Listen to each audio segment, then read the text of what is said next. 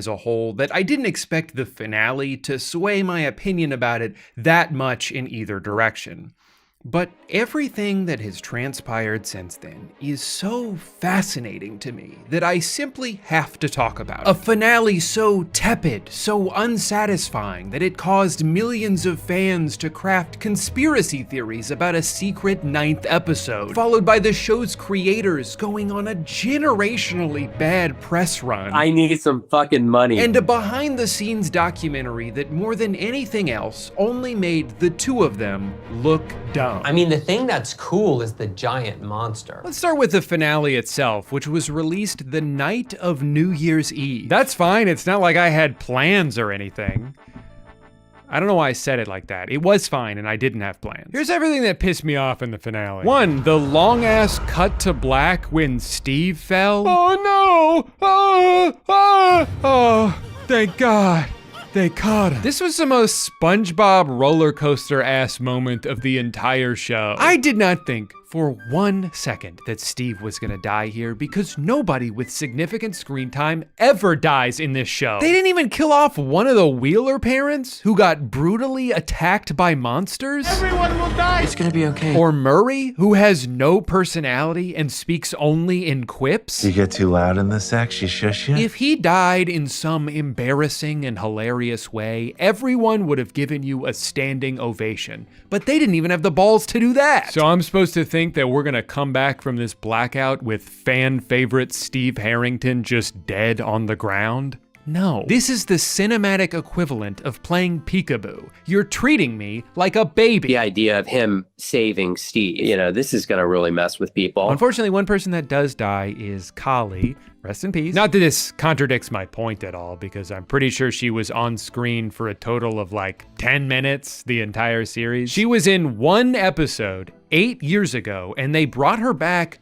just to kill her. This was played like it's supposed to be this really emotional moment, but I'm sorry, I don't care about this character. She's not part of the show. It actually makes me kind of mad because the Duffers clearly are trying to have their cake and eat it too. They want us to be sad when they kill someone, but they don't want to kill anyone who would actually make us sad. And even if they do, they'll follow it up with, or maybe we didn't. Guys, please don't be mad at us. The one cool moment that actually shocked me in this finale was when Vecna tricks Hopper into shooting Elle, and for a few seconds, we think something terrible just happened. It's so jarring and unexpected and serves as this temporary reminder of how powerful the villain is supposed to be. But nothing really comes out of this. I mean, sure, it throws a little bit of a wrench in their plan, but they figure everything out anyway. This is gonna really mess with people. Really, this just feels like a big missed opportunity. Why wasn't Vecna doing shit like this the whole season? This guy can give people vivid hallucinations. He could have spent the past few months slowly eroding everybody's trust, making them question what's real, even to the point that they start turning on each other. Think of how much more tension that could have added, how much more formidable it would have made your main villain. Instead, he spent the whole season running a daycare. We spent more time watching him intimidate a bunch of random kids that we don't know than we did watching the relationships of the core characters actually get developed in a meaningful way. Anyway, eventually the gang moves from one blue screen to another, only this one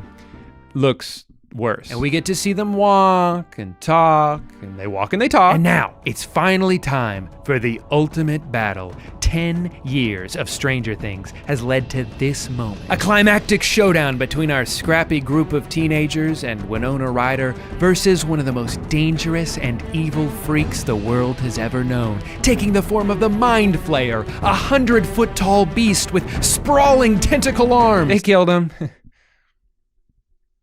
They just jumped inside and chopped him up. The final battle was so quick and easy and so early into the runtime of the episode that I thought surely the other shoe is about to drop. It's classic misdirection. You think you beat the boss, only to realize there's actually a second phase and you already set down your controller. But no, that was it. No Demogorgons to deal with, no Demodogs, Demobats, not even like a Democockroach. Nothing? A group of 16-year-olds with a spear and a flare gun took down Satan himself without even getting a scratch. Dustin has a bigger scar from getting punched by another teenager than any of these people do from fighting this. You know this saying about how if you want to boil a frog, you have to like slowly turn the temperature of the water up to keep him from jumping out? Kind of a weird way to describe that specific phenomenon, but almost exactly how I felt watching Stranger Things in this moment. I don't think it truly set in how far we strayed from where we started until the water was already 200 degrees and my little frog ass was getting boiled. But if you showed me this clip in 2016, right after I finished watching the first season, I would be like, what the fuck? I just finished watching this small town sci-fi mystery noir, and this looks like a scene from Avengers Endgame. And you'd be like, wait, how do you know what Avengers Endgame looks like? That's not coming out for another 3 years. And I'd be like, I don't know. The trajectory this show went on is baffling. The dialogue got dumbed down to appeal to a younger audience, even though, in theory, the audience should have just gotten older, because that's how time works. And for a series that was filled with so many cool elements of sci-fi and horror to all culminate in this ugly green screen action sequence where one character does a big jump is such a letdown. Because of how lackluster this all was, and because we were still like halfway through the episode, I thought, surely there's going to be something more. My anticipation slowly grew into disappointment as I realized the hour of runtime remaining was just a gratuitously long epilogue, filled to the brim with what this season did best. Characters in a circle talking about the things they're going to do. Thank you. After all this time, years of investment into the show, and the final word of legible dialogue is fart. No, this can't be right. I don't believe it. What about all the clues? The set pieces, they were the wrong color. The song at the end has only been used when something on the show isn't real. Steve wouldn't coach baseball, he was on the basketball team. And what about the clocks? And all of those weird Will lines where he would insist on being cold and he would get facts about his memories mixed up. He must be under Vecna's control. Maybe we're under Vecna's control. And there's a secret 9th episode dropping tonight. If you type secret ending into Netflix, it takes you right to Stranger Things. The Morse code literally translates to, "You did not stop me." The Duffer Brothers wear two very particular t-shirts. Right after Steve falls, the screen goes black for 7 seconds. Why did Netflix release a trailer? Their graduation colors are orange. And why are they selling a Did flashlight? we just predict the biggest plot twist in television history? That's right. This finale was fake. They made the whole season bad on purpose to get us to let our guard down. But the real 9th episode is coming out on January 7th. January 18th. Sorry, what I meant was during the Super Bowl halftime show. His face goes dark at 8. Super Bowl halftime starts at 8 o'clock. We're gonna see the real ending. So this is on Backlit, which is like a casting website. The ability to wear a costume that fully covers the body. My brain went right to Demogorgons. You know, at first I watched that and I was like, does she think the only full body costume on Earth is Demogorgons? That there's not a single other character they could possibly be dressing up as? But then I went back and watched the show and I noticed something. Hidden in the background of just one frame for a mere moment is a Rocket Money logo. And that can only mean one thing. This video is sponsored by Rocket Money. As more and more one-time payments turn into never-ending subscription services, it's never been easier to lose track of where all your money is going. Today's sponsor, Rocket Money, is a super useful tool to help prevent that from happening. I've been using Rocket Money for like 3 years now, and in that time, they've helped me keep an eye on my budget, realize what subscription services I forgot I was even paying for, and they've even helped me cancel some of them. Instead of being hounded with follow-up questions to make you feel guilty about canceling something, just click a few buttons and let them do all the hard work for you. The great thing about this app is you can see your upcoming recurring charges before they happen. A lot of times you won't remember that you're still signed up for a subscription until you get the credit card notification that you've just been charged. You're like, shoot, yeah, I was supposed to cancel that.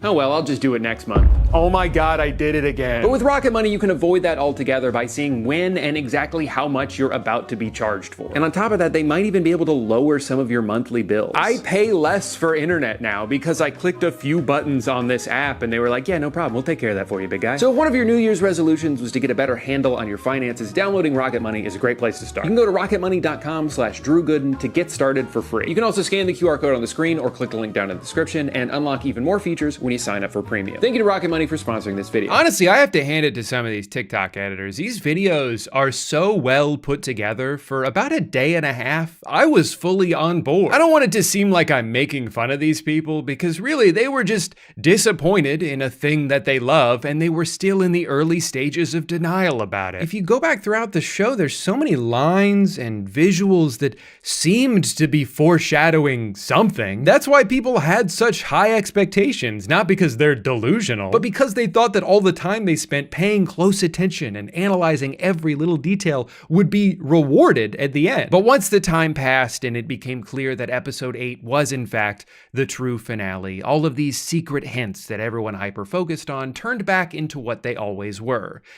Bad writing and production errors. And all of that charged up excitement and anticipation turned into rage. Fuck the Duffer Brothers. These guys aren't playing 4D chess. They probably don't even know how to play checkers. It was so interesting to watch all of this unfold because at its core, Conformity Gate was not that different than a lot of other conspiracy theories, almost all of which are simply born out of dissatisfaction with a given answer. I'm probably paraphrasing that ContraPoints video here, but as human beings, we don't like randomness. We would rather ascribe intentionality to something than accept that the world we live in is just full of chaos. It's scary to think that a random person could assassinate a president, so there has to be more to the story. The show I've loved for half my life can't have a bad ending. There has to be more to the story. But sometimes there isn't. Will saying he misses drinking milkshakes at Melvald's even though they don't sell milkshakes is not some 200 IQ misdirect, it was just a writing mistake. The color of this dial changing from gray to red was not an Easter egg for the audience to pick up on, it was just a continuity error. Maybe they shot it one way and then decided that red would pop better on camera and assumed nobody would care enough to make a viral TikTok about it. Regardless, the obsessive nature of Conformity Gate and the collective anger that ensued when these admittedly cool fan theories turned out to be fake almost definitely would not have happened if the finale was just good. If this final episode wasn't so underwhelming, it wouldn't have given millions of fans the motivation to go digging for clues. So while I'm sure the Duffer Brothers never expected all of this to happen, it is still kind of their fault. And now they'd have to deal with the consequences. So then comes time for the press tour, where Matt and Ross would go from podcast to interview to television appearance, addressing everyone's burning questions with answers like, "We don't know. We never thought about it like that." And if that did happen, it happened off screen. Every day for about 3 weeks, I would wake up and see some new quote from the Duffer Brothers that had absolutely no substance. What is even the point of doing all these interviews if you're not going to say anything? Oh, what happened to Robin and Vicky?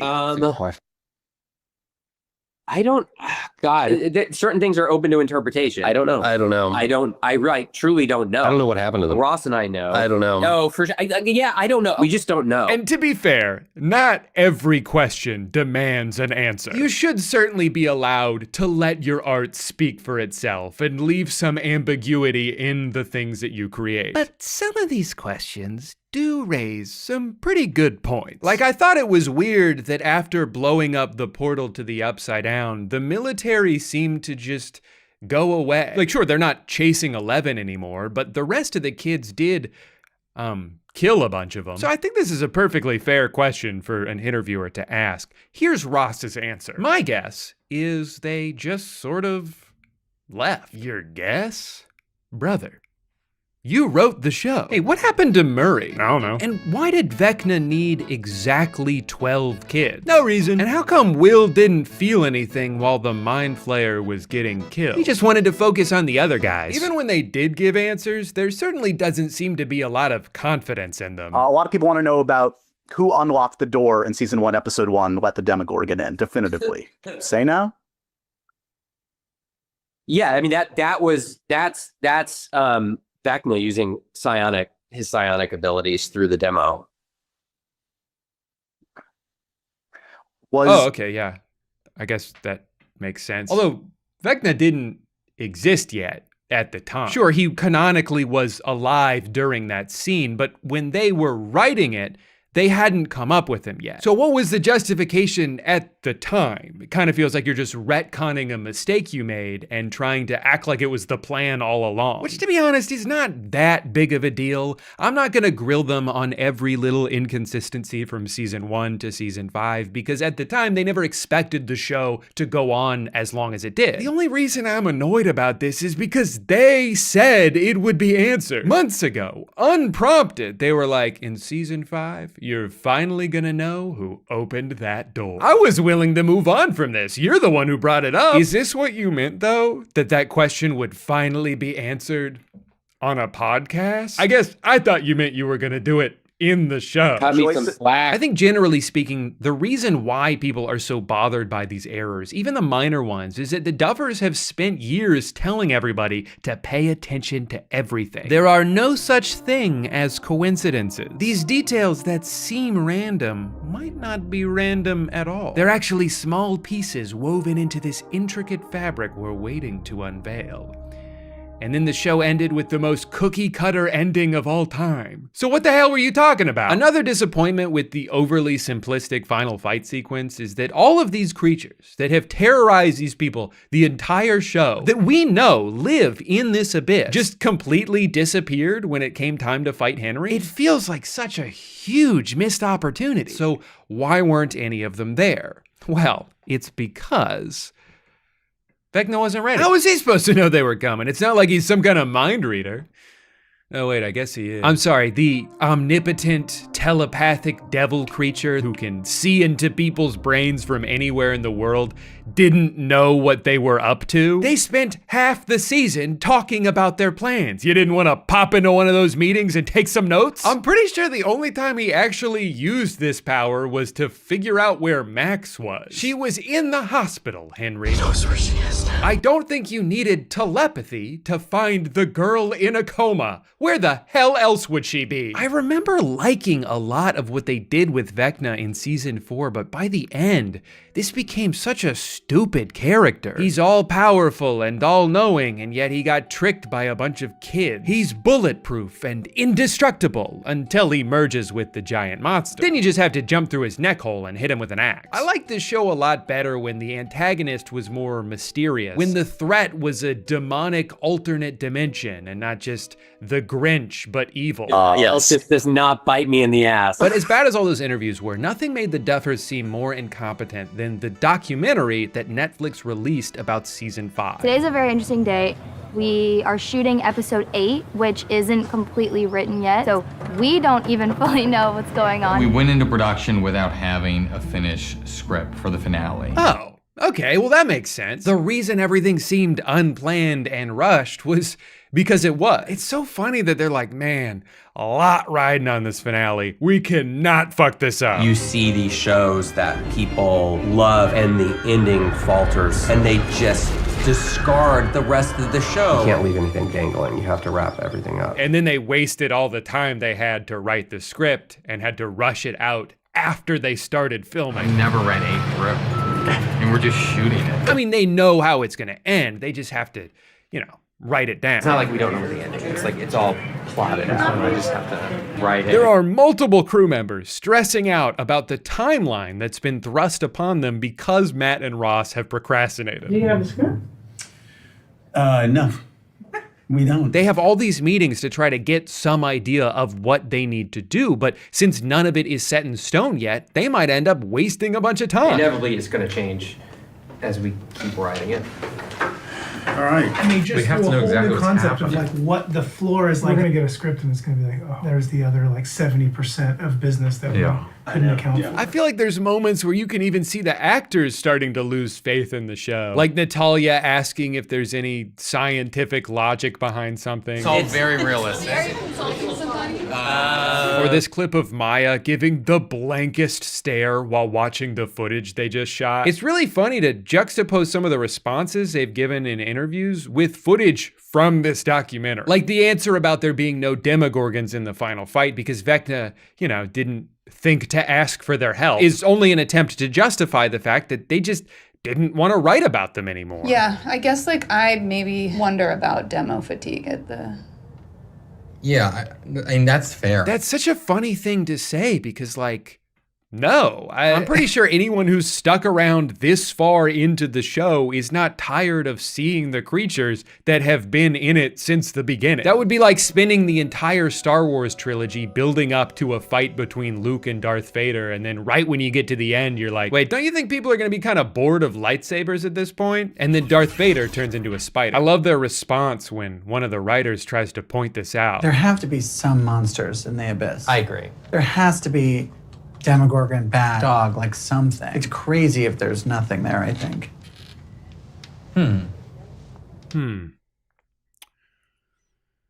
Wrong. Okay, well, guess that's the end of that conversation. I mean, the thing that's cool is the giant monster. Of course, as with most behind-the-scenes documentaries, it is really cool to see how a show this big gets made. The amount of time and physical labor, the creativity from so many different departments, the extremely delicate balance required to maintain all of these moving parts, and in this instance, how these two doofuses fucked all that up. And then I don't know what the fuck happens to him. I found this quote from them in an LA Times article that I thought was pretty funny. They were talking about how they went into production of the finale without finishing the script, and obviously they're describing it like it's a good thing because they have to defend their process. But they say at the end, we're not sure if this is our fault, but Netflix won't let anyone do this anymore. They don't want to start filming before the script is done. Surely that has nothing to do with us, though. Now, look, generally speaking, I'm gonna take the side of a creative team over the studio that they work for. I think a lot of what these executives push can be antithetical to the process of making art. In almost every other situation, I would put more of the blame on the studio.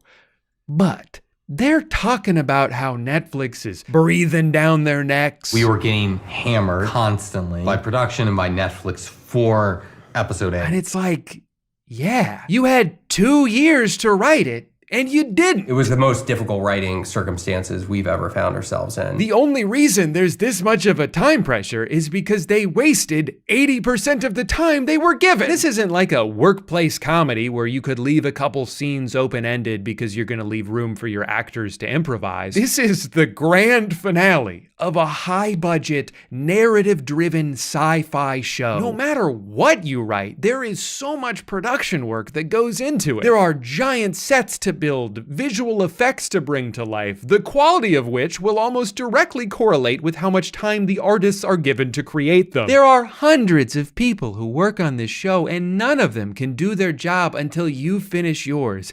And you've been dicking around for 2 years. I've seen a lot of people be like, why would the Duffers even put out this documentary when it makes them look so dumb? And an important thing to note here is that they're only credited in this for their appearance. They're not listed as editors or producers. I don't think they had any control over what was shown here. Obviously, the show itself is their creative vision, but it certainly seems like this documentary was done entirely by a separate crew who came in just to film some of the process. And who knows what their motive is behind this? Going forward, the Duffers are no longer a part of Netflix. They signed an exclusive deal with Paramount that's about to kick in, so Netflix really has no reason to be loyal to them. In fact, I'm sure they loved the idea of sabotaging them a little bit before they left to go work for one of their competitors. Watching this documentary through that lens, it really seems like they did everything they could to blame the issues of season 5 solely on Matt and Ross. Because really, there are so many things in here that make the Duffers look awful. One of the hardest to watch is this conversation where one of them is talking about how he hasn't had any time to work on the script because he has kids now. And he asked one of the other crew members if he has kids, and he's like, yeah. I was working when they were young, and, you know,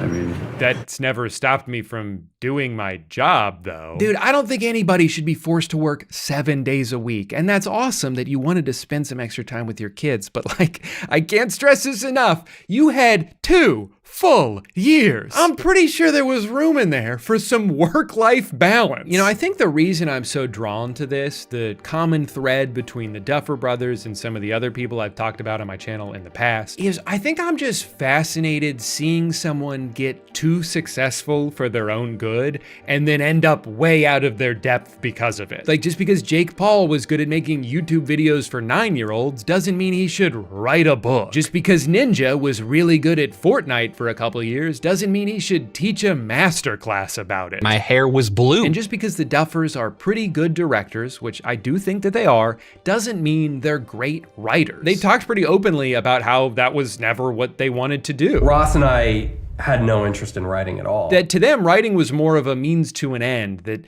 they would only be given the opportunity to direct if they wrote their own project. And clearly they're good enough writers. They started this show with a really good idea, but I think it's clear that the difference between a good writer and a great writer is being able to finish what you started. It's a lot easier to throw out a bunch of ideas early on in a show than it is to tie them all together at the end. In early seasons, you can do almost anything. You can introduce whatever you want. It almost doesn't even need to make sense yet because you'll get the benefit of the doubt that it'll all get explained later. You can just keep kicking that can down the road, and that's all great.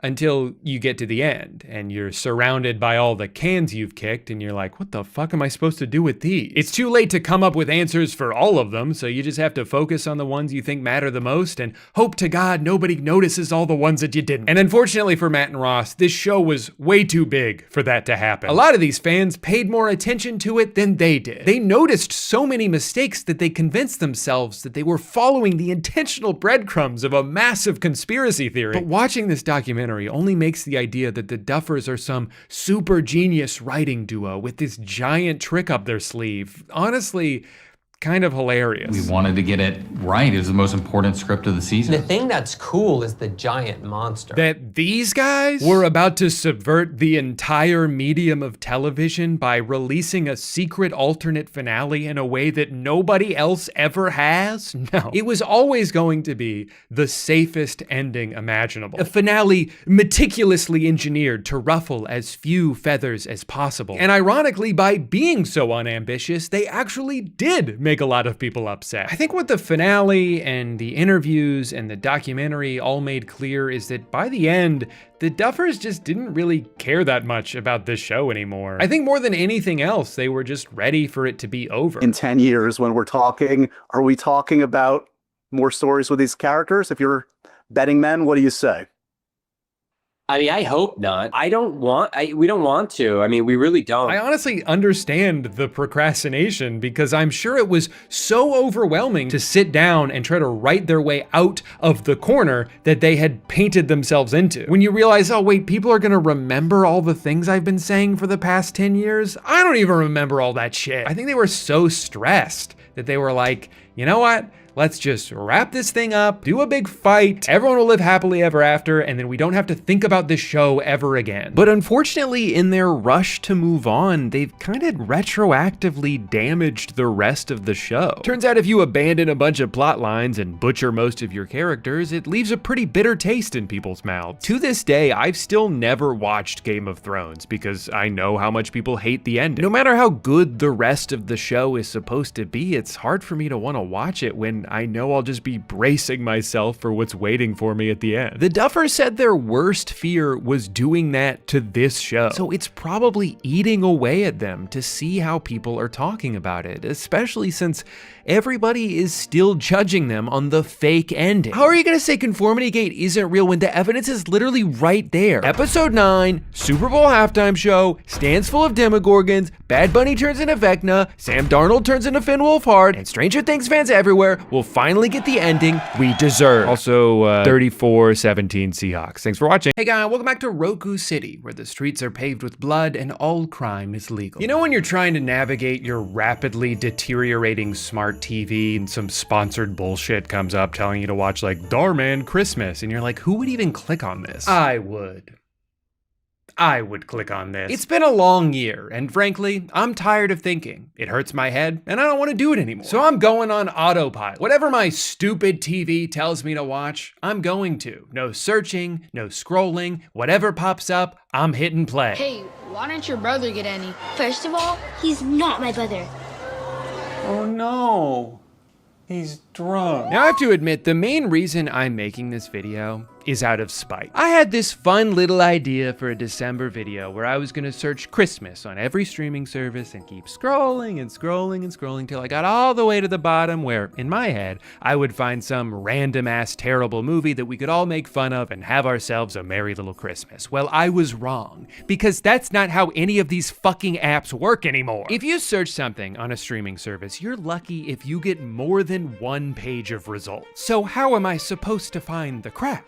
I know there's crap in here. Show it to me. There's like 14,000 titles on Prime Video, and you're telling me only 16 of them are Christmas movies? I don't believe you. Hulu has a few dozen, but most of these are only available if you have Hulu with Paramount Plus with Showtime, which in spite of its impeccable branding, I don't. On Netflix, it seems like there's more results until you realize about half of these are just hour-long videos of a fire. Wednesday fireplace? What about the rest of the week? I can see that there's way more stuff in here, but none of it comes up when I search. Why can't I look for it myself? Why do I have to click on a movie first if I want to see more that are similar? I thought maybe my phone would work better, but on there, Netflix doesn't even try. Christmas movie. What's a Christmas movie? Oh, White Chicks? Groundhog Day? Benjamin Button? What about White Chicks? Groundhog Day? Benjamin Button? Are you sure you don't want to watch Benjamin Button? I don't want your curated list. I want a search feature that's so all-encompassing and unalgorithmic that it's showing me every episode of House Hunters that took place in a city with the word Santa in it. But even this is only going to exist until HBO gets absorbed by one of the other two companies. If you want to watch Christmas movies on Prime Video, you have to go to their holiday collection, where you'll be shown a bunch of categories that frankly don't mean anything. What's the difference between holiday cheer and festive inspiration? Those are two different things? What does home for the holidays mean? Are these romantic Christmas movies? I thought that's what this one was. Are they movies about spending time with your family? They already have a category for that. But here's my favorite thing. There's actually a movie in here called Home for the Holidays. But it's not in Home for the Holidays. It's in Festive Inspiration. Home for the Holidays is for Sister Swap 1 and 2. Who made this? And don't get me started on It's Giving Holiday Escape. This category is just any movie. Need an escape from Christmas movies? No! Otherwise, I wouldn't have clicked on the Christmas movie button. So anyway, that's why I decided to just give up and watch whatever they want me to. You know why? Because it doesn't matter. They're just gonna funnel you towards the same 3 things anyway, so why even bother? You're not supposed to think when you look at your phone. You're not supposed to use your brain when you turn on the TV. Your job is to sit there and stare at whatever we put in front of you. So fine, Netflix, you win. What do you want me to watch? Aw, man. All right, I'll talk about Stranger Things. I know I'm uploading this video before the final episode comes out, but I have a lot of opinion about the first 98% of this show, so I'm gonna talk about it anyway. Like most people, I loved season 1 of Stranger Things. The story was fun and original. It was beautifully directed. The music was fantastic. They did such a good job nailing the atmosphere that it made a lot of people, myself included, nostalgic for a time period they weren't even alive for. And if the show ended after one nearly perfect season like they originally planned to, I think it would have gone down as one of the greatest short-lived achievements in television history, right up there with shows like Chernobyl or Fleabag. But I don't blame Netflix for wanting to keep the gravy train rolling, nor do I think everything that came after it was a total waste of time. I thought season 2 was pretty good, season 3 a little bit more so. How many children are you friends with? And season 4 was legitimately great. I don't think it needed to be 75 hours long, but its peaks were some of the best of the entire show. But I think you can only ask for so much patience out of your audience. It's been almost 10 years since the first season came out. At this point, I'm not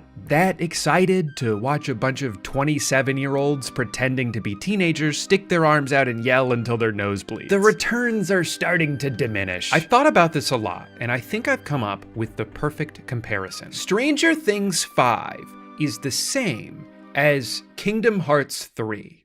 Hear me out. The first Kingdom Hearts game is about a young boy who gets separated from his friends and family and has to fight through darkness on his journey to reconnect with them. It's simple yet effective. It's a little goofy, but it's also Donald Duck. By the time Kingdom Hearts 3 came out, 17 years later, I found myself skipping every cutscene because I didn't know what the fuck everyone was talking about anyway. It's not the sum of our parts. It's the sum of our hearts. Yeah! Similarly, Stranger Things 1 was a story about a young boy who was taken from his friends and family and their fight through darkness on a journey to reconnect with him. It's simple yet effective. It's a little goofy, but it's also Millie Bobby Brown. In Stranger Things 5, we learn that actually the Upside Down isn't the evil place, it's a wormhole, a bridge between the real world and the truly evil place. And the bridge has been deteriorating because Will had too many dreams about it. So now the gang, which is like 30 people at this point, has to breach the abyss so they can defeat Vecna by attacking his core in Dimension X. And Vecna's been posing as Mr. What's-It to lure a bunch of kids into his mind palace. What's it? His real name is Henry. AKA Vecna. AKA 1. That's too many names. Also, Eleven's sister is back. Definitely not because we wanted to justify that random throwaway episode we did in season 2, but because it's important to the story. What this show needs is more characters. There aren't enough characters. I think what's taken me out of the show the most at this point is the apparent lack of stakes. They always seem to be in danger. They're always saying stuff like this. You will die! We will die!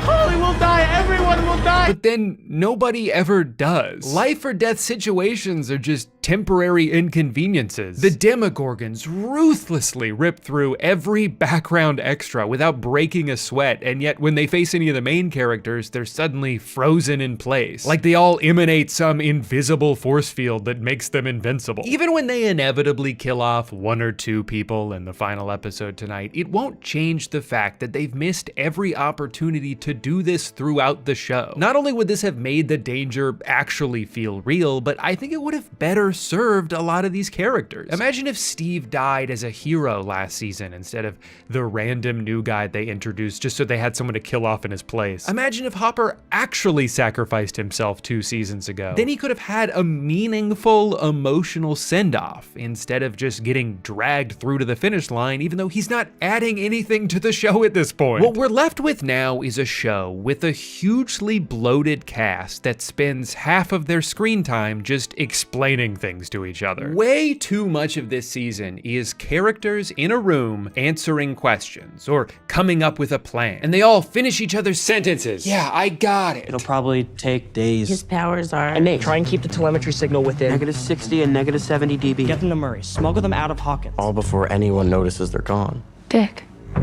What? Robin somehow has to serve as both a ditzy comic relief, but also the main deliverer of exposition, which feels kind of contradictory, but I guess they have to put this much on her plate because she's one of only a few of the young people on the cast who grew into being a good actor. Maybe it's unfair to criticize any of the individual actors when there's so many nothing performances. So is it the acting, the directing, the writing, or some combination of all 3? The writing is so bad this time around, it's making me question my memory of the other 4 seasons. Were there always this many Disney Channel ass lines? Or like AAA video game writing tropes? Dick.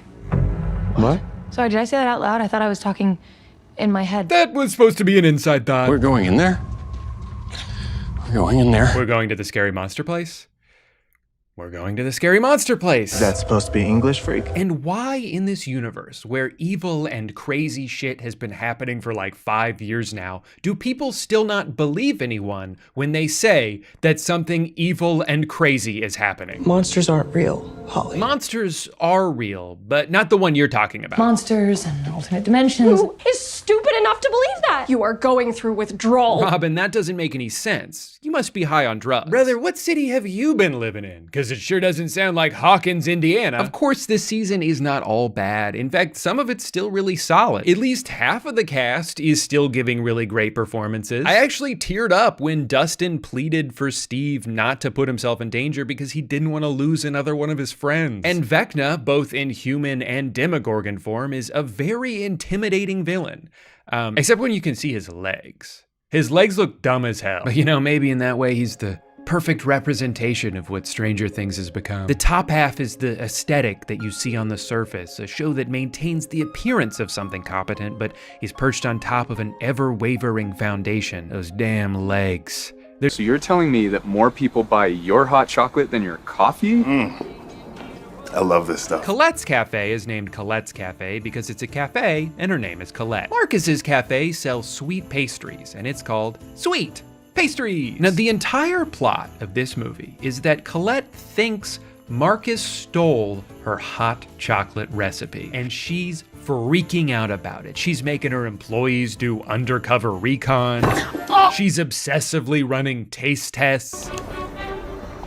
Wait, why didn't she just drink it? She didn't need to stick her finger in there. I love this stuff. This whole thing is crazy to me because, like, I haven't had a ton of hot chocolate in my life, but aren't they all exactly the same? How many different ways are there to make hot chocolate? Surely not enough that you could accuse someone of stealing yours. It's chocolate and it's hot. Both the recipe and the temperature at which it's served are in the name. But they fight about this the whole movie. That's ridiculous. This whole thing is ridiculous. It's a pretty insane choice for a movie plot, but I'm mostly just upset because this was setting up for a perfect twist ending that they completely ignored. See, Colette's recipe has been passed down from her grandmother, and that's why she's so particular about it. He insists he didn't steal it from her, that it's his own proprietary recipe. So anyway, they bicker back and forth for a while. Things escalate romantically, they hook up. Now they're laying in bed together, out of breath, smiling. They just had sex. And that's when he's like, all right, I'll tell you, the reason I'm so certain that I didn't steal your recipe is that mine is actually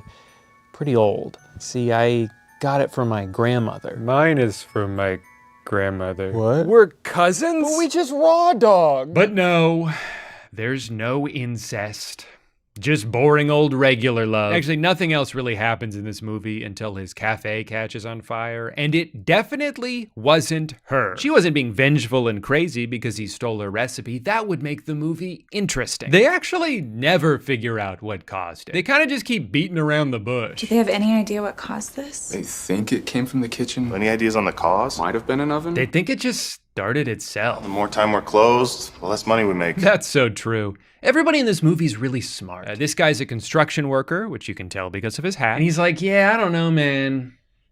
You should just do it. I'm booked for the next 2 months. You could do a lot of the work yourself, though. I can? Yeah, you're just gonna need one of these hats. And so he does. They all work together because that's what Christmas is about. I love this stuff. Okay, great. They cleared out all the debris, but the walls are still burnt. He's gonna like paint over them? Are they gonna do the landlord special at the hot chocolate cafe? Before we even get an answer to that, Colette surprises Marcus by bashing a hole in the wall. What are you doing? Tearing down the wall? Look, now we have one big cafe instead of 2 little ones. If it's okay with you. If it's okay with you? A little late to be asking that question. We're combining Colette's Cafe and Sweet Pastries. Sweet pastries here? But sweet pastries there. Why? Because it makes sense. Well, hard to argue with that logic. Sure, I guess they could have finished the other side before turning her business into an active construction zone, but where's the fun in that? It's Christmas. I think I'm falling in love with you. Why is there a hole in the wall? I love this stuff. The best thing about watching that movie was that it updated my Hulu algorithm and now they're recommending nothing but bangers. I'm talking Fred Claus in Spanish. Christmas in Tennessee. There's no way they're gonna make it in for the Christmas Eve service tonight. Well, why don't you sing it? I haven't sung in years. I can't do that. Mom, I need you to sing. Gary's gonna sing. Gary's gonna sing.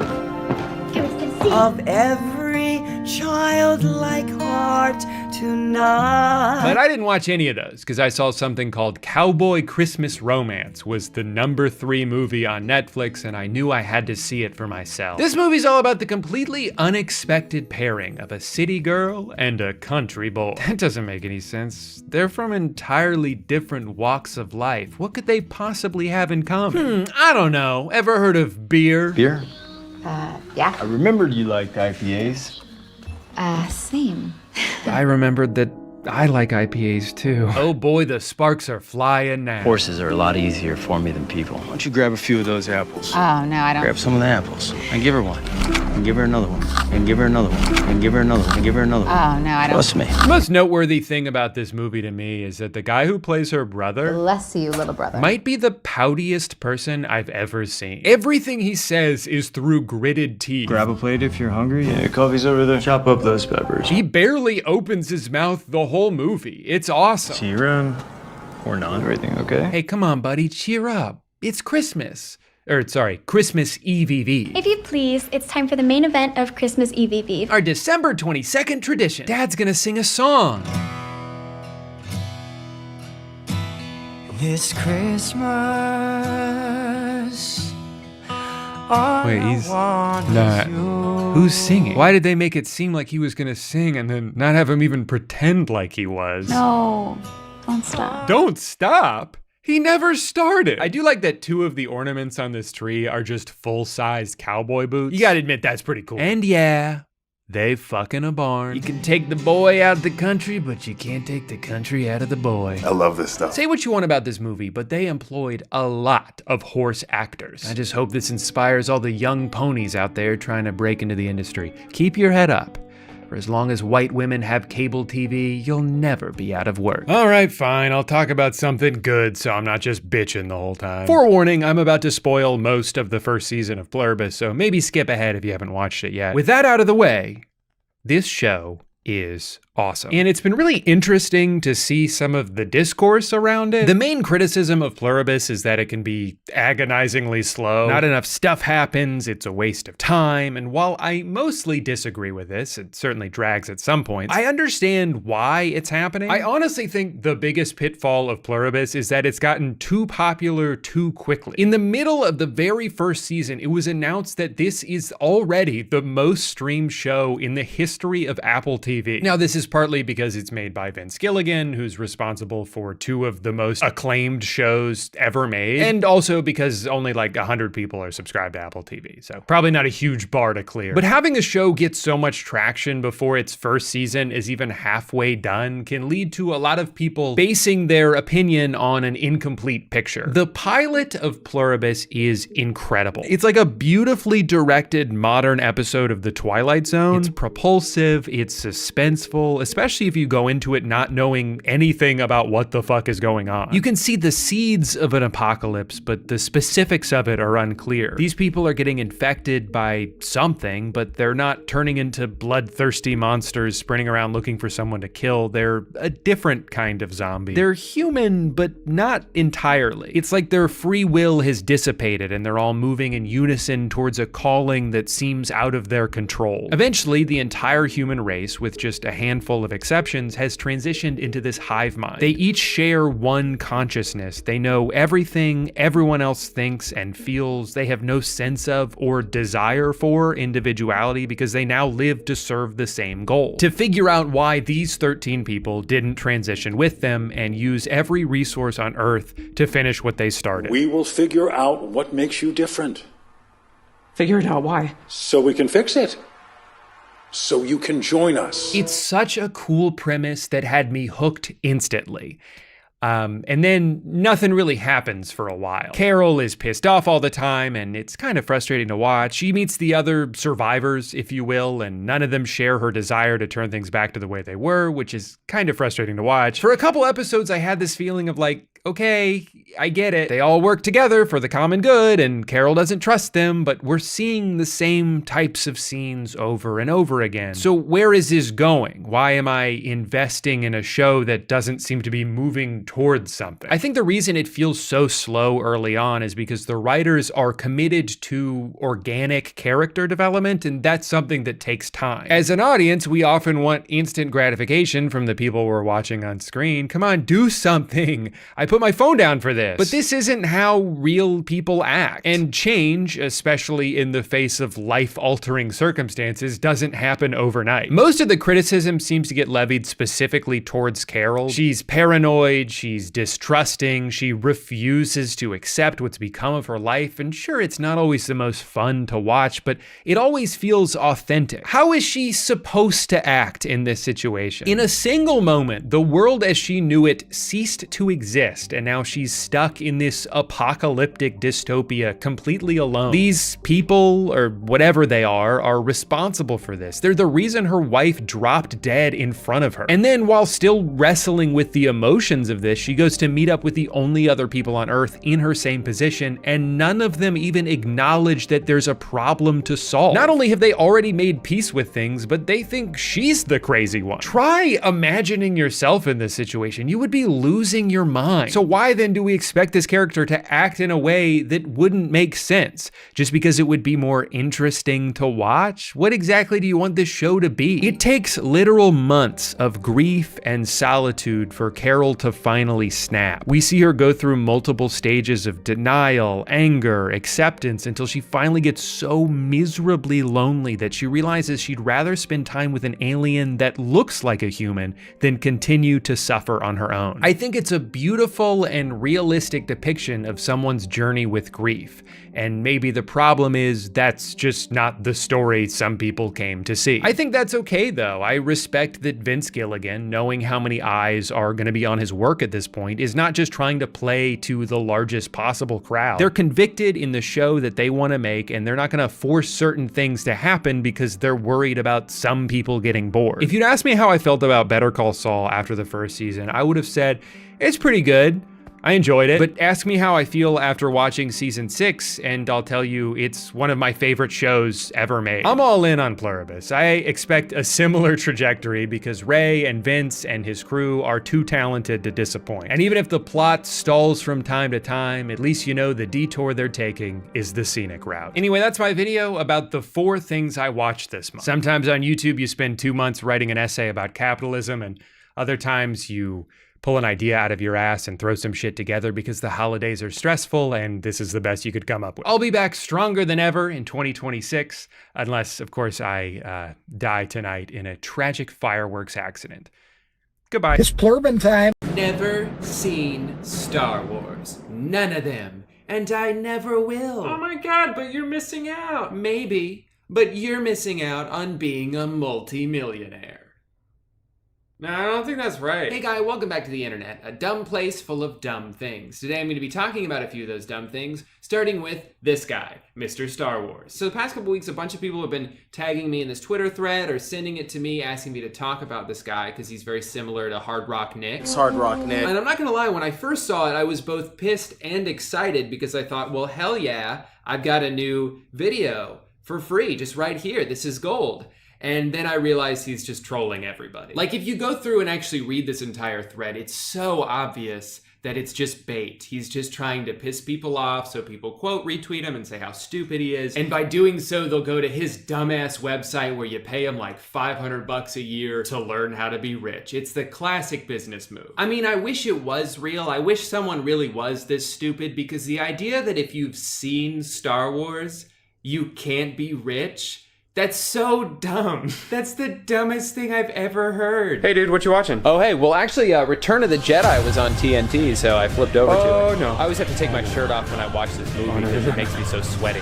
My doctor says it's bad genetics, but I wouldn't know. I never met my parents. It's already happening. It's so stupid and dumb, and the more of the thread you actually read, you realize, oh, this guy's just fucking with everybody. Because it's quite the claim to make, to say everyone who's ever watched Star Wars in human history is absolutely dirt poor. Oh, and it's not just money that you're missing out on by watching Star Wars. You're also a virgin and you're ugly and a girl will never talk to you because you've seen a popular movie franchise. Has a girl ever tattooed her name on you? No. It's because you've watched Star Wars. That one actually is true. That happens to me all the time. How's it going back there? Oh, I'm actually almost done. I'm just finishing up the W. Oh, that's great. Yeah, I can't wait to have the name Drew tattooed all over my big, fat butt. Tell me about it. Drew's the best. I'll never forget a couple years ago, we were in line at the movies and I'd forgotten my wallet. That's nice. But good old Drew swooped in, paid for my ticket, and we had a great time. Even though Han died at the end.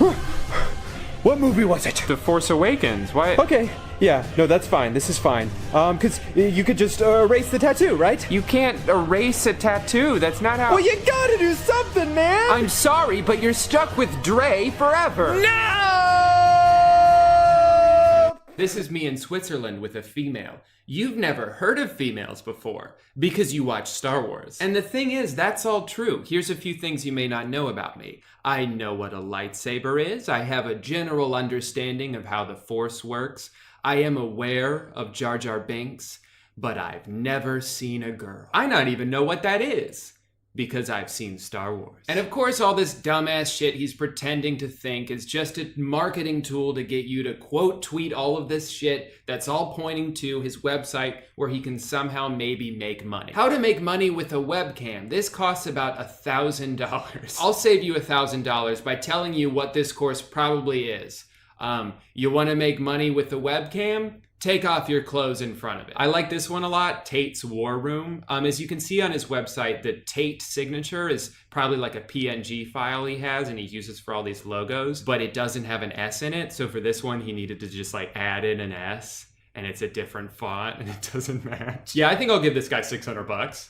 He seems to be really smart. There's almost something paradoxical about courses like this, where this guy probably isn't a millionaire yet, but if he can just get people to give him money, so he can tell them how he got money, then he'll have money because people gave him money and that's how he gets money. And then he'll tell you how he made money and then you give him money because he gave you money. I think the best part of this whole thread is this video that he throws in somewhere in the middle. This is the kind of life you live if you've never seen Star Wars. And it's a video edited in the style of like those Now This videos, you know what I'm talking about? That makes it seem very official. It makes it seem unbiased, but clearly he just made it himself. He's been called the real life James Bond. By who? I'm pretty sure that just means one day he was like, hey, you know what? I just realized I'm kind of like the James Bonds were like real life. And then since he said it, you can just say, it has been said. His mind-blowing Instagram. Let's visit his Instagram. Oh my God, he's got pictures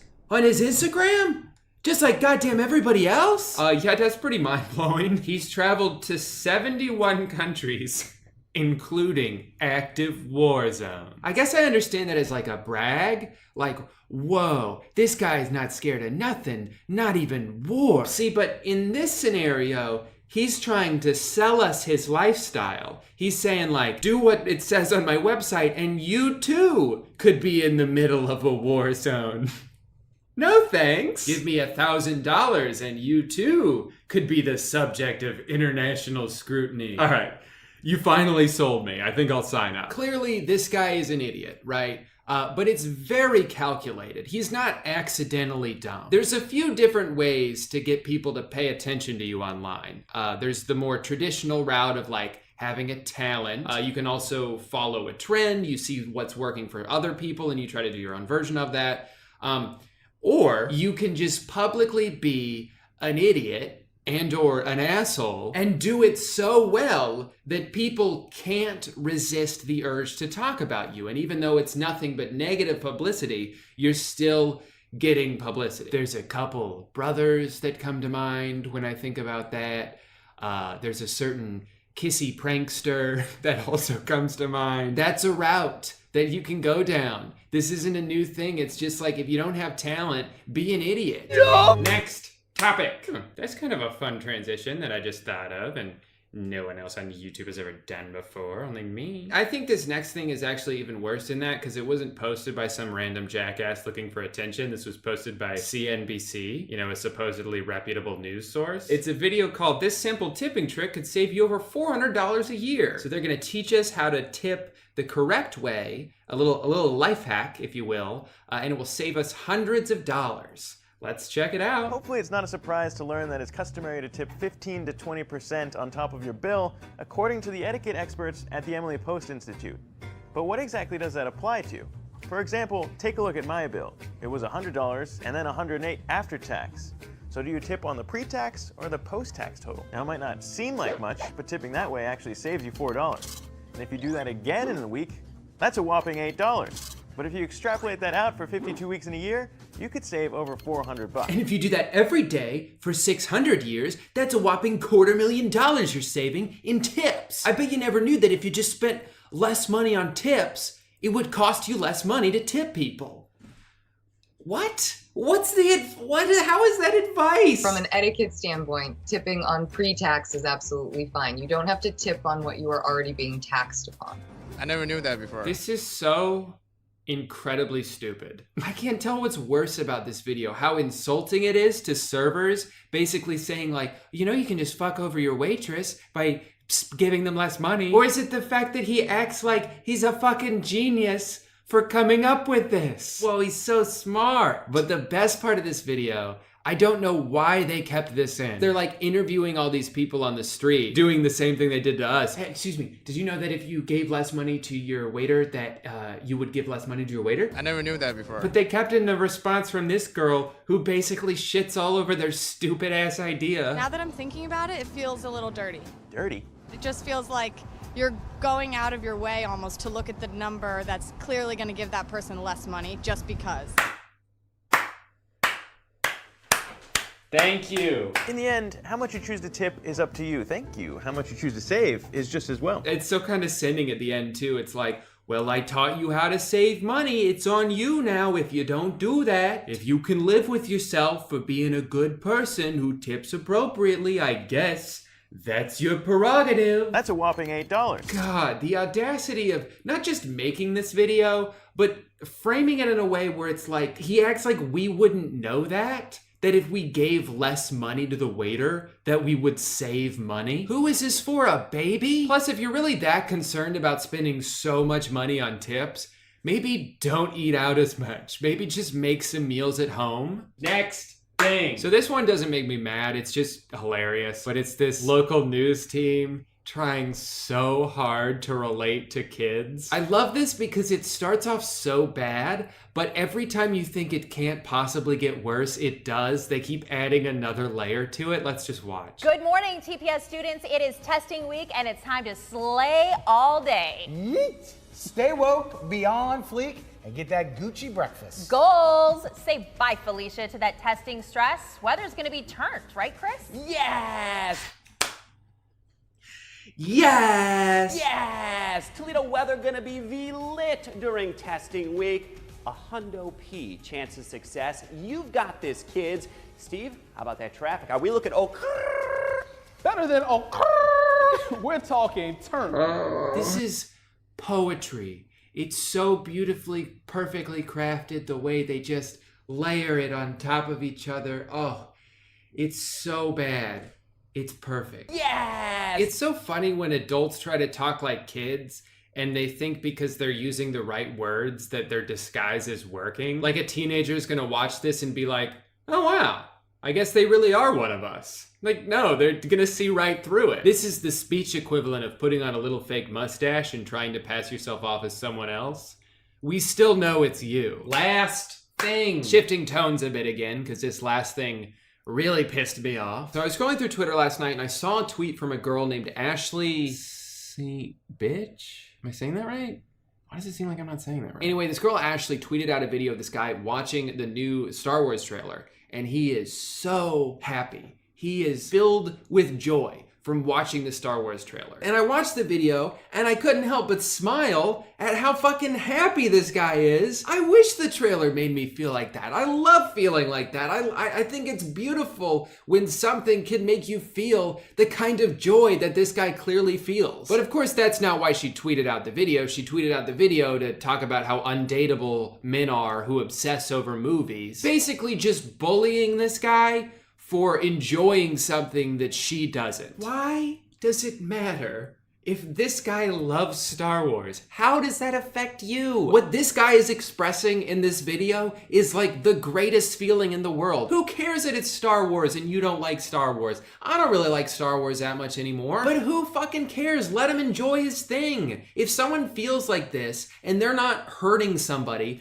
I don't care what it is that makes him feel that way. I don't care if it's sitting down and flipping through the phone book. It doesn't affect you, Ashley. No one said you had to date this guy. guy. There's like 3 billion dudes on Earth. You don't have to date all of them. According to some of the comments on here, this guy's married, and I bet she likes Star Wars too. Good for them. They get to enjoy it together. They get to share something they like together. That's great. That's what life's all about, you bitch. And because you don't like the thing he likes, because you don't find him attractive, let's shit all over him and bully him in front of all your followers. What are you accomplishing by doing that? Showing how cool you are? Because you don't like popular stuff? You're so quirky. Oh, what's that in your bio? You don't think Amy Schumer is funny? Wow. What a hot take. What a bold opinion that no one else has had before. You are so interesting, Ashley. And I know you're probably just upset because you saw this guy who you think is a loser and you realized he's married and you're all alone, and that probably makes you feel like a loser. But I'm here to tell you, Ashley, don't give up, because there's millions of different people out there who like all sorts of things, and even someone like you who sucks in every conceivable way can find someone who will put up with it. All you gotta do is find someone who's an asshole on the internet for no goddamn reason, who hates Star Wars just as much as you do and is willing to make fun of anybody who doesn't, and oh my god, it's the guy from earlier. I figured it out. These two are soulmates, and they're missing out by not being together because they're perfect for each other. They both hate Star Wars, and they both suck. So let's make it happen. Let's finally use my platform for something good and get these two people to notice each other and fall in love and hopefully move very far away from the rest of the world where there's no internet and everyone's better off for it. Wow, who knew that this rant video would end with such a beautiful love story? This is what the internet should be used for bringing people together, not for bullying a guy for liking something that he likes and who isn't hurting anyone else by doing so. Oh, Jesus Christ. It's not very often that I break a sweat by talking in a chair. I know I rant about shit on this channel and I like to make fun of things, but I try to separate the thing I'm making fun of from the person doing it. Unless the person sucks or what they're doing is shitty. But if you like something and it's not hurting anybody, don't let anybody bully you and tell you that you can't like that because they don't like it. I guess when it comes down to it, all I'm really saying is be yourself. And that's the kind of advice you can only get on the Drew Gooden YouTube channel. So smash that notification bell, buy my merch, and I'll see you tomorrow.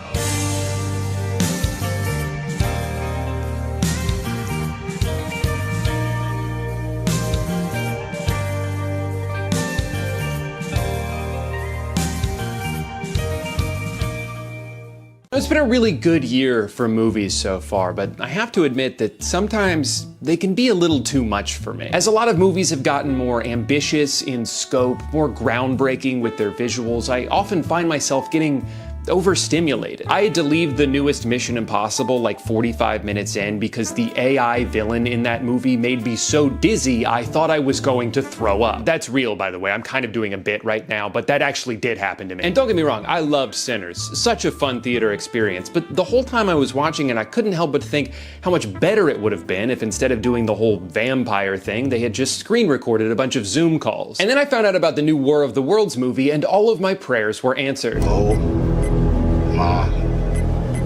War of the Worlds is Amazon's take on Steven Spielberg's take on the H.G. Wells novel from 1,000 years ago. And I say Amazon and not Prime Video because where a lot of Prime content is made with a noticeable production value, this movie feels like it was made in an Amazon warehouse. No, Mark, no! It's also kind of an ad for Amazon, but I'll get to that later. The main character of War of the Worlds is Will Radford, who works for the Department of Homeland Security as a surveillance and threat assessment expert, which certainly makes it sound like we could be in for an exciting movie here. In reality, all Will actually does is sit at his computer all day watching drone footage of Washington, D.C. I think the conceit of the movie was, okay, what if Jason Bourne worked from home? Sorry? And he was played by Ice Cube? Oh no, that's not gonna work. From the opening montage, it's not entirely clear what Will's role here even is. It kind of seems like the computer is already marking everything for him, and all he needs to do is see if the text is green or red. If it's green, he can move on to the next batch of footage, but if it's red, he can also just move on to the next batch of footage. Nothing he's doing matters at all. This car is driving suspiciously close to the Pentagon. Let's go ahead and give that a threat level of medium, provide no further information, and then get back to looking at buildings. You realize pretty quickly that Will seems to be a lot less interested in securing the homeland than he is using his access to government equipment to spy on his adult children. He spends the majority of his time just looking at them, watching them. He has cameras at their jobs, at their homes, inside their fridge. Okay, so we got 4 avocados, 1 mayonnaise, 4 avocados, and 8 unknowns. I'm sorry, it can tell just from the outside of this container that there's cake in there, but it doesn't recognize a cup of pudding. You haven't had any protein this week. How do you know? Let's just say me and your fridge is pretty tight. I love his character, one, because of Ice Cube's transformative performance. Really? A muffin. What are you thinking? Jesus, Dad, how many times have we been One through hard this? boiled egg. But also, I like that he doesn't seem to know why his family doesn't fuck with him. Hey, Pops. I'm not your daddy, man. Sorry. He finds out his daughter didn't invite him to her baby shower. What shower? Oh, shit. So he hacks into her MacBook and is like, I don't get it. Why doesn't she trust me? Damn. Why would she say something like that? And you can see their last text exchange was her asking him for a ride to the hospital and him being like, not sure about that. I'm gonna be absolutely swamped that day watching a live feed of you going to the hospital. One of the other main characters in this movie is his friend, who works at NASA. And if it wasn't made obvious by the logo behind her and her multiple mentions of the NASA satellites that she has access to, her name in the movie is Sandra NASA. Just want to make sure nobody's confused about where she works. And look, I'm guilty of sometimes saving someone in my phone as first name, their name, last name, the thing I know them for. But even in the government database that he uses throughout the movie, he types in her name as Sandra NASA. So I think that is her legal name. Anyway, this is a great scene because in the span of about 15 seconds, you can see Ice Cube go from crazy weather, not my problem. Whoa, that weather's crazy. But it's not my problem. Take a look at this. I watch people, not weather. All right, that's crazy right there. Well, I got bigger fish to fry than watching clouds. Now, I know you're thinking this movie is great so far, but how come nobody's gone on Facebook yet? Don't worry, he does, for several consecutive minutes. Remember to take out the trash today and be nice to the kids. That's how she died. He forgot to take out the trash and she got hit by a garbage truck. Yeah. Here's another example of very efficient writing in this scene. From this, we don't just learn that wife is dead. We learn that in this universe, the deliverability of a Facebook message is what indicates whether or not someone is alive. This is a crucial detail to remember, as later on when shit hits the fan and the aliens start attacking, spoiler alert, sorry, there's a very tense moment where Will's message to his daughter Faith does not go through. The implication being that she died so hard her Facebook doesn't even work anymore. Look, I know Facebook certainly has some weird policies, but I don't think they deactivate your account the moment you die. No, thankfully she survived, and her dad is able to confirm this because he, again, has access to 24/7 live feeds of every building she might be inside of. Aw, he really does care. That'll teach her not to be so cagey about her privacy. Also, I see these are all Ring cameras they've placed around their house, but what is this one for? The one that's eye level with the couch? Is that to make sure nobody breaks in and starts watching TV? Now, I think this is a good time to remind you that Ice Cube spends 99% of this movie sitting in one spot. This is a sci-fi action adventure about aliens attempting to destroy Earth, and it is filmed entirely from the point of view of a guy looking at his computer.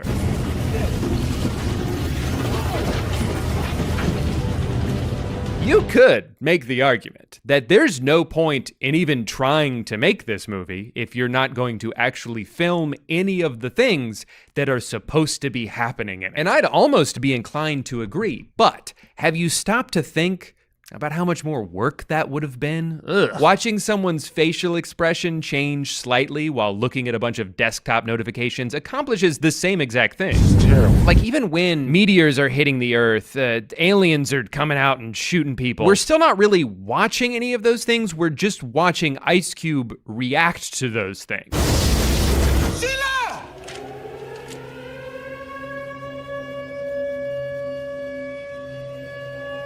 Oh my God. This is probably the best scene in the whole movie. Dave,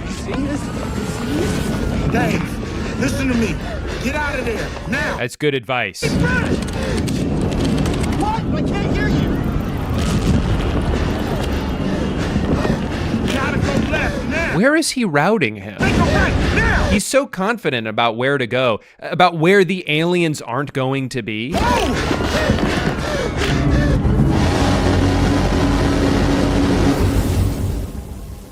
Oh no. My son died from explosion. When is this week gonna end? Thank God. Don't worry, Dave is okay. But now Faith is in trouble. I've never showed it, Dad.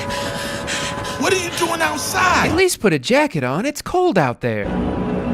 Get away from that. Okay? Stay clear of that stuff. Get out of there. Go. Yeah, she's working on it.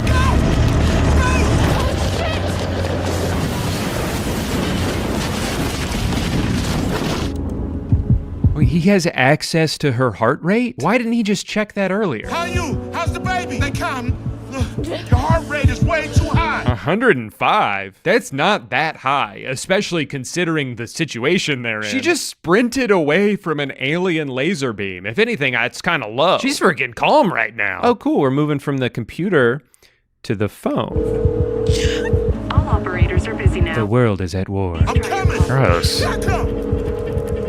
Hey, at least he's finally about to go to a more interesting filming location. Damn it. Lockdown. Never mind. The door's locked. My daughter's in danger. I have to go help her. You know, on second thought, I do kind of like this chair. Okay, I'm coming. I'm coming right now. Gross. As quick as you can. I'll open it for you. Hurry up, baby. Faith, you're gonna have to get your ass in gear, man. This is some pathetic effort I'm seeing out of you. Hurry, you're almost there. Keep moving. Just a little bit faster. Good news, she was able to make it into a car that's leading her to safety. Bad news, it's a Tesla. You think you have more power than you really do. You think you have the power to have saved Mom? Classic infuriating movie trope here, where one character has vital information that would help everybody, but the person they're trying to communicate it to won't listen. And I need to talk to you about something I don't have time for that right now. Dad, okay? This is important. I have information I think you might want to know. Not now, Dave. The government... No. I don't want to hear nothing you have to say. Dad, listen! I gotta go. There are so many jump cuts in this movie, it's actually insane. Like, I think they just filmed every line individually and forgot they needed to account for conversational timing. So then they had to fix it by putting all these cuts in that you can't do in a movie. YouTube video? Sure, do all the jump cuts you want. But you gotta raise your standards a little bit if you're Universal Pictures. Now, to be clear, I don't blame any of the individual editors for this. In fact, I don't know if I could imagine a more difficult editing task than to have to make something comprehensible with the source material that they were given. Essentially, Amazon gave these two people a photo of a green screen and a handful of Ice Cube reaction shots and said, make a movie. And technically, they did, because we're watching it. Sometimes I wonder, though, if they even knew what was going to be on the computer when they filmed, or if the plan was just get a shot of Ice Cube looking concerned and then we'll figure out the rest later. Because not only do they reuse shots like crazy, but there's times where something so inconsequential happens that it feels like it was just shoved in after the fact. All right, time to fly this drone. Oh, wait, I can't. I could earlier, but now I can't. I need a level 5 password. So I'm gonna DM someone else in the government and ask for a level 5 password. And now I can see the drone. What a fun obstacle to just throw in for no reason at all. Did it make the movie better, or did it just make it longer? Our forces are positioned and ready to engage right now. What do you think, Mr. President? I see no other option to initiate this war of the worlds. He said it. He said it. There are too many of them. What are we going to do? We're going to initiate a Star War.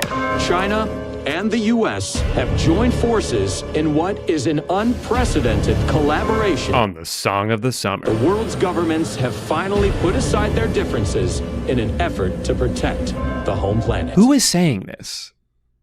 Who is talking right now? Such a heartwarming sequence here, a real glimpse into what life might be like if we all just got along. And the best part is, we get to watch Ice Cube watch it happen. Got him.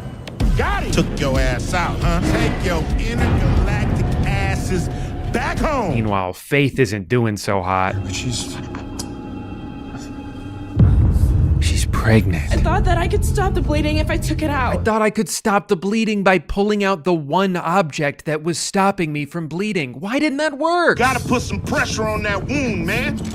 No, Mark, no! But I work for Amazon. Packing supplies are all I know.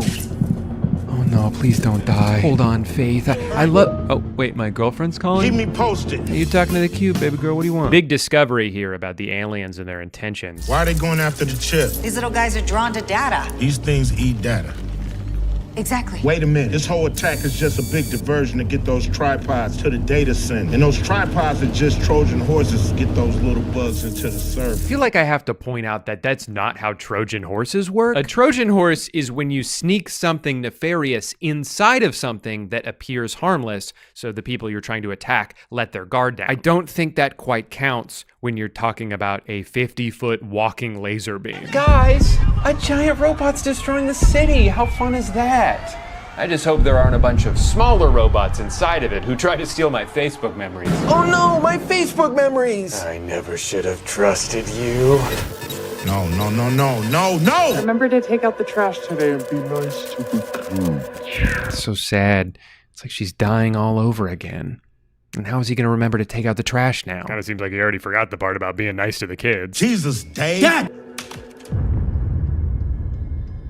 I love how often in this movie, Ice Cube exasperatedly takes off his glasses, only to just have them back on immediately in the next scene. Also, in case you didn't pick up on the insane plot twist here, turns out the aliens aren't here to take over the world, they're here to eat our data. We are in utter chaos without our most precious resource, our data. And because of the internet, we have a whole bunch of it. Collecting data? Oh, man. The clues were there all along. Look how hungry that robot is. Shit. Briggs is behind the whole thing. Traitor. Yeah.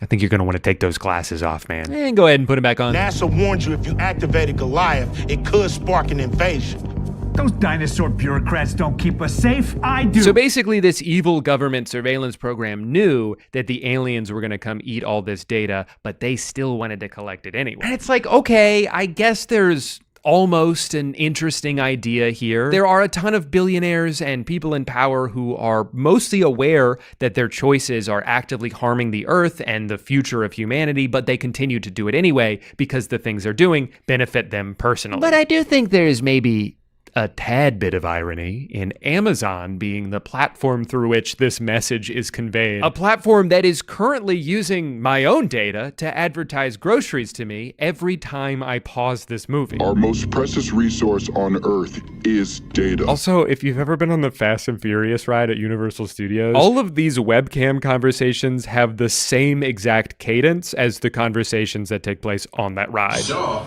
that cockroach we beat down in Spain? What's he got to do with this? Nothing. VP, justices, chiefs of staff, all secure. Okay. You insane. I didn't sign up for this shit. Thank you for your service, Radford. You're dismissed. Stop this thing. Wait! No. Oh no, he's being dismissed. I'm not sure I understand though. I might need to see 5 different examples of him being locked out of his computer. What?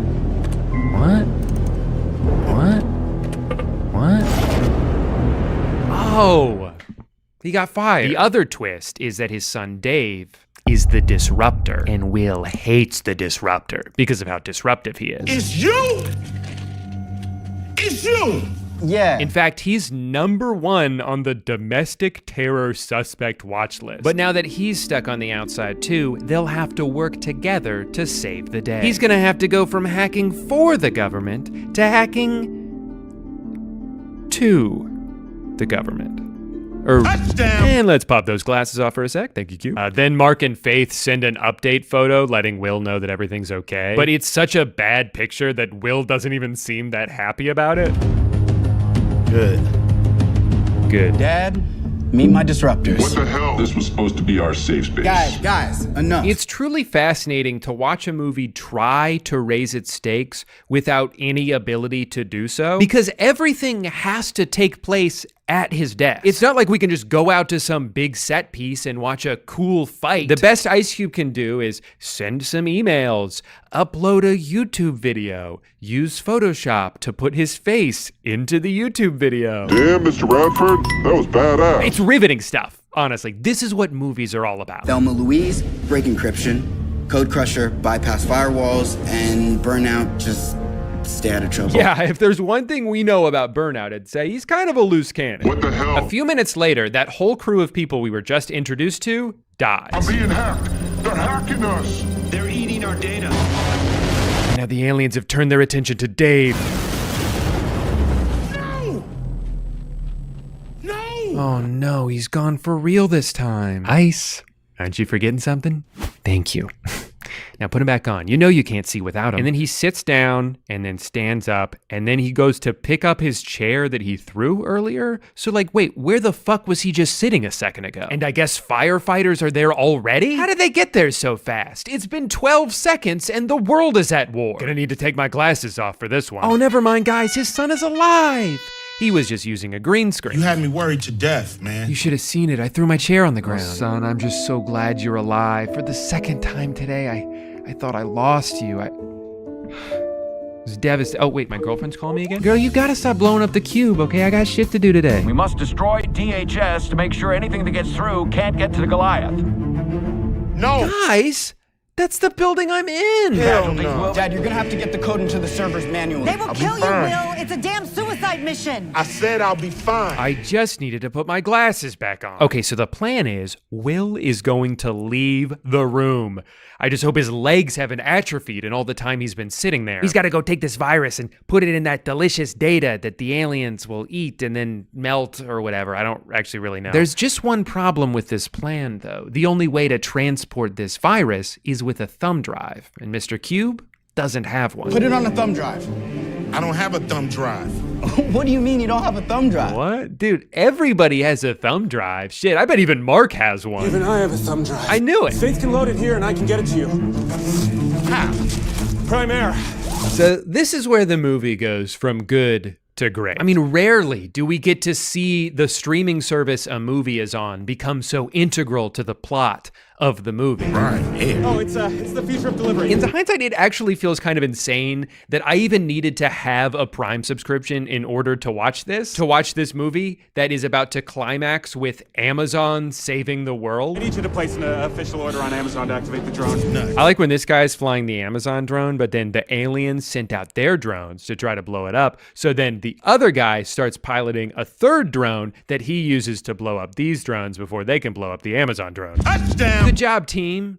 Oh no, the drone fell down. There's no way to get it back up from here. Okay, so what do you think that they're going to do to get out of this situation? I'll give you a couple seconds to think about it. Got your answer? Great. So if you said that they would use facial recognition software to identify this homeless person on the street so that they could text him on the phone and ask him to flip over the drone, you're correct. But also a little psychotic for even thinking of that. Jesus Christ, man. But of course, he doesn't just trust this unknown number at face value. He has to be bribed a little bit first. So they give him $1,000 Amazon gift card. And without hesitation, he sprints into the face of danger to flip that thing over. Oh my God, what a choice. I'm pretty sure that guy exploded, by the way, but that doesn't matter to us because the camera never turns around to look. In his first taste of real action in the entire movie, Will gets grabbed by an alien tentacle that penetrated the building, and then he says this. These things are everywhere! Nope, there was just one, and all he had to do to kill it was tell it to move. Move, bitch! Get out the way! Just like the song. Where's that drum? Coming! And now for the scene that this entire movie has led up to. No! I love you guys! In hindsight, it actually makes sense why he spent his entire life in that room, because about 5 minutes after he left it for the first time, he died. So maybe he was onto something. Anyway, now it's everybody else's turn to be alone in a room pretending to react to someone's death. Huh, not so easy, is it? Maybe we shouldn't have been so hard on him, you know? Especially now that he's gone. I miss him so much. His quips, his glasses. Oh, never mind, he's okay. Aw, happy ending. I guess nobody died in the movie. Except for the millions of people who definitely died in the movie, but we don't have to think about that. I just got off with the president. He wants you to pioneer a new data collecting protocol that doesn't invade people's personal privacy. Sorry, sir, but not for me. If I can't invade people's personal privacy, then I'm just not interested. This War of the Worlds. And that's the movie. It's a total abomination. It's a hoot and a half. It's already being called the worst movie of the decade, but it begs the question, how the fuck did this happen? Look, I refuse to believe that a single person involved in making this was not aware of how terrible it is. I mean, my first thought when I initially saw people posting clips and making fun of it was, oh, Amazon made a terrible movie on purpose to get free publicity, and it's working. If this movie was only kind of bad, no one would be talking about it. And even if it was somehow really good, they still wouldn't be talking about it. I think they put out this steaming pile of product placement-ridden garbage to trick me and 10,000 other YouTubers into making full videos about it. The streaming services have caught on to the effectiveness of rage bait, and just like those data-hungry robots, none of us could resist taking a bite. Weirdly though, the more I read about the production process, the more I actually kind of think this was not intentional and it just happened to suck. The biggest factor being that this movie was filmed 5 years ago during COVID lockdown. It wasn't a conscious artistic choice to shoot it the way they did, although they have now retroactively tried to say that it was. They did it because they could either put each actor in a separate room and try to piece it all together in post, or they just couldn't make a movie at all. And that makes sense. You know, everything was pretty janky in 2020. We were all just trying to adjust to that new reality. But then they sat on this movie for 5 years. We are well past the era of late night shows being filmed on a webcam and sports being played in front of empty stadiums. Movies have been normal again for a while now. Nothing else looks like this. It's so out of place in the year 2025 that you can't help but stare at it. So I don't think they necessarily set out to make a terrible movie. I think they just ended up with one and didn't know what to do with it. But by waiting until audiences' expectations had long since returned to their pre-COVID standards and would be infinitely more critical of something that was shot exclusively on Microsoft Teams, it created the perfect storm of negative attention. It is the best advertisement for Prime Air that Amazon could have possibly hoped for. We're all voluntarily talking about it for free. So you know what? We gotta stop, guys, okay? No more fueling the fire. No more tweets, no more reactions, no more YouTube videos. From this point forward, or at least, well, let's say starting tomorrow, whatever tomorrow's, no more uploading YouTube videos about this movie, okay? And we obviously can't assign that rule retroactively. Anything uploaded today or in the past, it's fine, you know, because we hadn't agreed on the rule yet. All right, I know I'm pretty late with this video. People have been talking about this movie for like 3 weeks now,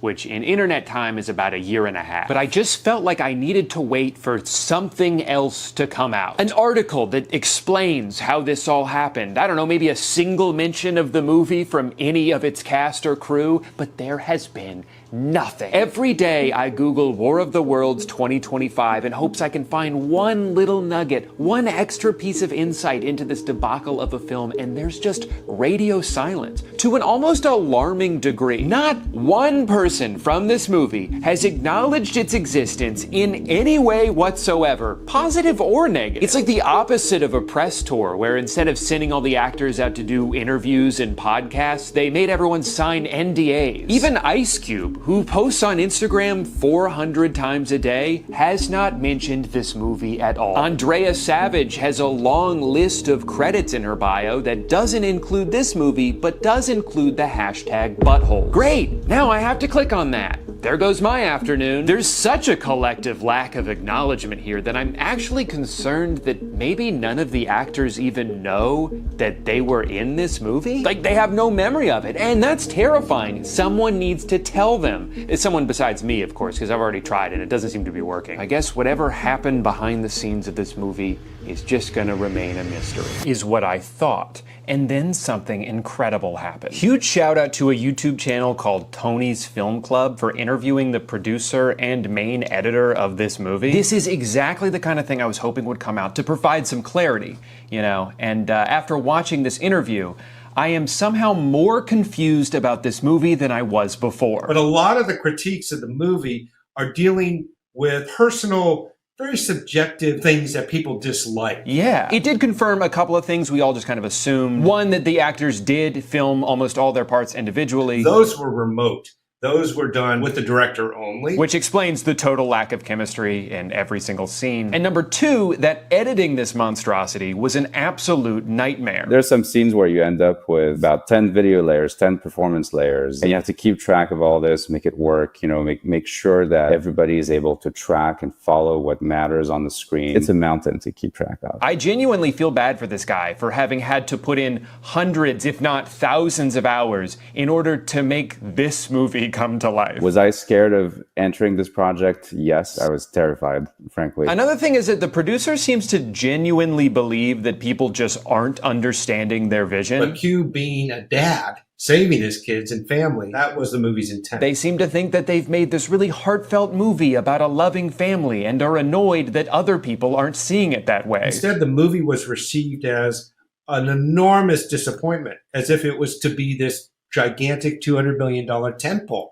It was never intended for that. Got it. Okay, so then it doesn't matter that it was bad because it wasn't supposed to not be? From the critics' standpoint, they went into expecting something much grander in scope, probably by way of the title being misleading. You know, War of the Worlds implies something gigantic. Yeah, and I think that's fair. Also, you knew that this was going to be the title the entire time you were making the movie. It's not like they dropped that on you last minute. War of the Worlds. But the real shock from this video is that apparently Amazon was not involved in the production of this movie at all. Was this one giant advertisement for Amazon? No, it wasn't. Amazon didn't see it until the movie was all the way done. The creation of Mark was simply because during COVID, who was bringing us all these products to keep us going? Amazon drivers. These individuals are heroes. And that's why we portrayed him as a bumbling idiot. Because he's so stupid. I mean, important. We wanted it to be recognizable that this is a part of society. Okay, I guess that explains Mark's character, but then what about the drone? The drone? We had to figure out, how do you get Ice Cube a USB stick with a virus ready to be uploaded when he's 2 miles away from where Mark is? Right, of course, you know, and there's just no other way to do that. And the logo on the screen the entire time? There's the drone that Dave is piloting, and then there's the drone that Mark is piloting. It was very confusing for a time, the edit, when you didn't have the Premiere overlay. Okay, but what about the part where they spent like a full minute on Amazon's website? That was the only way that the drone, which was pre-programmed to deliver to the correct address, could get to Q. Right, of course, you know, and that's not the kind of thing that you could just take creative liberties on. If people saw you using an Amazon drone, but they didn't get to see the entire process of something being ordered online, they would be outraged. Yes. Okay, so that explains all that. What about the Amazon gift card? The Amazon gift card, I would like to address that. LA has a huge homelessness problem. But we wanted to also take the everyman who is not appreciated and give that person the opportunity to help save the world, which he does. Yeah, he does. Reluctantly, after being bribed. He is incentivized with a financial offer. And how do you get someone like that immediate money, cash in hand? Amazon gift card. It's the only way. So does this mean that after Amazon licensed it, they did not add any changes? They did not say, put our logo in here, anything like that? No. Nothing. Well, there you have it. They made this entire movie about Amazon saving the world, and it wasn't even because Amazon told them to. They just did it out of the goodness of their own hearts. You know, I actually think that makes it worse. Amazon saw the Amazon character and identified clearly this would work wonderfully for them on their platform worldwide. And here we are, cut to 3 weeks later, and it's a smash hit for Amazon. For all the right reasons. Thank you so much for watching. Remember, if you didn't like this video, it's not because it wasn't entertaining, or that I was 2.5 weeks late to this whole trend, or that I'm ugly. It's that you didn't understand it. It wasn't supposed to be good, and it's your fault for expecting it to. All right, I'll see you guys next time. It's a cult classic in the making. I can already see that.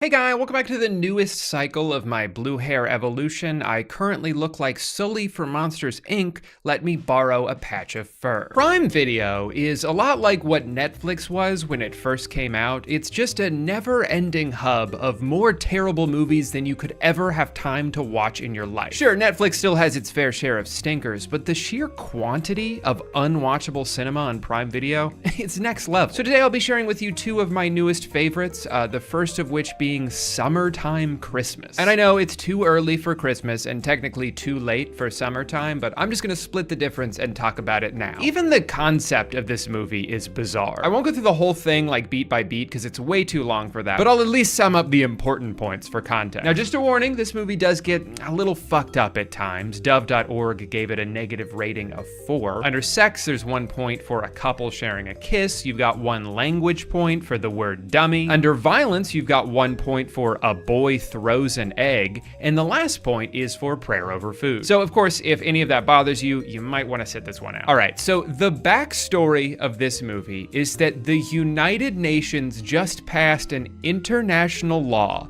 that parents everywhere are no longer allowed to discipline their children.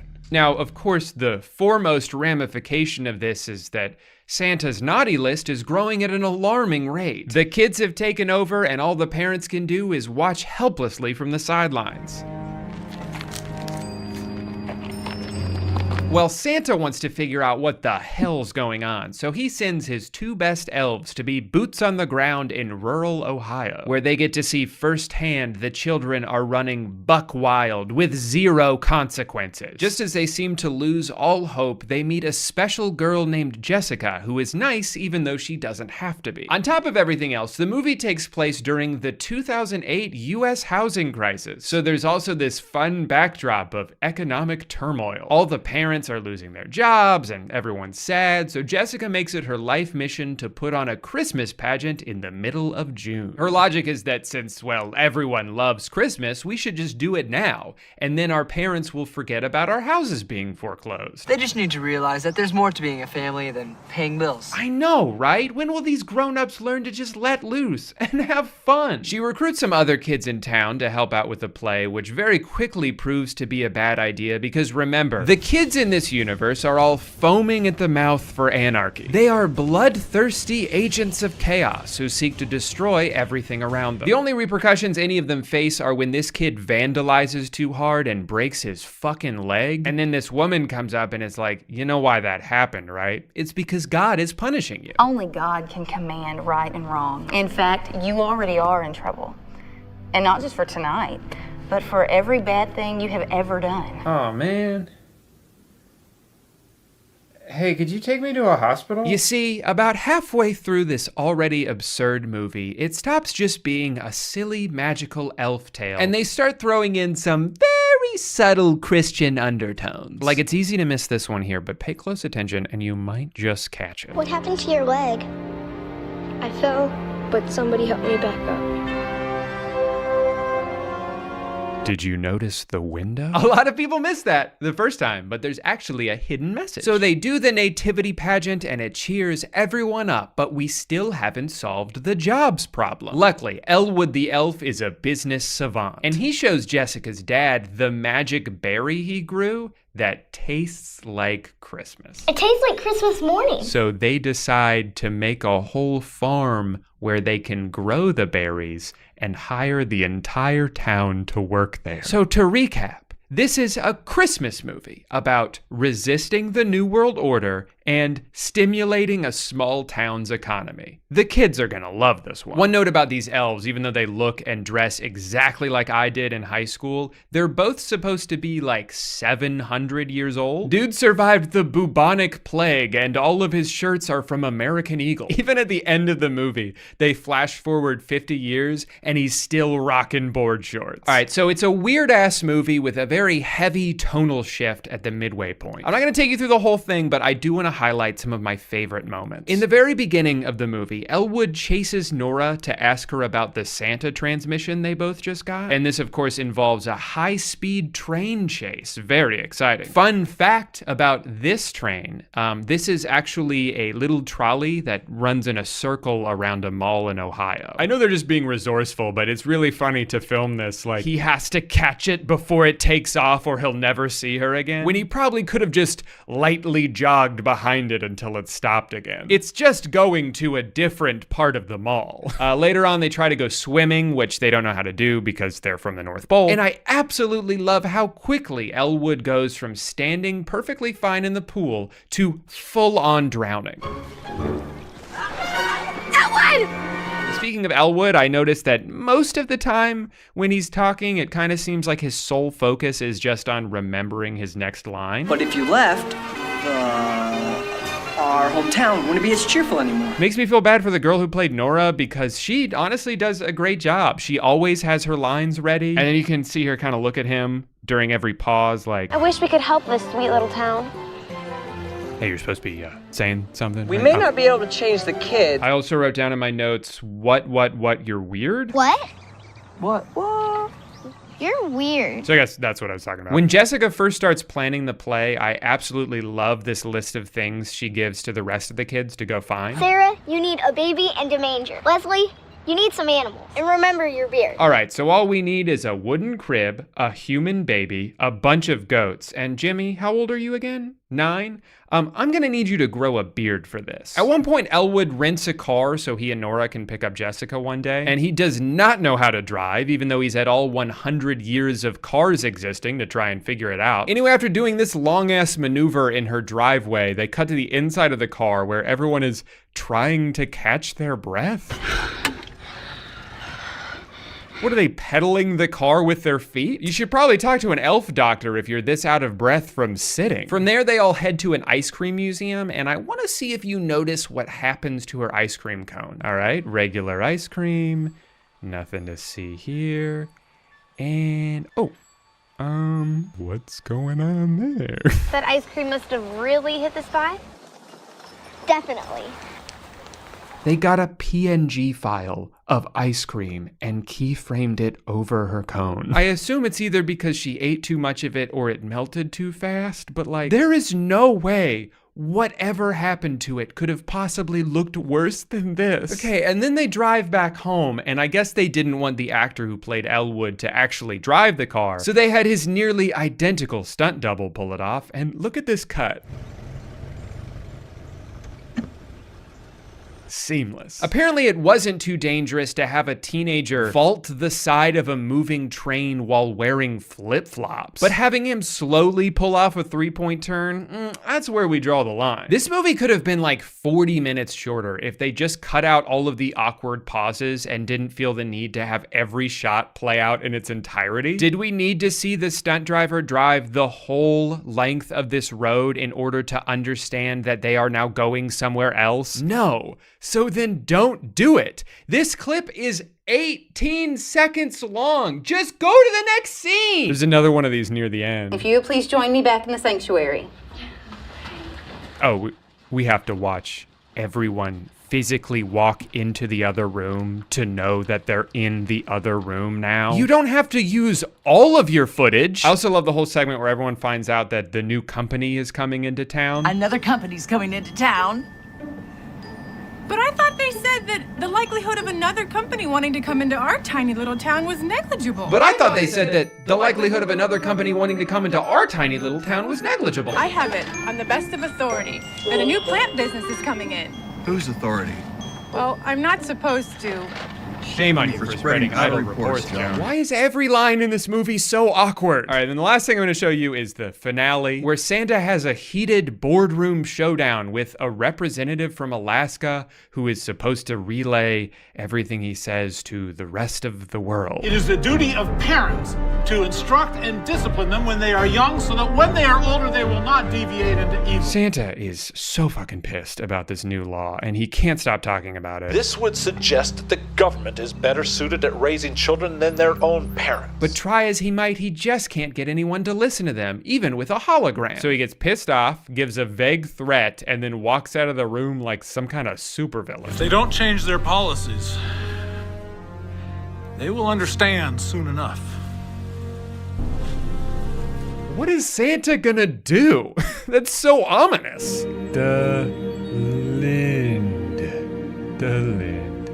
end. All right, so we already watched this movie and we love it so much. Amanda, why don't you tell everyone how you found it? Well, it was just a normal Tuesday night and I was just looking for something fun to watch, and this movie had only 10 reviews and I knew it had to be good if on Amazon there were only 10 reviews. So watching this whole movie, we both got the feeling that like the actors didn't seem to know their lines very well, or it seemed like they were improvising a lot, which is kind of weird for a movie about a talking dog. It's not really like a, you know, Judd Apatow movie with a bunch of comedians riffing. It's just like, this is like a family movie. Why are they riffing lines? And then everything made sense when we saw the blooper at the end.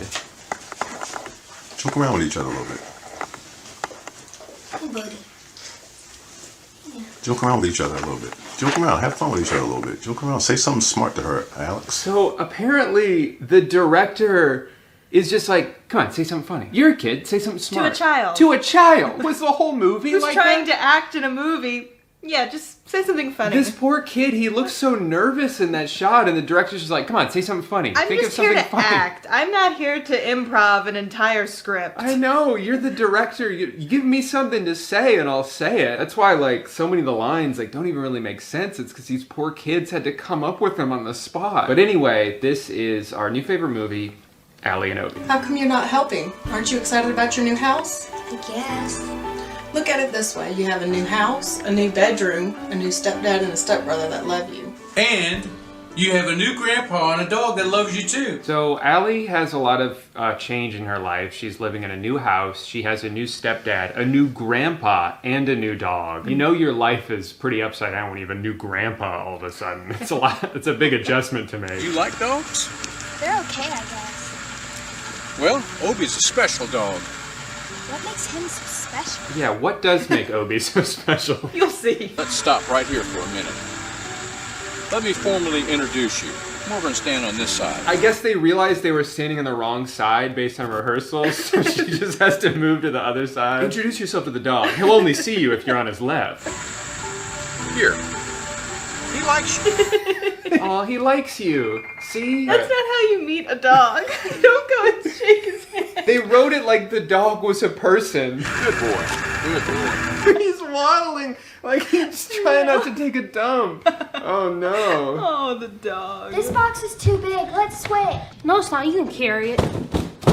What happened? I dropped the box. They kind of talk like they're all talking dogs.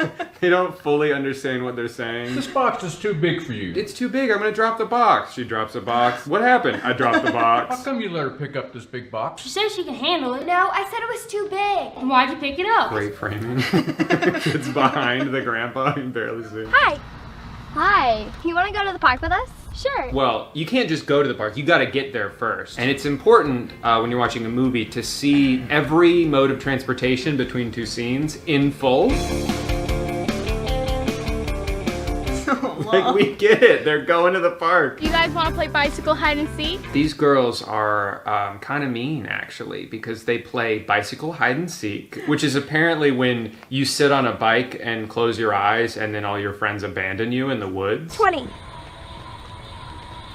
I mean, that is pretty scary. Yeah, it's pretty mean. Well, this is a pivotal moment because this is to show the bond that she and Obi have. Obi comes and finds her and I guess leads her back home. Have you been crying? No, Mom. I just got some dust in my eye. Okay. Okay. Class, we have a new student joining us. What's that going to equal? 3 times 4? 12. So now that she's in school, there's like a whole scene where they just do math. And that's really fun to watch, like 5 minutes of. That's so mean. She's just like, figure it out. In F? That's not like you, Allie. Did you study? Yes. What was the problem? I just don't understand it. You better get it together, young lady. If you have to go to summer school this summer, we're not going to Disneyland. So mean. That's fucked up, I'm gonna be honest. No one really makes an effort to help her understand math. They're just like, why don't you get it? Be honest, are you stupid? Yeah. You don't know how to do it? Well, since you don't know how to do it, you can't come to Disney with us. We're all gonna go without you, and you can stay here and do math and live alone. Come here, boy. Come here, Obi. Obi, hey, you're in a movie, buddy. You're lucky. You don't have to worry about math. I think about that all the time when I look at Bimim. I'm like, you're so lucky. Yeah. You don't have to deal with That- real life or chores. Almost every morning when I would go to school as a kid and I did not want to go to school, I would look at my cats and be like, you have no idea how lucky you are. Grandpa, I'm not doing so well in math, and if I don't get my grade up, we're not going to California this summer. Don't worry, sweetheart. Grandpa to the rescue. Finally, an adult in her life will help guide her through math. Oh no. That's not a good look. That's not a good look. Don't worry, I'll help you. Allie, this is the new math. No, it's just regular algebra. I'm sorry, kiddo. I can't help you. Just drops the book. He just leaves. He just walks out the door. It doesn't say anything. So we know the dog talks because that's in the synopsis. What do you think the dog would sound like? You can do it, Allie. I know you can. Who said that? He's got this like sultry jazz voice. It was me. Dogs? Dogs can't talk. I can. How come I can hear you? Because you're special. What makes me so special? You're a good girl. The dog's special and she's special. Yeah, I don't... So when you're both special, then you can hear each other. Okay. I guess I'm not special because Bimim doesn't talk to me. I've been in the family for years. I do like that they didn't try to animate his mouth. I hate when they do that. Such a low bar. I agree, but that's like, I do like that they didn't even try to do extra work. Because when they do, it looks so It bad always and looks bad, scary. yeah. The first thing you have to do is remember your formulas. Oh, now I get Okay. it. So if I remember my formulas, then I can do math. He's not only a talking dog, he's a genius. He's a genius, yeah. When dogs never in their history have had to comprehend math for any survival reason, he took the time to learn math just to help her. Yeah. And what he learned is that you have to remember your formulas. Yes, wait until I tell Obi. I got an A+. I stayed up all night studying. All right, well, I didn't know any of this shit till my dog taught me, so give me a break. Have you seen my cell phone? Nope. I know where his phone is. I stole it. Why don't you go tell him? He can't hear me, but you could tell him where it is. He can hear me? Yeah, you're a human. He probably hid it there in the first place. Tell Mom and Dad I'll be home in time for dinner. While I was walking home from school yesterday, dropped my phone and it shattered. Grandma was so mad at me. They talk about phones so All they much. talk about is phones. Hey, Christopher Columbus. Why are you calling me Christopher Columbus? Because you went on a wild adventure trying to find your way home last night. Because you sailed the ocean blue in In 1942.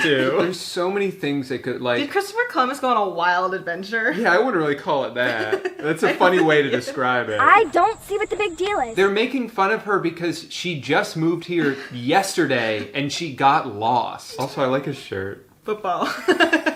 Leave her alone. I don't want to hear her cry like a little baby. You mean like you did after you got that F on the quiz? All these kids talk about are phones and math. It consumes their lives. Well, what'd you get? I got a B. Yeah, right. I did, and my dog helped me study. My dog talks, and no one else can hear him but me. I don't know if I would say Yeah, that. I probably wouldn't tell people that. There's unprovable facts. Like, my dog talks, he knows math, and only I can hear him. It's like, Just met these people. You're not doing yourself any favors. This is boring, and I'm going home. Bye, Christopher Columbus. Shut up, Christopher Columbus. Christopher And they don't even acknowledge that the dog talks to her. They're still stuck on that she got lost. I know it. Oh, your dog talks? That's weird. Christopher Columbus. I don't trust Michelle and Drew. Why not? Something about the way they left you in the woods at the park. No, not just something about.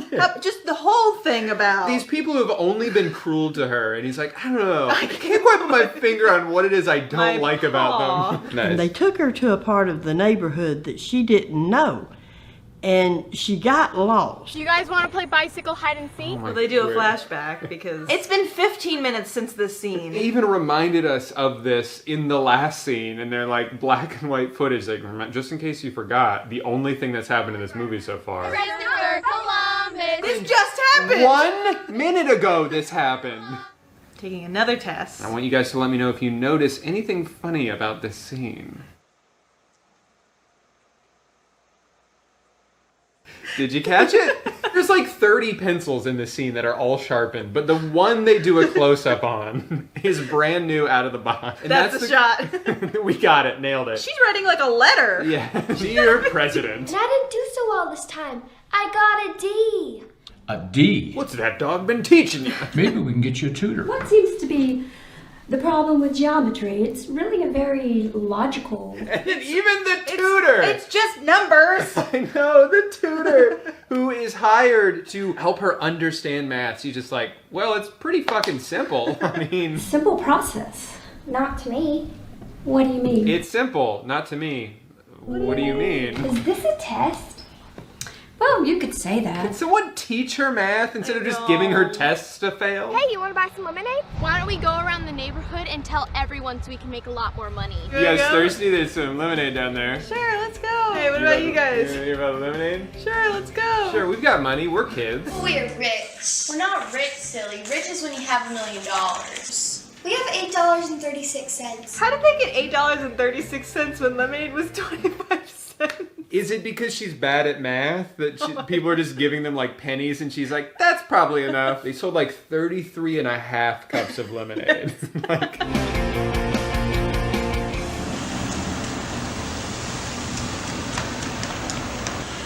Why is no one around doing anything? All those adults just saw them tie the dog up. 1 second later, these kids sprint over with troublemaking looks on their faces. Yeah, it's probably bad. Where's Obi?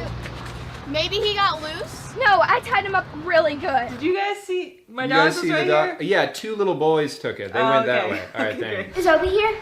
No, I thought he was with you. He probably ran off. How come you didn't tie him up? They get so mad at her. Calm down, sweetheart. Maybe he just got loose. That's he also just a got problem. Don't worry, he probably just ran away. Can I get you something to drink? Oh, I'm fine, thank you, ma'am. Tell me about the dog. Well, he's got 4 legs, tail. Covered in fur. All right, got it. Got it. We'll be on the lookout. All right. Y'all have a good contact number? For the dog? No, he doesn't have a phone. We'd call him if he did. I gotta get out of here. Allie still needs help with her math. No concern about how you've been stolen from your family. You're just like, she's not going to do good on that math. Also, he didn't help her on the last one. She got a D on the last one. Yeah, that confused me too. I thought she was supposed to be doing good. Yeah. I guess, he doesn't know geometry. He only knows pre-algebra. You get to geometry and he's like, know geometry. I don't know shapes, man. I'm a dog. I miss him too. He's been my buddy for years. He's my best friend, and I feel like this is all my fault. Kinda, yeah. Why don't you say a prayer before you go to bed tonight? That's a great idea, except I don't know how. When you get ready to say your prayer, you say, Dear God. If only someone would do that yeah. with math. I don't know how to do math. And everyone's just like, you'll figure it out. You'll figure it out. And then she's like, how do I pray? And he does a step-by-step guide. First you do this. Please bring Obi home safely.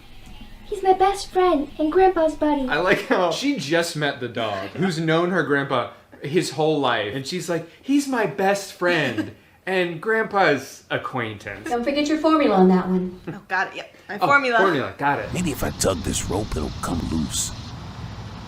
There we go. I'm free. He comes back home and knocks on the door. Hello. Ah, yes, Obi. It's great to see you again. Obi! I knew you'd come back. Well, I guess that mystery's solved. I told you he'd be back. That solves that. Nice. All we had to do was nothing. Can I feed him? Yes, quickly. You need to get back to studying. Oh my god. I know! The dog just came back and Can she's she have so... 10 seconds to celebrate the return of her lost dog? No. Her whole life revolves around math. It's really depressing. Dear God, Thanks again for bringing Obi home. It just goes to show you, anything you pray for ever will come true immediately. The next day. The next day. Really long birthday Oh, montage. oh yeah, they got the cup song. That's how you know this is a period piece. That was fucked up, Mom, when you did that. Trying to read her lips what she said. The presents she got? Absurd. A Louis Vuitton handbag. An iPhone, a Build-A-Bear, and a Louis Vuitton bag for her birthday. What a day. So now they get to go out and go camping. What's wrong? The instructions are in Spanish. Oh no! I don't know Spanish. I don't even know math. Montar los Palos de la Tienda. What a fun scene this is when they all work together to figure out Spanish. Yeah, and Los Palos means poles. Assemble the tent poles. We got it. Put together the tent. Okay, let's do it. All right, step 2. Fred, spread the tent. You got it. We got it. Poor kids had to actually put a tent together, which is like a really difficult thing to do in my experience, and I'm an adult. Throughout the movie, we get to see them, suffer from heat exhaustion, sweat their asses off, and now you can visibly see multiple mosquitoes just flying around their face. You can see bites. And for what? They did all of this for this movie? Very poetic. Very. What does that mean? They're eating on. I have a funny story. Okay, let's hear it. Once upon a time, there was a caterpillar. No. Once upon a time, there was a butterfly. Oh. Well, first it was a caterpillar, and then it grew up. Okay. Right. Okay. And then its children grew up, so the mother had to go away. And then. This doesn't sound funny at all. No, that was funny. Well, it sounds funny when my grandpa tells it. He should stick to it. You should stick to You it. should stick to it. Kind of savage, actually. Yeah. That's like when you sing a song and then someone's Oh, like, who sings that? Lady Gaga. Well, let's keep it that way. Okay. So if you mess this up, I'm gonna make your life miserable. Now, I'll show you a few tricks and that's it. Finally, a human being is going to teach her how to do math. He's gonna show her a few tricks. A few tricks. Because that's all math is. There's just a couple... Tricks and formulas. Tricks, formulas, shortcuts. That looks like your forehead. The trick is... That looks like your forehead. Oh, Allie. I don't know what to say. How's your mother gonna feel about this? What did I get? You got an 89! You can't trick her like that. Yeah, why does he Ryan Seacrest her where it's like, the winner is... Not... Kelly Clarkson. I won? Looks like we can go to California. Well, everybody but Grandpa. Why? He died. I can't wait to tell Mom and Alex when they get home. Well, Grandpa's here. Why don't you go run and tell him now? Grandpa! Tell Grandpa you're going and he's not. Grandpa, guess where only I get to go? It's not like we're best pals or anything. Mom did make him be nice. Oh, excuse me. Those are the boys that took me from the cupcake shop. Hey, that's our dog. Hey, stole mutt, little girl. No, this is my special dog. He belongs to my grandpa, my brother, and me. This is so weird. Why do they want the dog? All they did when they got him was tie him up to a shed and then abandon him for weeks. They don't even know he's special. Yeah, they don't know that he talks. It's not like, oh, we could sell him for money. Is there a problem here? Because from what I see, you guys are trying to steal our dog. No, we just thought he was a cute dog. We want one just like him. I just didn't want you guys getting in trouble over a misunderstanding. Cool, bye. They didn't get along the whole movie, but I guess they're friends now and they can go on vacation. And we're off to California. To play in the beach in the sun. We're off to California to play in the beach in the sun. A lot of times with outtakes, you watch them and it's like, oh, this is funny. Like Breaking Bad outtakes are always funny because it's such a serious show. But when you watch outtakes for a movie like this, it's kind of just depressing because it gives you an insight into what it was like to film this movie. Ryan, watch out, you're in the frame. He's totally in the frame. Ryan is all up in the frame. This was barely even a movie. Like, I cannot believe that this is on a streaming service. Still have no idea why the dog talks. Yeah. 9 out of 10 Obies. Good news for all the people who have absolutely hated my blue hair. Pretty sure my hair has now finally grown in long enough for me to haircut. Or for me to cut hair, for me to get a haircut. And then I'll finally look normal again. Is that what you want? For me to just look like a regular guy? This hair changed my life, okay? You have no idea. People no longer make the joke that I'm Danny Gonzalez. Now they make the joke that I'm Ninja. That's so much worse. But anyway, I hope you liked this video. And if you didn't, fuck you. Drew, please peel off the protective coating from your LED lights. It's driving me crazy. What? I didn't know I could take this off. I thought this is just the color that it was. Man, I'm dumb as hell. I think I liked the blue better though, so I'm gonna put this back on. Perfect. The Dobre brothers. Everyone loves them, I assume, because they're always on the trending page. I am absolutely fascinated by the Dobre brothers and their career transformation. You remember watching them on Vine, and they would do like backflips in the grocery store and sort of piss off the people in the grocery store who assumed they wouldn't have to deal with twin boys doing backflips at the grocery store. I remember watching those Vines and seeing how popular they were and thinking, man, this sure is stupid. But I can at least take solace in knowing that when Vine dies, so will their careers. However, against all odds, that's not the case. The Dobre brothers are still succeeding and in fact thriving more than ever before on YouTube. And I understand that these guys have been talked about endlessly recently, especially with their music. So much so that you might look at a video like this and think, Drew, making a video about the Dobre brothers? Stop that. But the thing with these guys is there's just so much to talk about. There's so much content to sift through, and I'm gonna do my best to make sure that I talk about things that other people haven't talked about, or at least talk about them in different ways than other people have, because like I said, I'm fascinated by these guys.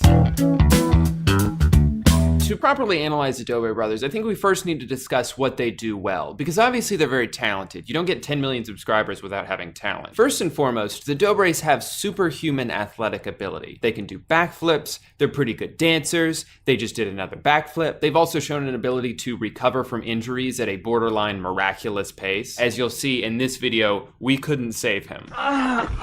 So being the responsible yet fun-loving adults that they are, the Dobres have set up a course in their property for, I guess, their dune buggy. I don't actually know what vehicle that is. They make it clear to point out the fact that they're all very competitive and they're good at driving, but anything can happen. And anything does happen, because while Lucas is driving his, he has a bit of an accident. 3, 2, 1, go! This whole thing is clearly not fake. It's definitely real. As you can see, they filmed the whole thing, and moments before the accident occurred, the drone died. Man, it just died. Ugh, hate when that happens. But we can trust them. It's obviously a real accident. You alright, bro? I'm good. They keep asking him what's wrong, and he finally says, it's my knees. What's my knee? Both my knees. Take it easy, man. Which is interesting because he's been putting all of his weight on his knees the entire time. But man, that's a tough injury for sure. I mean, I've never had something like that happen, but I imagine the recovery time for that's got to be weeks, maybe even like a month, or, oh, it's the next day and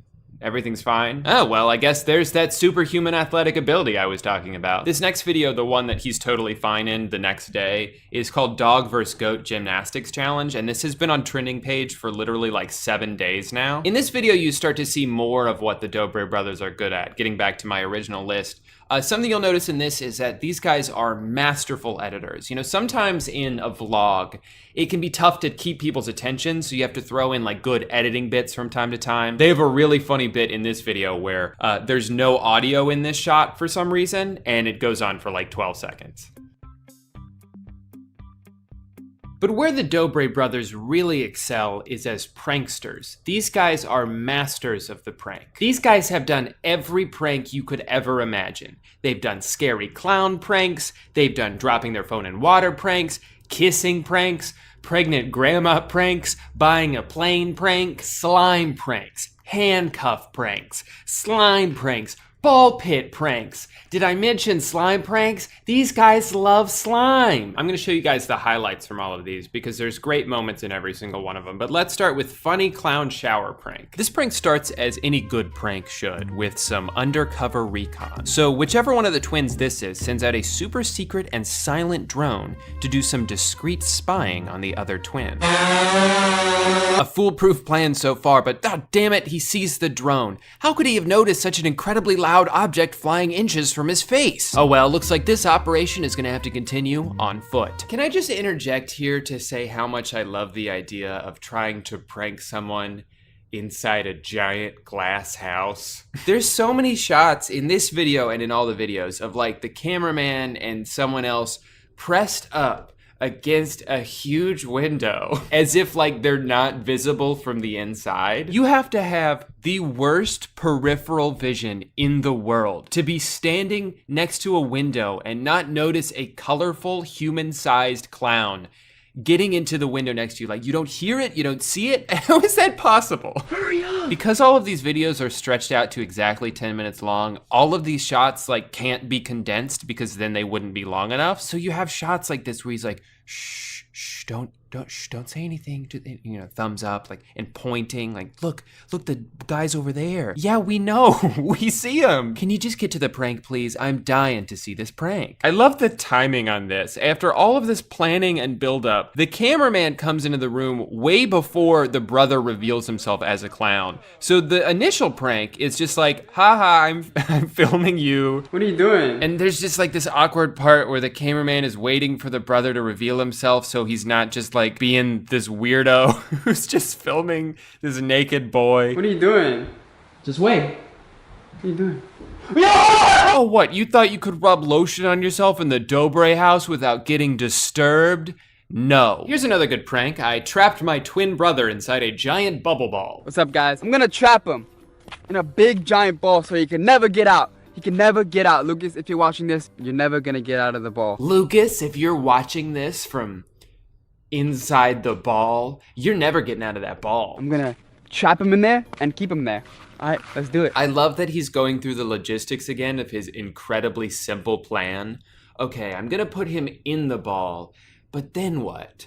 Oh yeah, then he's gonna stay inside the ball. What's up, Lucas? What are you guys doing? We're both gonna get in this ball. So the conceit of this prank is that they're gonna get inside the ball together, and they're both okay with the idea of getting into this ball together and like flopping around the pool. But then the prank is that the one brother isn't gonna get in the ball. He's gonna get in the ball and then get out of the ball, and the other guy's gonna be stuck in there. That's a classic. That's classic. Like any good prankster, the Dobres are not afraid to repeat a successful prank.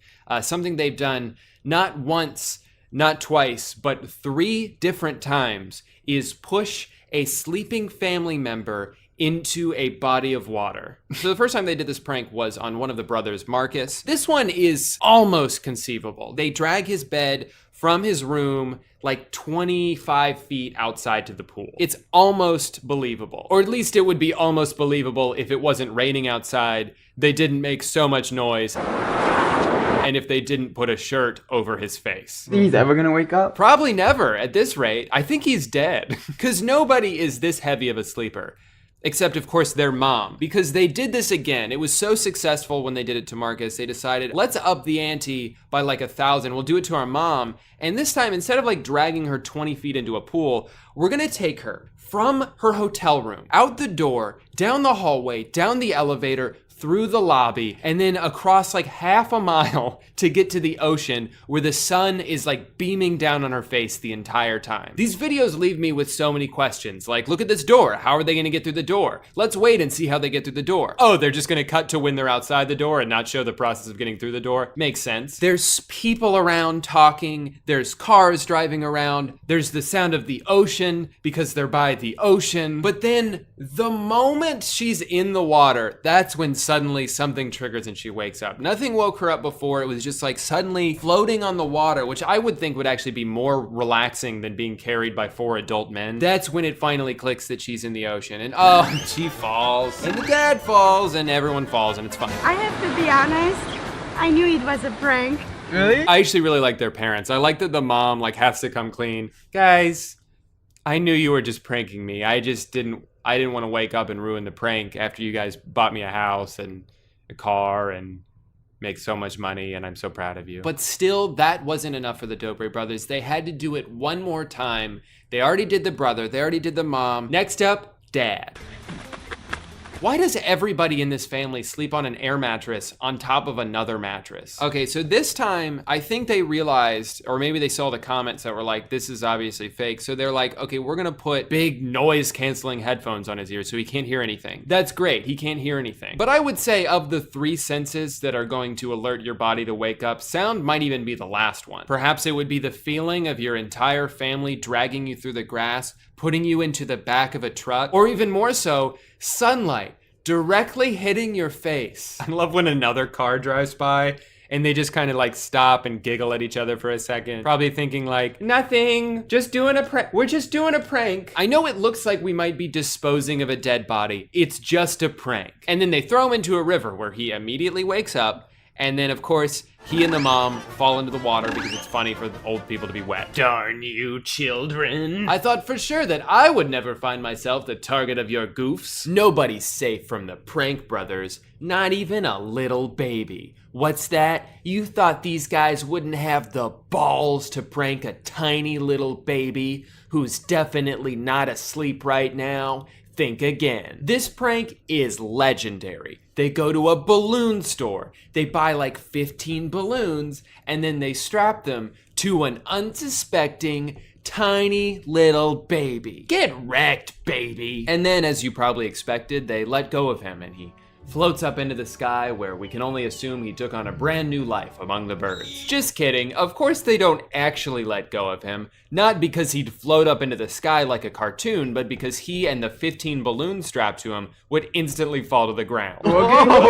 So it's safe to say these guys are pretty savage. Sometimes though, the life of a pranky prankster starts to catch up with you, and before you know it, the pranker becomes the pranky. This is exactly what has happened to them multiple times now, where they've had to deal with some pretty messed up vandalism. First graffiti. Oh no. The Dober Army Sooks. Don't you know how to spell? How dare someone come and spray paint that filth on their garage door in front of a security camera using spray paint that washes out almost effortlessly. And as if that wasn't bad enough, a few weeks later, bam!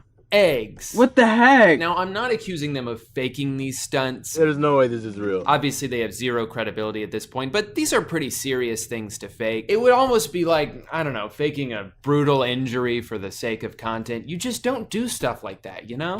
But what I will say about these two eerily similar videos posted about a month apart from each other is that the person vandalizing them looks like the exact same guy. He has pretty distinct and weird mannerisms that are very similar to the weird and distinct mannerisms exhibited by their friend who played Bigfoot in a video called Bigfoot Invaded Our Home. Why do you keep coming here and doing this? Again, I'm not accusing them of anything. All I'm saying is that if you needed a guy, hypothetically, to play a fake prankster for a video, this would probably be the guy they'd ask. Also, they mentioned so many times in this video that they have 24-hour security dedicated to their property. And we have security too. They have authority to do whatever is necessary to protect us. So this guy had to get past the security on foot while holding eggs. Those security guards must suck. I got a bunch of eggs. I'm here to see the Dobers. Oh yeah? These aren't for throwing. I'm gonna eat them. Oh, okay, you're good to go. We can't clean this. How are we gonna clean like all this? He's right. I mean, what are 4 able-bodied adult men gonna do about a few eggs? They can't clean that up. They're not capable of cleaning that up. But I mean, this is the same guy who started this video by saying he doesn't know how to use the camera. Take the camera, bro. I don't know how to operate this thing. Just shows that money can't buy everything. Bye-bye. So that's the Dobre brothers, masters of prank and pretty much nothing else. Honestly though, if you guys want to know my real opinion on these guys, because they are like stupid popular right now, I think they're pretty harmless. As far as overly successful and rich YouTubers go, they could be a lot worse. I just find them entertaining, honestly, and they're not really doing anything wrong. I mean, obviously they fake their pranks, but like, am I outraged that they're faking their pranks? No, because everything on YouTube is fake at this point. I know I spent a long time talking about how fake their pranks are, but I just do that because I think it's funny how little effort people put into making things seem real anymore. The only thing that really bothers me, I guess, about the Dobre brothers is how business first their content is, especially now that they're going on tour. They never, ever miss a chance to plug their tour. They plug it at the beginning of the video. They plug it at the end of the video. Hell, sometimes they'll stop what they're doing to plug that shit right in the middle of the video. And their merch, holy shit. ShopDobre.com. We get it, guys. You have pants that have your name on the dick. We see you wearing them. You don't need to also mention it 5 times in every video. Call me crazy, but I think that's a few too many times to plug your merch. Thank you so much for watching this video, guys. If you liked it, remember to keep it to yourself because all my videos are secrets and I don't want anybody to know about them. So don't subscribe, don't follow me anywhere, and whatever you do, don't buy this merch at DrewGoodenShop.com for $3. I'll be back tomorrow with another daily vlog. Thank you again so much for watching, and remember to go to jail. So, bye. Bye-bye. Hey little stinkers, and welcome back to the first and only channel on YouTube. I am in Anaheim, California for VidCon. That's why the change of setting. But I was thinking something recently. You know, I've been calling you the little stinkers for a long time, and I don't remember why I did that, and I think I want to change it up. So I thought it would be funny if, for my fan base, I just picked like a random name, like a first name, and called you guys that. So from now on, you guys are Kevin. So what's up, Kevin? Welcome back. Hey! Danny. I saw your video where you said you were gonna name your fans Kevin. That's my thing. I call my fans Greg. It's like the same thing that you're doing right now. Oh, is it? I've never seen one of your videos before. You've been in one of my videos. You usually text me about my videos. What do you mean? You're right. I've seen every one of your videos. Wait, how did you see this video? I haven't even uploaded it yet. Oh, well, you know how sometimes you get a notification for a video like 3 days after it's been posted? Yeah? I got yours 3 days early. Oh. Yeah. Okay. Want to make a video? Okay. Okay. What's up, Greg? It's me, Danny, back with another episode. No. This is my channel? Okay. Yeah. What's up, Greg? It's me, Danny, back with another hilarious video. Today we're going to be looking at Facebook. What is it? How do I get there? Why are my grandchildren on it? Why didn't my kids tell me they had kids? So Facebook's a lot of fun, wouldn't you say? It's fun for getting to know your racist relatives. Racist relatives, yeah, for sure. Like, I have a lot of relatives, and I kind of thought they were racist, but I didn't have any proof, and then thanks to Facebook, now I know. Yeah. Yeah, so Facebook has this feature. It's been around for a while. It's like Craigslist, except it combines all the nonsense of Craigslist with the nonsense of Facebook into one just amazing place for people to sell their stuff or, you know, poorly describe whatever it is they think they're trying to sell, overcharge you for things that shouldn't be the price that they seem to think that they are. And it's a lot of fun. So let's just jump into it. If you were in the market for pacifiers, would you say that Facebook is like the one and only resource you would use for that? Well, I definitely wouldn't want new pacifiers. I would definitely want to make sure that someone's used them already. Right. So would you say that like Facebook... broken in already? Yeah. I want something that's already been sucked on a good amount by a different baby. And then who knows? Maybe those two babies will become friends. But $5 for 9 pacifiers and a holder. And a holder? Is the holder the Ziploc bag that there is? The Ziploc bag. This convenient carrying case. Like, how strapped for cash do you have to be where you're selling 9 pacifiers in a Ziploc bag for $5? I have standards for my babies and their kids. Mm-hmm. Their kids are older than them. It's a long story. But I have very high standards for them. So I'm going to splurge on pacifiers if I need to. This one doesn't appeal to me. But this one, some Juicy Couture. These are designer pacifiers, probably custom. They're not pacifiers, they're Juicy Passies. Juicy Passies. My big fault with this, the reason this doesn't stand out to me is because it's new. It says never used. Oh. That, to me, that's a deal breaker. Never used by anyone? I would assume so, yeah. Well, that's weird. Usually, even when they're just making them, don't they usually test them out? Maybe they're saying excluding the initial suck from... because that like goes without saying. Yeah. This is my favorite product on here.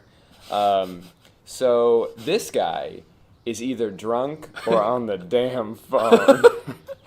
For $8. $8. Do you think that this person was trying to make a Facebook status and they accidentally made a Facebook Marketplace post? But what were they? Did they think that Facebook was asking them how much they thought the status was worth? Yeah, it was like, okay, yeah, you type in, whenever you submit a status to Facebook, you type in the status, and then Facebook offers to buy it from you so they can post it on their site. Exactly. So that's why it came up with such a funny caption. This guy is either drunk or on the damn phone. I'm a big fan of this. Silicone Ash and Drake baby doll. Never out of box. I'm glad that it's silicone. I'm glad I know what it's made out of. Right. You don't think it's a real baby. I like that it says never out of box, and this box is like torn to shreds. Like maybe you should have taken it out of the box. Yeah, maybe take it out of the box. The box seems to be a bad influence on this. This is the second picture. What am I looking at here, Drew? So they seem to have flipped the baby on its stomach, pulled up the dress and to show you its ass. Is this like a thing that people look look at when they're buying a doll. They're like, Right. okay, everything seems in check. Hold on. And the guy selling the doll is like, yes, this is part of the process. Yeah. I like that you don't see the front, like the tummy. Right. You just need to see face and ass. A night out at Applebee's, a total of $55, selling for the steal of a price at only $40. I kind of feel like this is just some lonely guy who is losing money on this deal. He goes to Applebee's and buys $55 gift cards and then is selling them for $40 just so he can meet people off Facebook Marketplace. Do you think that when you go and you buy the gift card from him, he's like, all right, you ready to go? And he's just like, follows you. Okay, now, we talked about pacifiers for a bit. We talked about baby dolls for a bit. But, like, if you have a baby, there's more than just pacifiers and baby dolls. Mhm. You gotta buy Milk. diapers. Oh, sure. So these are Bum Genius 3.0 pocket diapers. 1.0 and 2.0, total failures. 3.0, I feel like they really perfected the recipe. Yeah, the firmware updates to the newer version were really helped out. I love the way this is described. These aren't just used. These are very used. Extremely used. These are as used as can be. We pooped in these. We threw up in these. We had sex in these. These are very used. I wonder what the buying process is like for these. You go, and the person's wearing the diapers, obviously, to show that they work. So you look at the person's face, and then you spin them around and lift up their dress and look at their butt. Yeah. Yeah, I think that's typically how it goes. Rotating CD holder. Excellent condition. Excellent condition. Holds 150 plus CDs. I think I thought this was funny because it's a rotating CD holder and the picture's so blurry. I feel like they wanted to prove that, look, it does rotate. So they took a picture of it. See how blurry it is? That's how you can tell that it rotates. It's going so fast. It's going so fast you can hardly keep up with it. Wow, I'm going to be able to find my CDs so fast. Twin, you pick up. Dresser. Some scratches. I don't know if I'd say some scratches. Looks like only scratches. I actually can't see the dresser past all of the scratches. I think this is just a picture of scratches. I don't like that I have no reference for size. I could show up and this could be 20 feet tall, and then since I've already paid for it, I would just be stuck with it, and I'd have to figure out some way to get it into my house. Or buy a bigger house just to accommodate my new dresser, which sucks. I hate when I have to do that. Table $5, table 3 chairs. Also, where's the third chair? Everything you need for a toddler. Brand new from IKEA. Never even used. Extendable. What? Never used? Then how do I know if it'll fit my baby? It's like the reason you look on Yelp before you go to a restaurant. You want to know what other people's experience. Well, I was gonna say you just want to know someone's experience with the thing before you go. So it's like I want to know, has the kid pooped in the diaper? Has the kid pooped in the bed? Has the kid pooped on the pillows? Yeah, they've got toys and utensils. Has the kid pooped on the toys? Has the kid pooped on the utensils? Has the bed pooped on the kid? Has the bed pooped on the other bed? Has the utensils pooped on the toys? Have I pooped on you? Will you poop on me? I like that she has her eyes closed. Because it makes her look disappointed for some reason. She's like... She looks so angry. So you're telling me I can hire this girl to paint her people's own faces. It's like an act. She comes to the party and she paints her own face in front as of Batman as every time. Yeah, it's the only one she knows how to do, and then she just does this. 1995 240 SX. Clean tittle. Selling as is. Which is not a car. Not as a car. No tires. No seats inside. The trunk has been dismantled. Red-nosed pit bulls. 7 weeks. Where are they? That's why I was looking so closely at it. I was trying to find the red-nosed pit bulls. Oh, there they are. There they are. All the way over there. Army crawling into the street. I don't think I took a picture of the description of this. Well, if I had to guess, there's probably not even a description of it, because it's like, well, what the fuck do you What think? do you want me to say about this? What can I say about this that hasn't already been said? I wish they would show a picture of his ass, because I want to see his face, but then I would also like them to lift up the back of his I thought we established if you're selling a doll, face, ass. I mean, quite frankly, it's a little bit disgusting, but guys only want one thing in a doll. Face and ass. Coffee mate for busy office or home. If you had to guess the name of the person who would sell this coffee machine, that's clearly like, I feel like he just stole this from a hotel. Okay, sure. And now he's selling it for himself. But what would you guess his name is? Sneaky McSwipes? Close. How about Crim Jim? If you had to guess where Crim Jim worked, Would you guess boss at none of your business? Well, what about where you studied? I'd say the School of Hard Knocks at the University of Life. Yeah, this does sound like somebody who just stole a coffee machine from a hotel. I work at none of your business, and I went to the School of Hard Knocks. Give me $200. Yeah, I do what I do to get by. You know when you're sitting in a hot tub and you're like, man, this is great, but I wish more people used this that I didn't know? Mm-hmm. Yeah. Yeah. That's kind of the benefit of buying this. Well, yeah, because I want to know, like, has the baby pooped in the hot tub? Will you poop on me? Seriously, Danny, please poop on me. Is this part Does of the the hot bit? tub work? Okay, yeah. Are there any babies around? Can you poop in my mouth, Danny? Yeah. Is the water hot enough? I couldn't tell. Some of those seemed like they weren't part of a bit. Like, because you. Some of what? Never mind. It's just you seem kind of persistent about the me pooping on you thing, but it's fine. I thought it was part of the bit. It's probably just part of the bit. I don't know if you even remember saying it, but. No. I kind of blacked out when we started filming. Okay. Hey, speaking of love, wedding and engagement rings. Well, this is a great picture of the rings. Yeah, it's good because when I want to buy anything, I think, like, what will this look like if I'm standing on the sun? I don't know. I don't think I can make it to heaven just to pick these rings up. This is a steal. I mean, only a couple small side diamonds. Which are easy to replace. For sure. We're getting into the good stuff here. I need VHS movies. I have about $2. I mean, when you have that much money, you sort of lose track of it. It doesn't Who really has matter. time to count? Yeah. One. I mean, And we'll then be here all day. We'll be here Yeah. all day if we keep going. This is probably the same person. Does anyone have any scary movies for sale that does not skip? Such as Shark Night, Oculus, Poop in My Mouth, Oculus, Shark Night 2, Mouthful of Poop Please. Danny, could ya? Oculus 2. Okay, yeah, no, that thing you're doing right there, yeah. Where we're talking about the Facebook bit? We're talking You about started Facebook? talking about it, and then we're talking about me pooping in your mouth, or... No, thank you. My tummy's full. Does anybody buy scrap metal or anything? Just asking. For free. For free. I don't have any to sell. And even if I did, I wouldn't. No, thank you. But, like, does anybody buy that? I'm just asking around. Yeah, this is more of like a... I think she could have Googled this, or maybe put it on Yahoo Answers or something, but Facebook Marketplace seems Facebook Marketplace is a reasonable I place think where to she just fucked ask. up is that she's not offering a price for this valuable answer, this valuable information. I'd pay good money to know if other people are selling scrap metal. Samsung flat screen for, you guessed it, $850. Can I see a picture of the TV or no?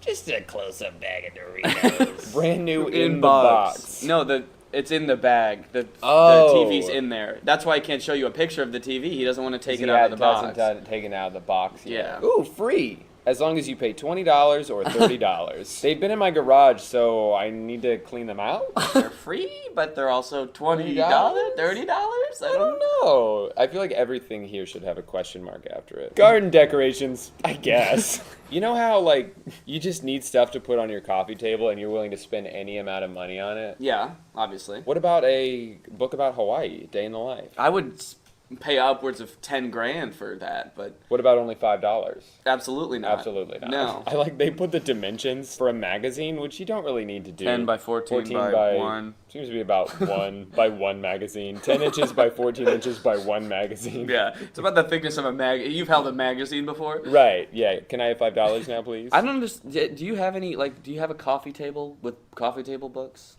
Yeah, but it's not something I would ever spend money. You just kind of accumulate shit that you put on the coffee. Like, I have enough coffee table clutter. Mm-hmm. I'm not really looking to spend money on more. Yeah, my coffee table's just always covered in coffee. Oh, you know what I forgot to tell you? This video is sponsored. Oh, okay, cool. By Dollar Shave Club, which is... I left it at home. You left the whole sponsorship The whole sponsorship at home. Okay, well... I will be right back. I gotta fly back to Orlando real quick. Okay, we're in LA, so that's about what is that, a 7-hour flight? 7 minutes. I'll be right back. Hey, I'm so sorry about that. Hey. Sorry, that took 15 minutes. I'm sorry you were sitting here that whole time. How did you get to Orlando that fast? I don't want to talk about it. Well, guys, thank you so much for watching this episode of. This was another episode of You Still Can't Prove That We're Not the Same Person. We are different people, but this video did nothing to prove that. Mm-hmm. I think that this video is a little bit different than your usual stuff because you usually don't collab, but I think after this video it's safe to say that we can get back to your regular content. Fine, I'll shit in your mouth one time, but Yummy! you gotta stop. The bagel opens up in a rather surprising way. Hey guys, I'm sick. And because I'm sick, I think I'm a little angrier than I normally am. Everything I've eaten today has tasted awful. I slept like shit last night. Also, when I was brushing my tongue this morning, I put the toothbrush back too far, which I do sometimes, and I'll usually gag. But this was such a violent gag, my throat hurt for like 15 minutes. And even though that happened a few hours ago, I'm still pissed about it. God, even this Gatorade tastes like shit. But I wanted to channel all this anger into something productive, if you could call making an angry YouTube video productive. And I want to talk about a video that I tweeted about a few weeks ago, but I don't think the one tweet did enough to sum up what angers me about this video. It's a video that Business Insider made. This woman, what's her name? Eugenia Chang. The headline of the article that they have this video on is a mathematician explains the best way to cut a bagel. And right off the bat, you're probably thinking, but Drew, why can't you just cut it in half? And that's a great point. You can just cut it in half. Usually, we cut a bagel open straight down the middle, and it has a left and a right. Yeah, you could say usually. You could also say always. Cut it along a Mobius strip. It's not going to be quite the same. I'm going to cut the bagel, starting with my knife in this direction. But as I cut, I'm going to turn the knife so that when I get back to the beginning, I'm facing the other way. So I start my cut here, around I go, start twisting, now facing sideways. Okay, I get the idea here. I get that if you go in a circle and you twist your knife, then you're not actually cutting the bagel in half, which I guess is the goal here. The whole goal of this is to not cut the bagel in half. And when I'm done, the bagel opens up in a rather surprising way because it hasn't been cut in half. Exactly. It hasn't been cut in half. And I guess that was the goal of this, to not cut it in half. But here's a question I think everyone in the world has right now. How the fuck are you gonna toast this bagel? They talk about how normally a bagel is cut in half. That's the way normal people do it, but as if that's a bad thing. Like, as if that's not getting the job done. Also, as if people are trying they have their bagels are cut in half and they're trying to put cream cheese on, and they're like getting cream cheese all over their shirt, and like they can't eat it without getting it because they're fucking idiots and everyone's so goddamn stupid. That's the impression I get from this, is that Business Insider, or at least this woman, thinks everyone in the world is a goddamn idiot who can't manage to keep their hands clean when dealing with a regular cut in half bagel. Let's keep watching. Oh, this bagel seems to be delicious. Seems to be delicious? You haven't done anything to it yet. Seems to be delicious. Seems to be delicious is something a robot would say if he saw food for the first time and was trying to convey to a human that he's not really a robot, that he's trying to pretend he's a human. Yes, this food seems to be delicious, right? Right, that delicious, that's the adjective I would use for food, yes. I knew that, I'm a human. Seems to be delicious. It's a Mobius strip, which means that if I take some cream cheese, I can spread it all the way over this bagel without ever taking my knife off except to get more cream cheese. Wow. And you didn't even have to lift your knife, which that's the point. This definitely seems like the most efficient way to cut and consume a bagel. Assuming your definition of efficient is the opposite of the actual definition of efficient, because this would take me 20 minutes to figure out how to cut a bagel like this. And like I said, you can't even toast it. The last time I had a bagel that I didn't toast was, I have never done that. Here's the description of the video. We wanted to know if it was possible to use math to make a delicious, mess-free bagel. So let's focus on the two adjectives that are promised here. Number one, delicious. Two, mess-free. Number one, delicious. Now, correct me if I'm wrong, but does cutting a bagel a different way have any effect on how it tastes? Actually, the only way I do think it has an effect is a negative effect in this case, in that you can't fucking toast it. So yeah, it would taste different. I don't know if not toasting a bagel necessarily makes it more delicious. The second adjective, mess-free, it's almost like they're making fun of themselves at this point. And round there. Oh, and I've met the beginning of where I've already put the cream cheese. Look at this. Her fingers. There's cream cheese on like 3 of her fingers. Hey, but what happened to your promise, Business Insider? You said this is gonna be a delicious mess-free bagel. And I love that, like, they had to have noticed that. I'm sure she noticed it. I'm sure the cameraman noticed. Everyone noticed the cream cheese all over her hand.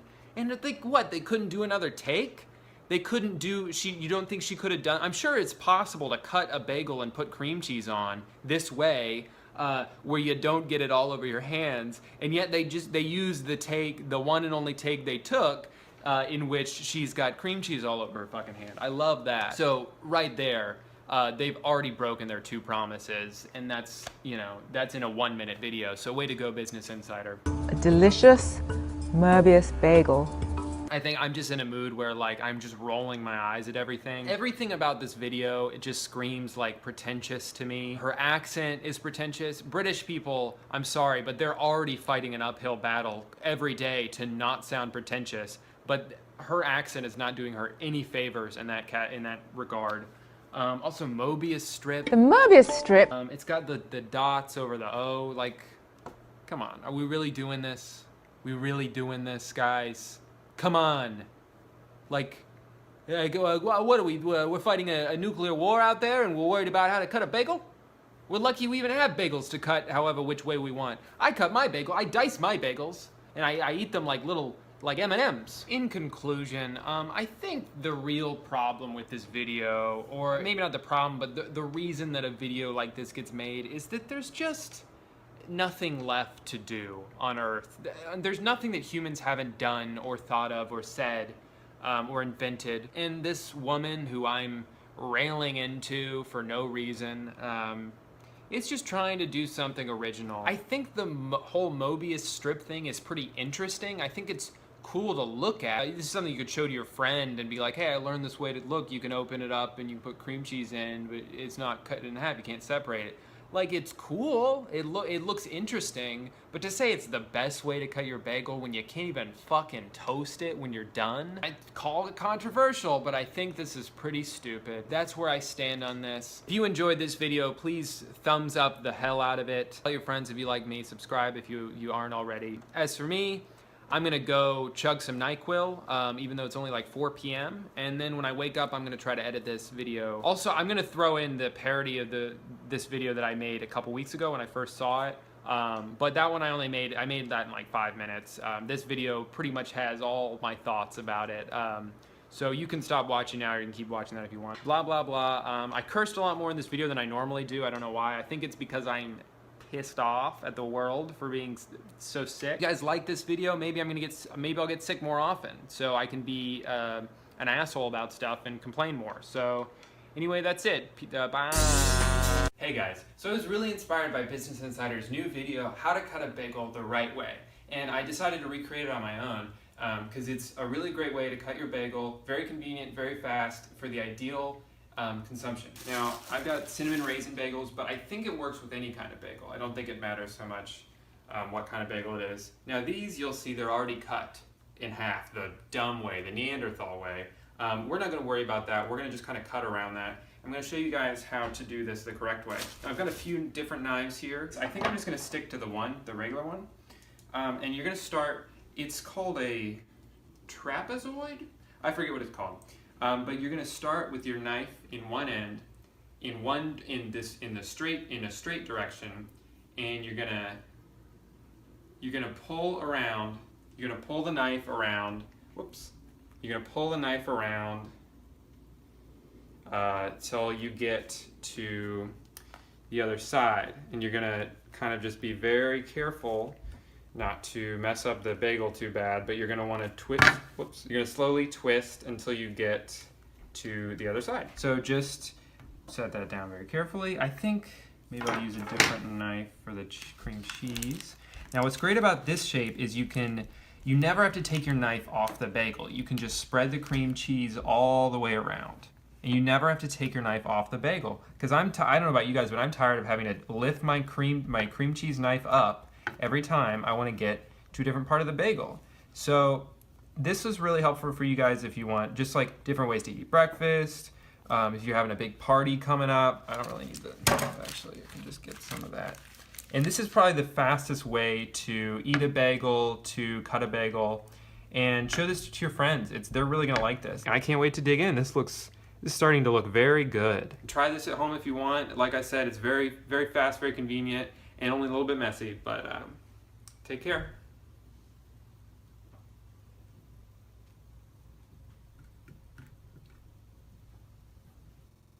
Seems to be delicious. Hey guy, welcome back to 2020. New year, new me? Hell nah. I'm still a little bitch. In the spirit of entering a new decade and looking back on the 2010s and all the fun times we had, I want to start this year off by revisiting some of the topics I've talked about on this channel over the past 3 years and see if things have gotten better or worse or changed at all. And today we're gonna start that by looking back at Edfluence, which was one of the most blatant scams I've ever seen from a YouTuber that weirdly didn't really affect Jake Paul at all. I guess because he was pretty busy with some other scandals at the time. I called him out about it back in 2018, but haven't addressed it since then. And since so much time has passed, I'll get DMs on Twitter every so often asking me to post an update, and I'm also just curious myself to see what has come of his scam, to see if they've done anything to validate the cost or change it at all, so that's what we're gonna be looking at today. First though, let me real quick recap what Team 1000 actually was. Or I guess wasn't, because it was nothing. So in late 2017, Jake started advertising on his channel his new service called Edfluence, where for a small fee of just $7, you could learn all the tips and tricks that he's used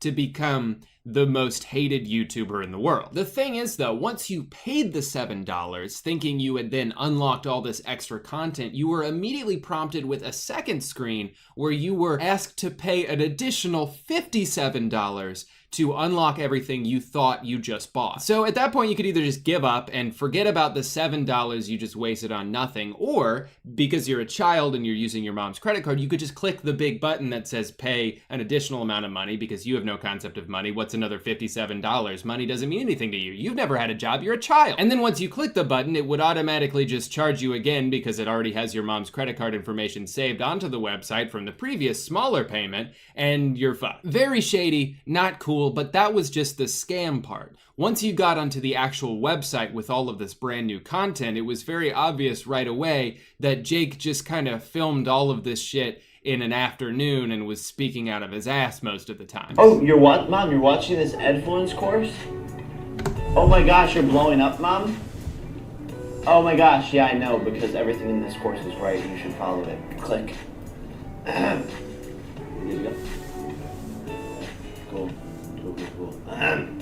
But the most disappointing and confusing element of this website was Team 1000, which is like Team 10, but with more zeros. This was a massive part of Jake's pitch on Edfluence, basically saying that for just a few bucks, you could join Team 1000, which he described just vaguely enough to pique the interest of young fans without really saying what it actually was. And so finally comes the big reveal. Once you've paid $64 to join what you thought was Team 1000, you click on the tab that says Team 1000 only to find out that Team 1000 is coming soon, which is not usually how transactions work. It kind of reminds me of that episode of Nathan For You where he would sell underage people alcohol, but they couldn't actually take the alcohol until they turned 21, except it wasn't as funny when Jake did it. So overall, Edfluence, Team 1000, whatever you want to call it, kind of stinky if you ask me. But it has now been 2 years since I posted this video, which I think puts us well past the window of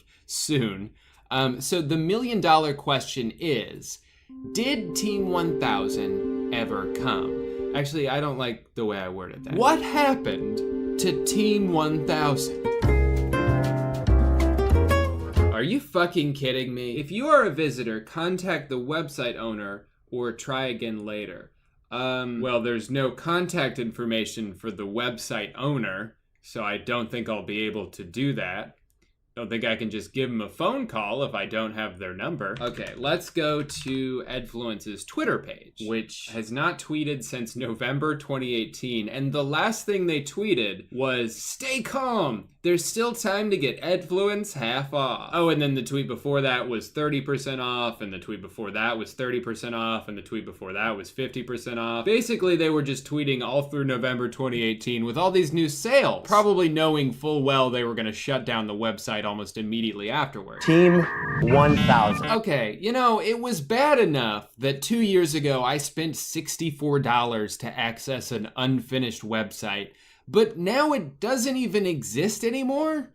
So I can't even retroactively enjoy all the useless informational videos that Jake Paul filmed. There are a couple breadcrumbs we can sort of follow here to get to the bottom of this. If you go to Edfluence's Twitter bio, they advertise another Twitter page, Demeanor, which sounds like the same thing as Edfluence, but maybe they just rebranded. Learn from the people you love, online courses taught by influencers. So it sounds like maybe they expanded Edfluence to include influencers besides Jake Paul, sort of like masterclass, but taught by idiots. All right, so let's visit demeanor.co because it seems like Edfluence no longer exists. Demeanor is a platform for influencers to make and sell their dream products. Tell us your vision and we'll make it happen. All right, sounds legit.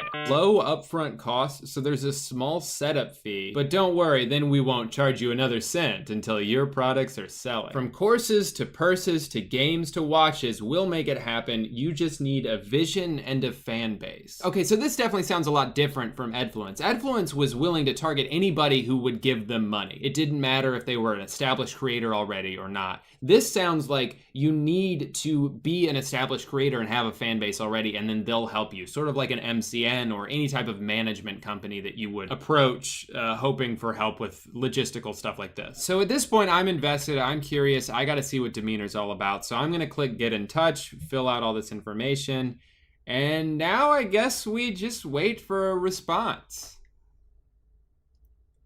This could take a while. All right. So it has been one whole week since I sent that request, and the response I got was nothing. I'm really not surprised at all. Actually, after a couple days, I submitted another application pretending to be Summer Rae, that butt girl on Instagram with like 20 million followers. I thought it would have been a really good fit. I wanted to sell hats with her butt on it, and it would say, "What's that smell? It's my butt." Weirdly, that great idea wasn't enough to elicit a response, so I'm just gonna assume that no one works at Demeanor anymore and they don't exist. So we went from Edfluence to Demeanor to nothing in a matter of 2 years. I'm so interested in this. I don't know why more people aren't talking about this. How could you just like sell something and then act like it's gonna keep growing and you're gonna keep expanding, and then you never make good on the promises you made, and then get rid of the unfinished version of it? But that's Jake Paul in a nutshell, the ultimate internet salesman. He's not a creator, he's a salesman, let's be honest. He's a business person who's just always trying to sell a product,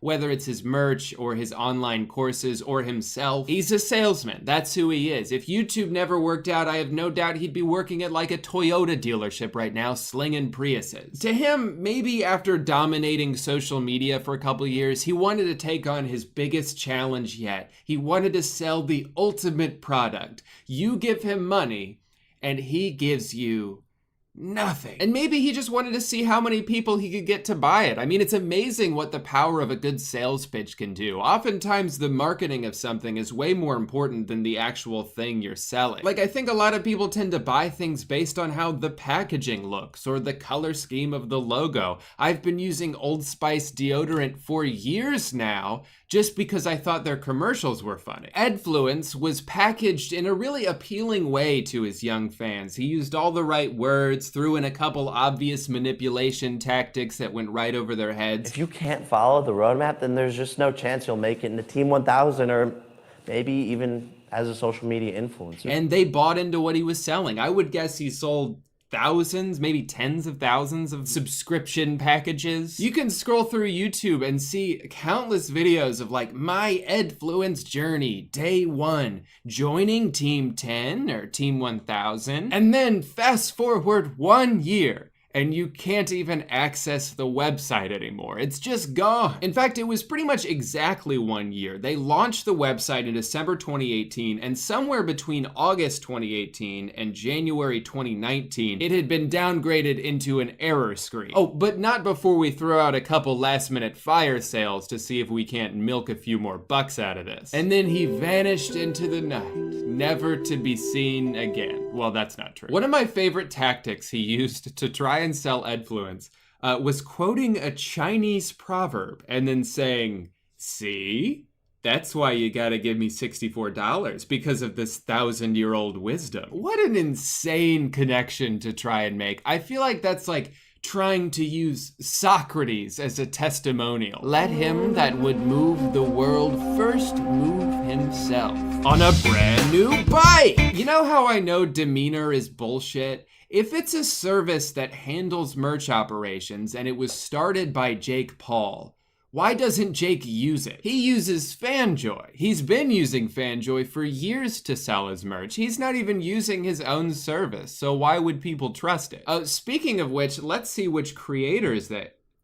Okay, I'm starting to notice a theme here. Well, I don't really know what to say about this anymore. I mean, the fact that they have just gotten rid of Edfluence is sort of a fitting end to the saga, but also it just means I don't really have anything to react to. Before we wrap things up though, I did say I wanted to revisit a few things I've talked about in the past, not just this. And although scrolling through my past videos, there's not a lot of things that are that interesting to me in terms of doing a follow-up. One of my favorite videos I've ever made was called Why Did You Think This Would Work? It was about a bunch of apps where people were frustrated that they didn't work, even though any rational human being would be able to tell you, of course it wouldn't work. It's an X-ray machine. That being said, I've downloaded a couple pregnancy tests on my phone, and we're gonna find out together if I'm currently with child. Looks like all I have to do for this one is start testing by clicking this blurry ass button. Sorry, just like when you buy a regular pregnancy test that you pee on, there is a mid-roll ad. Okay, now it's gonna scan my finger. Is it,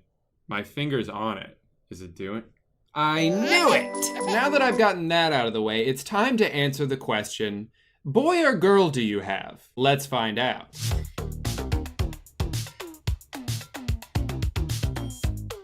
What is this? Oh, that's my stomach. Also, what's this right here? If this is my stomach, is that my dick and balls? I knew it, it's a girl! A beautiful, fetus girl. Wait, this developer also has an app called Baby Thoughts Simulator.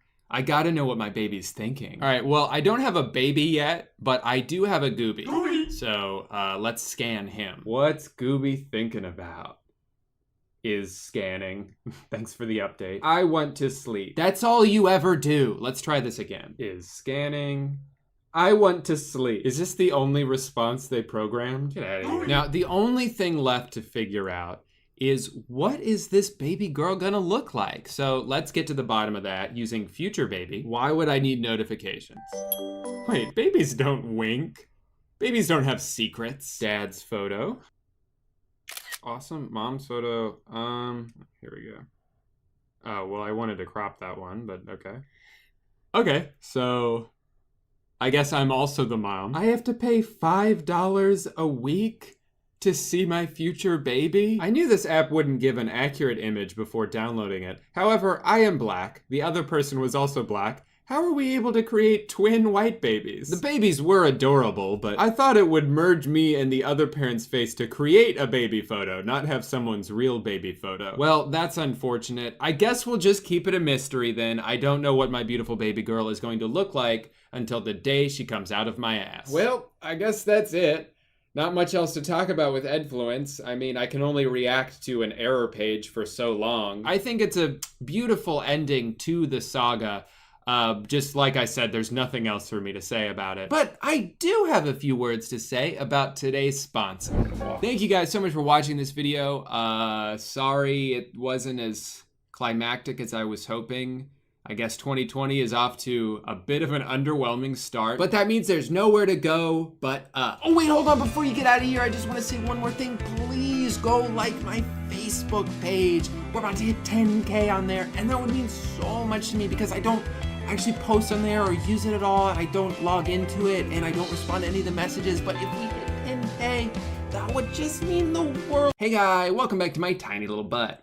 One of the first commentary videos I ever made was about a Facebook magician named Rick Lax, who exploded onto the scene by tricking millions of normies into thinking that he was reading their mind, when really he was just doing math. Now, for a long time, Rick had completely disappeared off my radar until a few weeks ago when he went viral on Twitter with some pretty insane new tricks. For some reason, all of them involved pouring Red Bull on top of other things. I suppose by now he's run out of simple math tricks to do, so he's moved on to chemistry? I don't know, seems a little random, but he does possess magic, so I will not doubt him. I'd like to think that most people watching these clips would stop it halfway through and say out loud, this is fake news, I'm watching a lie. But scrolling through the comments on Facebook, where holy fuck, this has 178 million views, you can see a lot of people buying into it without much thought, which is par for the course. This is Facebook. This is really eye-opening stuff. I never thought energy drinks could be so harsh. I'm never drinking energy drinks ever again. Indeed, it is eye-opening. Eye-opening Facebook, and now eye-closing Facebook. But you know what? I've clowned enough on Rick in the past. I'm gonna give him the benefit of the doubt here. So while I was planning my last video, I decided, you know what? I'm already doing all this DIY shit. Might as well pick up a couple of Red Bulls and take it upon myself to recreate Rick's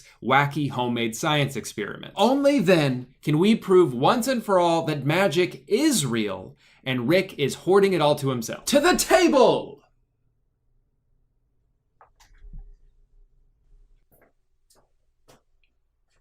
Hi. As you all can see, I've brought with me today an assortment of crafting equipment. You'll notice there's no hot glue gun.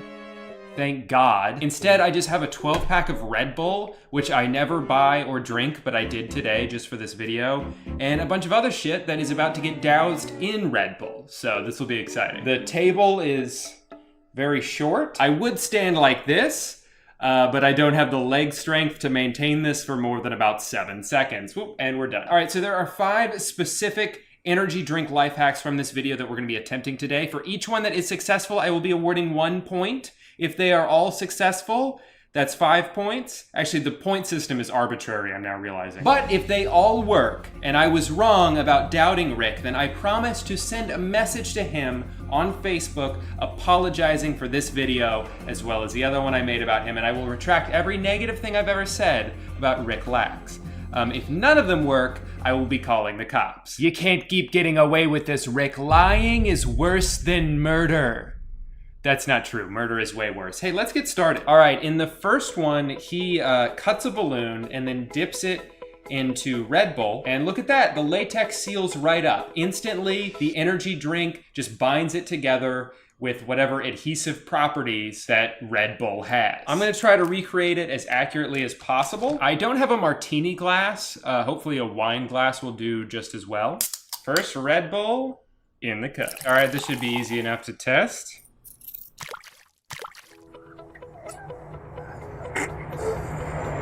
Let's try another dip. I think you have to do it twice. He didn't say that, but that's what I'm assuming.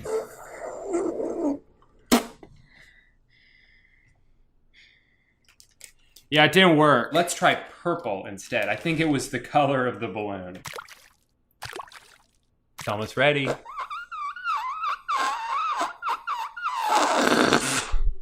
Yeah, it's not working. Don't worry, guys. That was just a fluke. I think the other 4 are definitely gonna work. This is Rick freaking Lax we're talking about here. He's never lied to anybody. All right, so for this one, spray fruit and vegetables with cooking spray. And would you look at that? I have fruit and vegetables. I'm sure I could just reuse the wine glass for this, but for maximum authenticity, I will be using a cup, because that's what he says. I don't wanna change any variables here. This is science we're working on.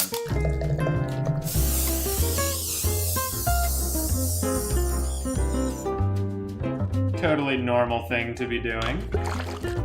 Oh no, it's so slippery. All right. Wait, let me get my legs into this. I mean, I squished it a little bit, but that's because it's a lemon and it's already a little bit squishy. The real test is gonna be one of these bad boys, which are so slippery right now. I'm wondering if I'll ever be able to hold anything ever again. I'm just glad I get to do this again. And this one practically has a built-in handle.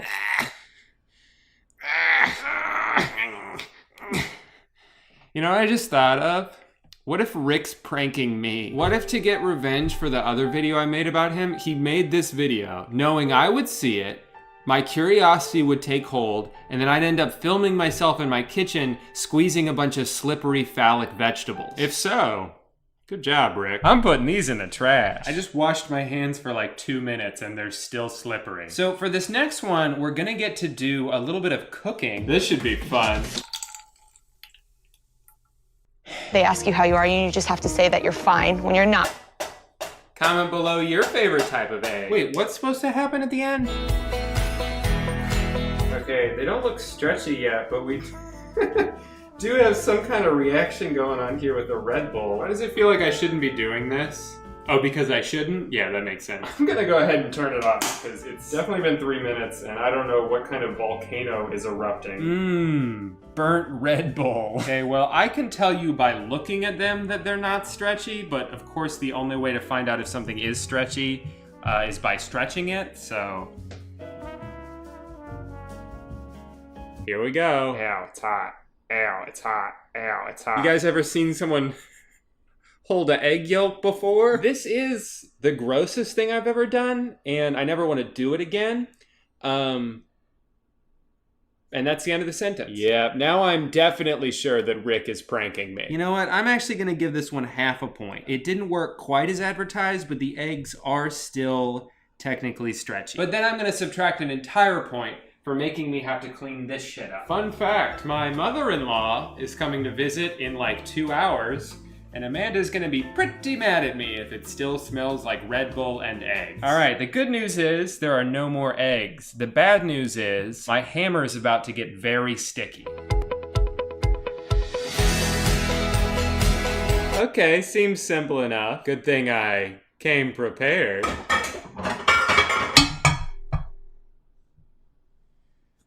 When you're not really fine, but you just can't. I love it. I love to do this. This is kind of like ASMR, except bad. So it's exactly like ASMR. Just when I thought this couldn't smell any better, we're now adding vinegar to the mix. Best day of my life. The hammer is wet. The kitchen is stinky. Time to see if the hammer is rubber. Moment of truth. Is it gonna be bendy? No, of course not. Why would I even think that it would be? By the way, this video now has 186 million views. Why? I've smelled a lot of bad smells in my day, most of them coming from my own body, but this takes the cake. A very stinky cake. A fun joke I've liked to do on this channel for a while is when I react to something silly that didn't work, is I'll put a card up recommending my video, why did you think this would work? Just a fun little meta joke I like to do, mostly to make myself laugh. I could have done that 4 times so far in this video. Don't worry though, I think I've saved the best for last. In this last clip, Rick is attempting to tackle one of man's most pressing issues, bread and its lack of portability. Well, I got my bread here. I wonder what the other secret ingredient is. Red Bull? You don't say. Honey, how come the hammer's in the sink? I don't know. Who are you? You don't sound like my wife. When I get done with this bread, it's gonna be so portable. Oh, the places I'll be able to go with this bread. When the bread's too big to fit in your pan for your life hack. Perfect, I can just use this weird tray that was already in the kitchen when we moved into this apartment. All right, bottoms up, guys. Not only can I take my bread with me anywhere now, but it's gonna be all soggy and taste like the worst drink. That relatable moment when you regret your choice. Coat both sides. Yeah, good point. I'd hate not to be thorough. Now the moment of truth. I'm gonna take my wedding ring off because right now I don't deserve to be married. Oh, it's really working, guys. I'm doing it. I'm making the bread portable. Oh, guys. Today, we celebrate our Independence Day.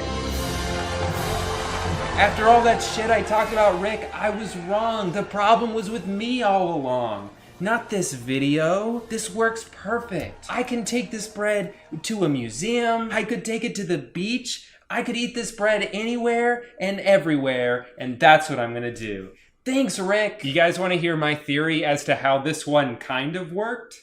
'Cause the bread got wet. But hey, that's just a theory. Wait, hold on. The content is no longer available? Is Rick watching me right now? It all makes sense. This was his plan all along. He's had his eyes on me. There's a camera in here, isn't there? Come out, Rick, wherever you are. He planted this seed and then watched as I watered it with Red Bull and vinegar. And now that his bidding is done, he deleted the video, so I don't even have proof that it ever existed. Did it ever exist? Am I asleep right now? My light turned off. Well, I can already see all the comments about how I seem like I lost my mind in this video, and that's because I did. I don't even know how to end this video. It's all dark now because the light turned off. It still stinks in here. Well, guess the only thing I can do is eat the bread. All right, thanks for watching, guys. So I've gone back and forth on how I feel about this. At first I was mad at Rick for making me spend like $20 on Red Bull and a wet baguette, but then I thought about it and I actually started to appreciate what he's doing here. Obviously, these were not going to work, but the fact that he even made me feel like I had to disprove him is a success. Rick isn't a scientist, he's a magician, and these are just illusions. Like, I don't know how he did this balloon thing, but he certainly made it look like he cut the balloon and then the Red Bull fixed it. It's at least better than staring into the camera telling me that my number I subtracted 2 from is 2 less than the number I had before, and so I have to share the video because of it. He's adapting, he's improving his craft, so all I have to say is good for you, Rick. But then I thought about it some more and I got mad again. This fucking hammer was just rubber the whole time. That's why he's barely tapping these cans. This vegetable was just rubber the whole time. These eggs are... Oh, wait. I guess those are real eggs. Just kidding, because he cut to a news shot where he replaced them with rubber eggs. Come on, Rick, you're like 40 years old and you're playing with kids' toys pretending that you did magic just so you can go viral on Facebook? It's not all bad though. There are some positive stories to come out of this. I read this very inspirational message in the comments. Don't underestimate the power of energy drinks. These are my before and after pictures from when I never drank them to when I drank 3 a day. It was a lot of hard work and positive thinking too, so the energy drinks can't take all the credit. And these are the pictures. Well, I hope we all learned a valuable lesson today about how you can't believe anything you see on the internet because all of it's a lie. Except for, and I'm so glad I make my clone do all the brand deals for me, so I never have to advertise anything. Well, thank you guys so much for watching this video. I hope you enjoyed it. Remember to give a thumbs sideways if you are indifferent about it, and I'll see you tomorrow with another video about cleaning my feet. Bye! Hey guy. Sorry I haven't posted a video in a while. I went to Europe on vacation, but we accidentally locked our keys in the car, so we had to swim back. Boy, are my arms tired. Oh, come on. That's the best you could come up with? It's been like 2 months, man. You suck. Ah, shit. In case you didn't hear, the Writers Guild of America went on strike this month for the first time in 15 years. As a result, shows like Saturday Night Live, The Daily Show, and Late Night with Jimmy, and Jimmy have ceased production until negotiations are agreed upon. The longer the negotiations take, however, the more shows will be delayed and affected. It won't just be daily talk shows, it'll be entire seasons of your favorite Netflix show. And for the shows that insist on powering through without writers, it will have the potential to completely tank the entire series, because that's what happened last time, and there's a very good chance it's going to happen again. If you don't remember the 2007 writers' strike, it was a weird time for TV. Scrambling to come up with new programming without being able to employ writers, a lot of networks started doubling down on reality shows, which really altered the landscape of television for years and years after that, even though the strike itself only lasted about 13 weeks. I mean, TLC started just falling around families with a bunch of kids for a while. That was kind of weird. The Apprentice went from being nearly canceled to one of the most popular shows on TV, which I'm sure didn't have any political ramifications about 9 years later. But maybe worst of all, they started airing Price is Right at night. A lot of scripted shows at the time basically imploded from the strike. Seasons would be cut short, or instead they'd just try to keep on making them without the writers, and that was usually a disaster. The one I personally remember being affected the most was Heroes. This show was so fun to watch when it first came out. It felt like a big event that like everyone was tuned into. But starting out, it was very similar to Lost's first season, where you've got like this huge ensemble of characters, and as it goes, you kind of spend each one episode fleshing them out each individually, and you start to realize how they're all intertwined. I remember the finale being like hinted at from the beginning, so you kind of knew where everything was going to converge, but you were still fascinated just to see how they would get there. Also, the main villain of the show could cut people's heads open by pointing at them, and that was cool as hell. So when season 2 started, the showrunner developed this big vision for everything that would come, but had to slow things down for a bit, set up some new characters and plot points, get the ball rolling on that. And it was a little confusing, but you felt like it was all leading to something. until the writer's strike hit. Suddenly they have to scramble to condense 12 episodes into a 2-part finale, and what was already a little bit of a mess only gets 100 times messier. All of the momentum the show needed going forward was gone. A lot of these new characters got so little airtime, but then became integral to the story, and in the dust was left a show that ultimately survived the strike, but never fully recovered from the damage. Most movies weren't affected nearly as much as scripted TV was, but the ones that were hit hard. Quantum of Solace was shot with very little script and obviously no writers on set. So they just had Daniel Craig improvise lines that he thought James Bond would say, and we'll fix it in post. They did not fix it in post. Transformers Revenge of the Fallen began filming with no script, just a 14-page outline written by Michael Bay himself. But honestly, knowing Transformers, 14 pages actually kind of seems like a lot. I can only assume he was using a really big font. But as rough as things got for the movies that bombed and the shows that got canceled, these failures were ultimately necessary for the Writers Guild to win, because they were able to prove the value that they had to companies who seemed to think that they didn't have any. All it took was hundreds of millions of dollars in lost revenue for Universal and Paramount to be like, wait, if we don't have writers to write the shows, then we can't make any shows, and then we can't make any money off the shows? Why didn't you explain it to me like that in the first place? So eventually their demands were met, the strike ended, and the producers and writers lived happily ever after. Until like 12 days ago. The WGA is striking again with a few main bullet points. They're trying to stop production companies from continuing to shrink writers' rooms. They're fighting to be paid residuals for streaming shows rather than just a day rate. And they're fighting to keep AI out of the writers' room altogether, because as much as Silicon Valley tech bros look at ChatGPT with dollar signs in their eyes, it completely undermines writers and really the entire point of art in the first place.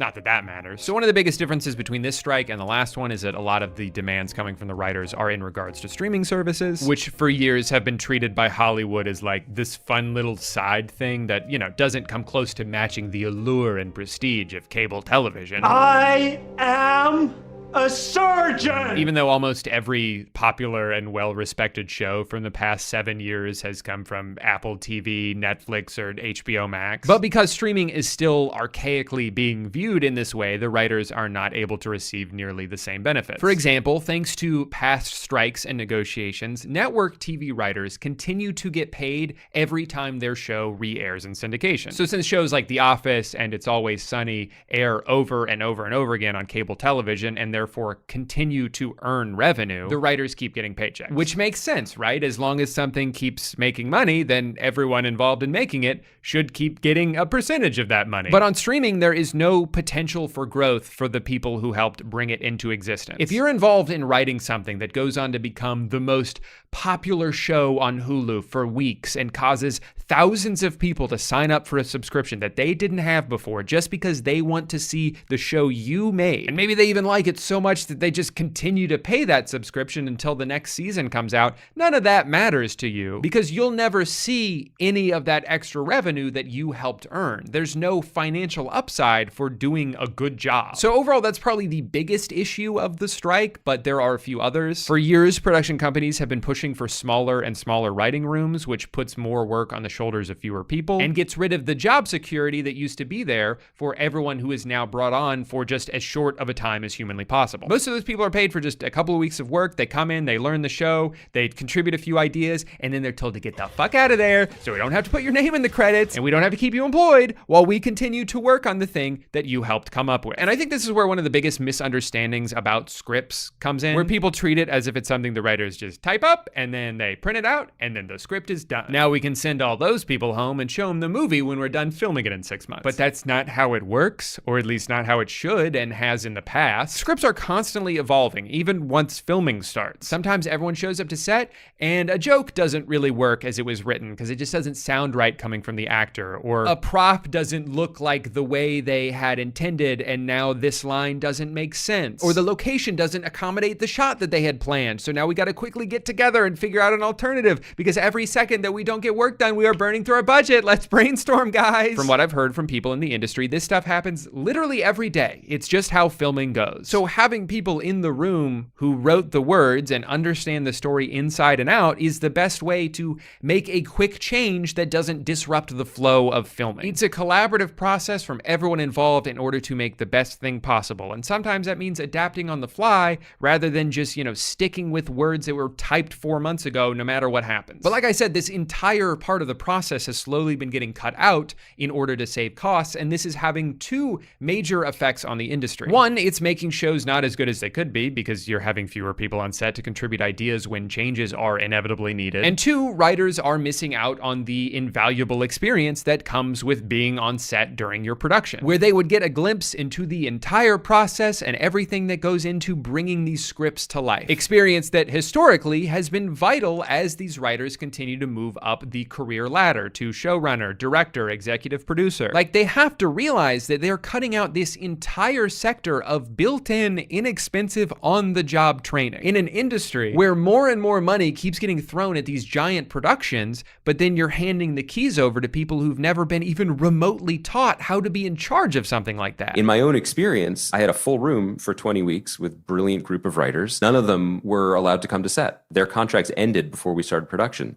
So they're all technically writer-producers. Some of them had the title of producer, but they were not welcome to set to produce their episodes, which is both robbing the show of their perspective. But your point is, it's robbing the future of the industry because the things you learn on set are completely different than what you learn in a room just writing scenes that don't cost anything and you can put them anywhere you want. And then you end up with this continuing cascade of problems, right? Where like people are suddenly given a chance to make their own show as they should, but they don't have the experience on set and they're set up to fail. So ironically, what's going to happen is there are going to be more and more issues that arise on sets, expensive issues that result in reshoots and delays and extended post-production timelines. And before you know it, all of the money the studio was trying to save by pinching pennies at every corner is just gonna burst into flames anyway. I read that even one day of reshoots can cost like $250,000 when you have these writers who are just trying to stay employed for a few extra weeks so they can help out on set where they could have helped prevent the reshoots in the first place. Almost 100% of the time, it would have been cheaper just to pay them. It's so stupid. You've got the real life embodiment of Kendall Roy out here making business first creative decisions that make shows worse and then lose money anyway. So in my opinion, everything the WGA is fighting for is more than fair. Everyone deserves to be paid what they're worth, and there's absolutely no reason in this situation to be rooting for the CEO of Warner Brothers who can't even seem to figure out what they want their app to be called. And yet, even though to me it seems like a no-brainer thing to support, that hasn't stopped some of the dumbest people on the planet, Twitter Blue subscribers, from sowing discourse. Like, there's this weird thing where people seem to assume everyone in Hollywood is filthy rich just because the industry they're a part of is. But on average, writers are earning less than they did 10 years ago. Writing jobs don't last nearly as long as they used to because seasons are significantly shorter now, and no one wants to keep the writers around once they feel like their job is done, even though it's not. In the past, residual checks from previous gigs would keep them afloat in between jobs, but without that,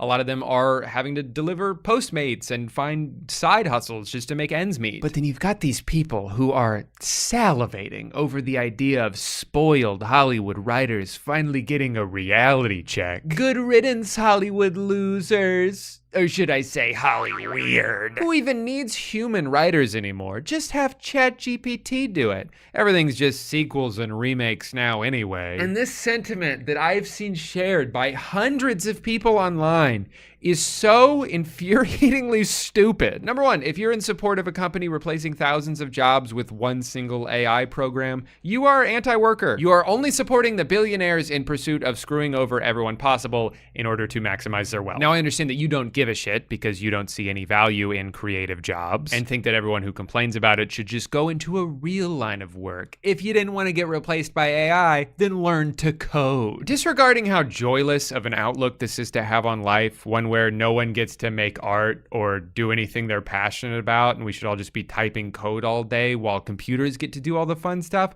what makes you think only writing jobs will be replaced by AI? They're not going to stop at the jobs that you don't care about. They're going to replace all of the jobs. I think we should be in support of any workers who are fighting to prevent this from happening, but you seem to be so distracted by this one tree that you've yet to notice the forest you're standing in. Number two, the idea that everything is just a remake or a sequel now anyway, so it's not like these writers are even coming up with original ideas. Yeah, there's a lot of rehashed IPs in Hollywood. Guess what?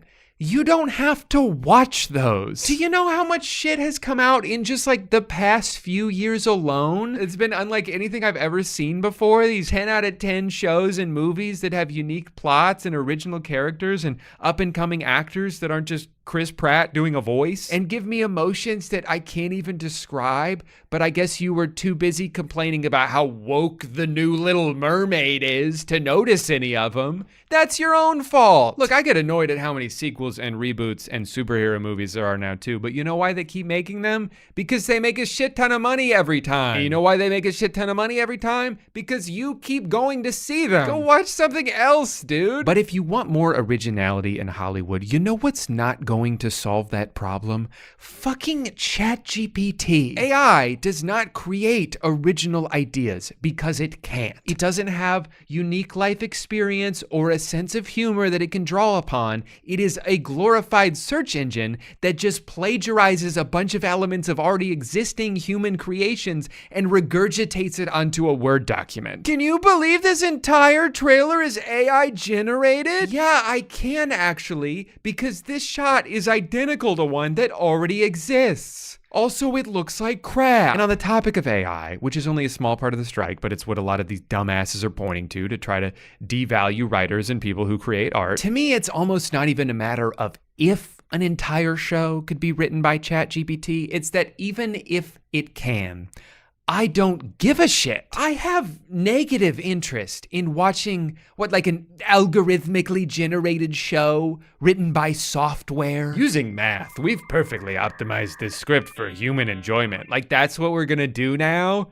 No thanks. I like watching TV and movies because they're a celebration of human creativity. I want to see people tell stories about their lives or turn hard times into art because it's incredible that it's even possible to do that. And when you see something that resonates with you and speaks to a part of you that you've never quite been able to put into words and makes you feel emotions like that, that's that good shit. And then you get done watching it, you can look up behind the scenes videos and interviews with the director and the writers and figure out like how they filmed this crazy shot or how they came up with the idea for the ending. Like I just think it's one of the most beautiful things that we as a human race have created. And I can't even relate to the mindset of someone who's like, yeah, but my computer could do all that. Like, I have nothing in common with that person. And to the people who treat every writer like they're the scum of the earth because they didn't personally enjoy one show, I don't think you realize that a lot of the changes that have been taking place throughout the streaming era, you know, the things the union is striking against, are contributing factors as to why you might not like a show as much as you used to. If there are fewer writers in the room, then the writers they have get stretched thin. If writers aren't paid to be on set while they're filming, then the shows are going to suffer. But most importantly, if someone can't afford to pay rent from doing their job and they have to waste all their time and energy on side hustles just so they can barely afford to eat, they're not gonna do as good at the job. And that goes with any industry. Obviously, if you take care of your employees and give them all the conditions they need to succeed, the work will be better. And then when the work is better, more people talk about it and it makes more money and then everyone wins. It's so simple. Why are we against this? Just so one guy can have a third helicopter? That's the side you're on? He's not gonna let you ride it. He doesn't know you. It blows my mind that because of a handful of crappy remakes you've seen, you think every single writer in Hollywood is some millionaire hack looking down on you from their golden throne of infinite money. No, that's the people they're striking against. At the rate things are going, writing will not be a viable career path much longer. The only people who are gonna be able to afford to do it are 22-year-olds with rich parents. And I don't wanna watch those shows. I hate 22-year-olds with rich parents. So if you want TV to get better, you should be on the side of the people who are best equipped to make that happen. The last thing I'll say is that if you watch this video and you thought, well, I sympathize with the writers here, but this kind of thing is happening in every industry. The economy's in shambles, everything's more expensive now, and wages aren't going up to offset that. I agree. all of that is bad. I'm only focusing on this specifically because it's something that's happened before, that I was interested then, I'm interested in now, and it's actively going on as we speak. I hope the writers win this, get everything they demand, and then it inspires other people to do exactly the same thing. Imagine if every public school teacher in the country went on strike at exactly the same time. Society would crumble in like an hour. Their demands would be met instantly. It's a perfect crime. Anyway, thank you so much for watching this video. I'm gonna put a bunch of links to Twitter threads and news articles and podcasts and things that helped me write the video. One thing in particular, there's like a 7-page document written by a showrunner named Eliza Clark about how to be a writer on set, coming from someone who has years of experience being a writer on set. And I thought this was fascinating, like a really insightful look you don't normally see into everything that goes on behind the scenes. How many decisions need to get made, how many people are involved in making those decisions. I don't know, really interesting stuff. Hey guy, the rumors are true. I've been a victim of identity theft. Turns out there's some guy going around pretending to be me, and he's older than me, and he's taller than me, and he used to play basketball with LeBron James. You know who I used to play basketball with? No one. Because when I tried out for my 5th grade basketball team, I missed all 10 shots, and they have not gotten back to me yet. Fingers crossed. I've had to deal with the comparisons my entire life. Oh guys, look, Drew Gooden's on the cover of a PS2 game. Wow, that's so cool. What's the other one doing? Oh, he's peeing his pants? Gross. Drew Gooden just got drafted to the NBA, 4th overall. He's gonna make so much money. Are you peeing a different pair of pants? Go to the bathroom. There's a regional chain of quick service Mexican restaurants called Tijuana Flats, and his picture is hanging up in every location. You think I'm trying to look at that every time I go in on a Tuesday to get 2 tacos, chips, and a drink for $5.99? No. I'm trying to get 2 tacos, chips, and a drink for $5.99. I don't need the comparisons right now. I'm hungry, and god damn it, I just peed my pants again. Sorry about that. So, I've actually wanted to make this video for a long time. The 2 most common DMs I get are, bro, I just saw a Roadwork Ahead sign. Did you know they have those in real life? And then the other one is usually screenshots of Google searches where people are looking up like Cody Ko or whoever, and then Google's like, hey, did you also want to look at this guy? You know, the guy from YouTube? And it actually is kind of confusing sometimes because even though I like to think that I can tell us apart, Google uses our information interchangeably. So if you search Drew Gooden height, it's his height. I'm actually about 5'3", but if you search Drew Gooden age, it's my age. But then if you scroll down a bit, when was Drew Gooden born? September 24th, 1981. That's why he's 38, and that's why he's 26. People also search for Danny Gonzalez, 25, Cody Ko, 29, and Danny Gonzalez, 44. One of the biggest disparities between us, besides everything, is net worth, where the other Drew Gooden played in the NBA for 13 seasons and made over $75 million. I didn't. It's almost a little sad for me to Google my own net worth and have it be so many decibels off. Technically, there is one thing we do have in common. Now that he's retired from basketball, he is a part of the Washington Wizards broadcasting team. I know because I snuck a pic of the back of his head when I was at a Magic game this year. Not to brag or anything, but my point is, he does commentary for NBA games. I do commentary on YouTube. I'm just saying, it's pretty crazy. We are 2 different people tore part 2, anyone? Sorry, Danny, you've been replaced. Now, there's 2 reasons I want to make this video. One is to clear up the confusion. People mention this a lot, and even though they're already on Google when they find it, and they could easily just Google a little bit more and figure it out, I'm just clearing things up for you so you didn't have to type 1 extra sentence. But the real reason I wanted to make this video is because I have found several articles written about me, and there is nothing funnier to me than reading factual information about myself that is entirely untrue. So one of the weirdest ones is TrendCelebsNow.com. On TrendCelebsNow.com, he is one of the successful YouTube stars. He has ranked on the list of those famous people who were born on October 26, 1993. This one's really funny to me because it lists all these stats about me. Things that, like, I don't know who would be searching for. I don't know who needs this information. Height, not available. Weight, not available. Body measurements, not available. Eye color, unknown. Hair color, unknown. Gee, if only there was somewhere you could go on the internet where you could see what I look like. Estimated net worth in 2019, $21 million. Previous year's net worth, $21 million. Annual salary, under review. I like that it's not just unknown, it's under review, as if they have like a team of researchers working around the clock trying to figure out how much money I made. Does Drew dead or alive? As per our current database, Drew Gooden is still alive.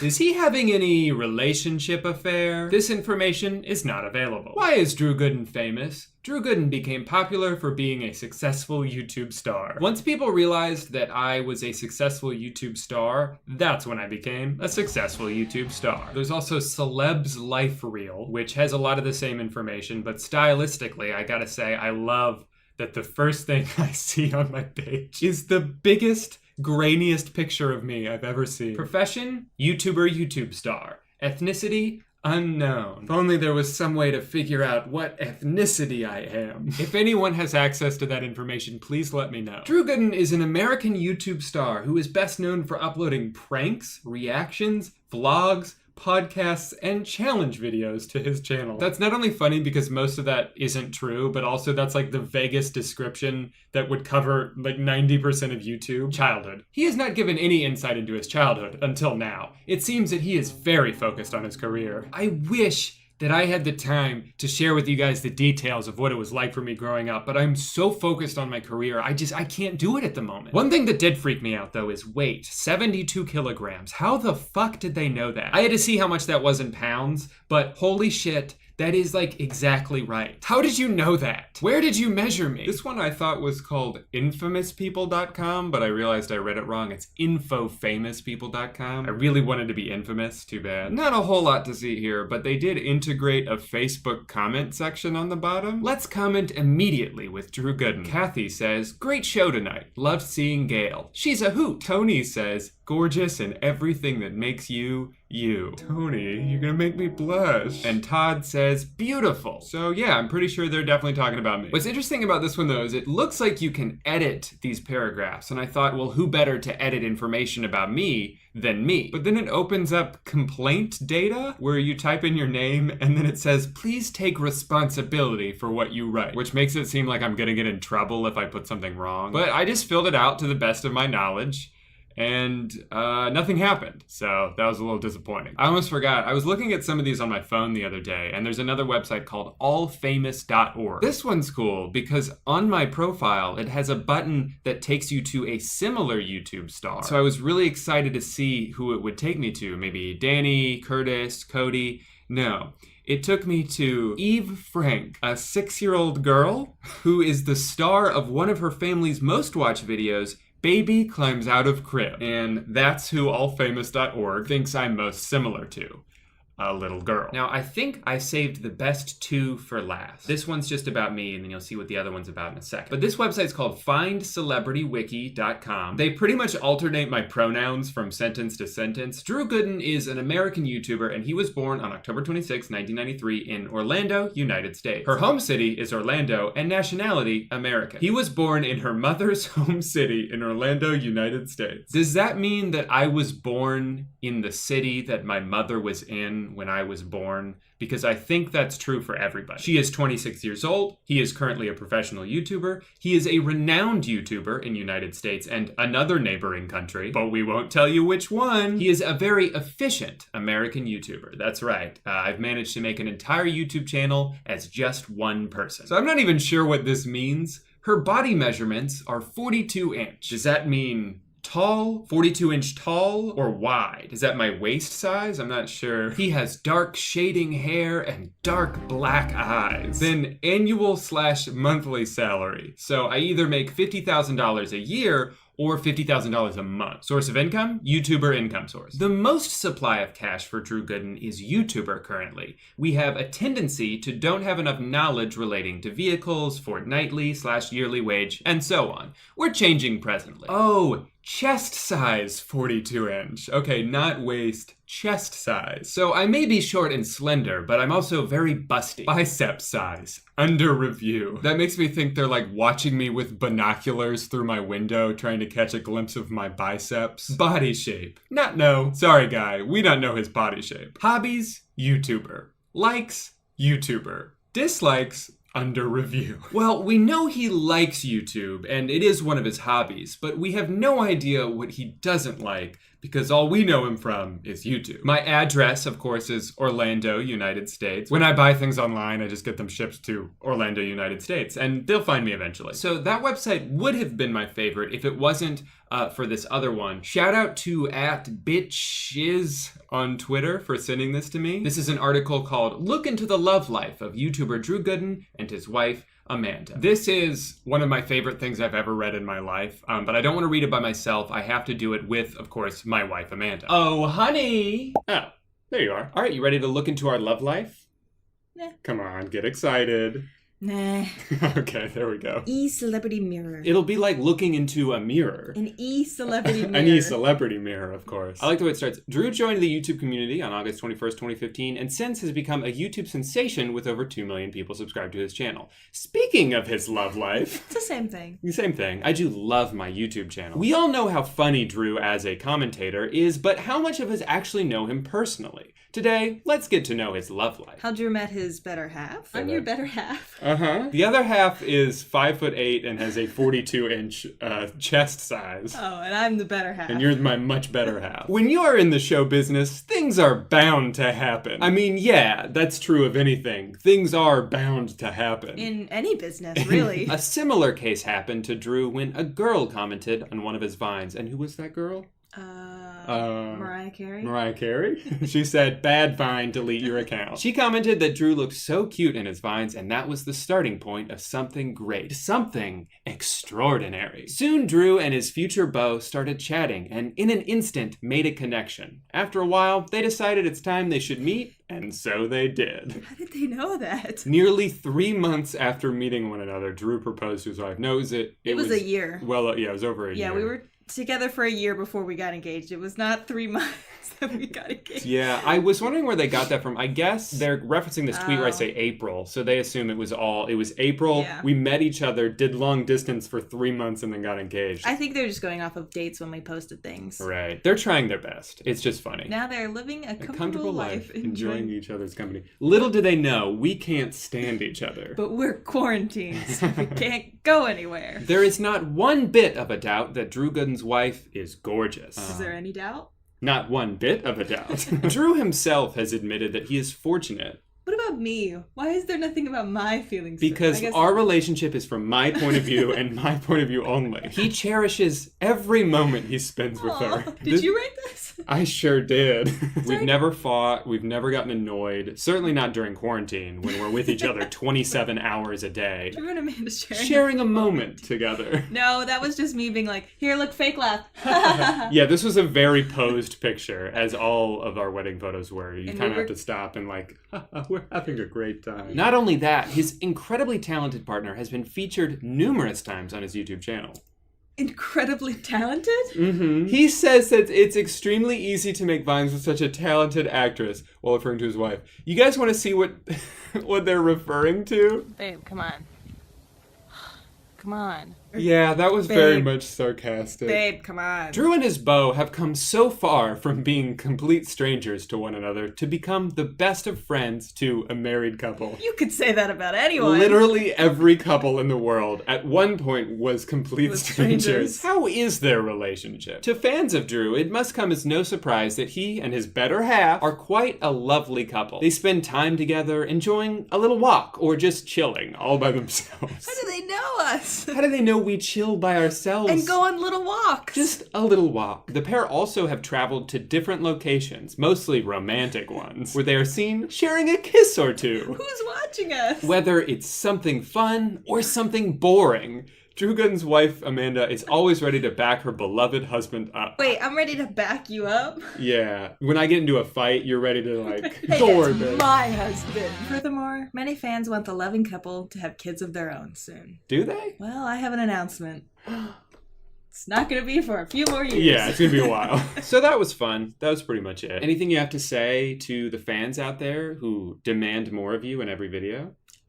Follow me on Amanda is Gooden. Oh yeah, she made a new Instagram. Amanda Gooden. I'm part of the Gooden family. Mm-hmm. Yeah, we're finally married. You want to go ahead and leave people with your famous catchphrase? Babe, come on. Come on. Well, we've gotten to look at a lot of interesting websites today. How about we learn how to make our... that's better. Well, I'm gonna go ahead and wrap things up here because it is so dark outside and it's only 3 p.m. But that's what summer is like in Orlando, United States. Thanks everybody for watching my video. If you ever find a weird website like this written about me, an article or some biography or whatever, send it to me. I love reading these. This was a really fun video to make. But until then, I must bid you adieu and turn off my camera. All right, bye. If you grew up in the mid-2000s like I did, then you probably remember the absolute chokehold that Guitar Hero and Rock Band once had on our society. I don't know if it was just because this box became the default Christmas present for most children in 2007, but Guitar Hero 3 was the first video game to ever pass $1 billion in sales, roughly the equivalent of 500 wireless controllers. But that means that in the span of less than 3 years, Guitar Hero went from not existing at all to becoming one of the most financially successful video game series ever made. In 2008, both Guitar Hero World Tour and Rock Band 2 came out. These games added other instruments into the mix, like a microphone that turned your living room into a karaoke bar, and drums that turned your downstairs neighbors into people considering arson. Together, these games sold over 6 million copies, and with endless possibilities for expansion, it seemed like these two franchises would be staples of the video game industry for years, if not decades to come. So what the hell happened? I guess in a perfect world, you would have just had to buy one game that you could continue to expand your library of songs on through reasonably priced DLC. Unfortunately, that is not the world that we were living in. Instead, Activision and EA chose to release full-priced games, not even once a year, every couple of months. Games that cost 60 American dollars and sometimes only featured songs from one band. All of these games came out within 2 years of each other. It was like they were determined to oversaturate their own market as quickly as possible, and most fans just couldn't keep up. Look, I was 15 in 2009. I didn't have $300 to spend every year so I could pretend to play the guitar. I had $3 to spend every year, and I used it to buy iced tea from 7-Eleven. These companies were led by people who expected to keep making $1 billion every time they put out a game, not considering the fact that most of those sales numbers came from the overpriced instruments that you only needed to buy once. We just wanted more songs, man. I don't need a different fake guitar. But despite now being dead and buried for the better part of a decade, there's been a little bit of a nostalgia-driven resurgence for Guitar Hero lately. There's a pretty dedicated online community that plays their own modded version of the game. The controllers are still just as expensive as they ever were, although that's more of a supply and demand issue. And when I went to a barcade a couple months ago for my friend's birthday, it was one of the only games that you had to wait in line for. That's right, Guitar Hero fever is back, baby. And you might want to call a doctor because I'm showing symptoms.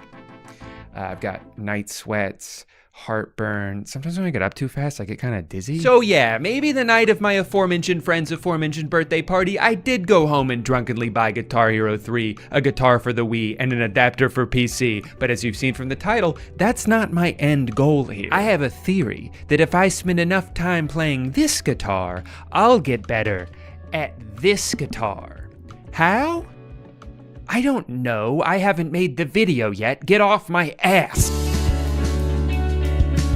I've been playing the guitar for a little over 10 years now, which sounds impressive, as long as you don't ask me to play an E minor chord. I don't know what that means. Or a pentatonic scale. I don't know what that means. Or to point to a guitar. Is it this one? No, that's a lamp. Starting out, there were a lot of things I skipped that I probably shouldn't have. I didn't take lessons, I didn't learn scales, I certainly didn't learn music theory. What, do I look like a nerd to you? Don't answer that. I would just look up tabs for songs that I wanted to learn and then just keep practicing until I could play them. Tabs are great because they're like sheet music for idiots. Like, I have no idea what this note is, much less where to find it on the guitar. But if you just tell me which string to play and where to put my finger, it's pretty hard to mess that up. Most of the songs I learned starting out were just like simple arpeggios. Really, you can do a lot on the guitar just by playing 3 strings at a time and barely moving your hands.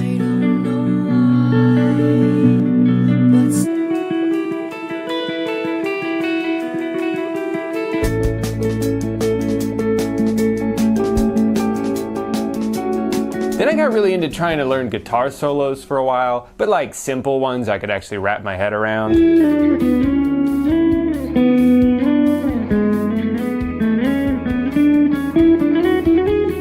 I can never really do that part. What's cool about learning a guitar solo though is that they tend to use like every note that works in whatever key the song is in. So once you memorize that, you kind of know where all the notes are that work with the song, and then you can just play whatever you want.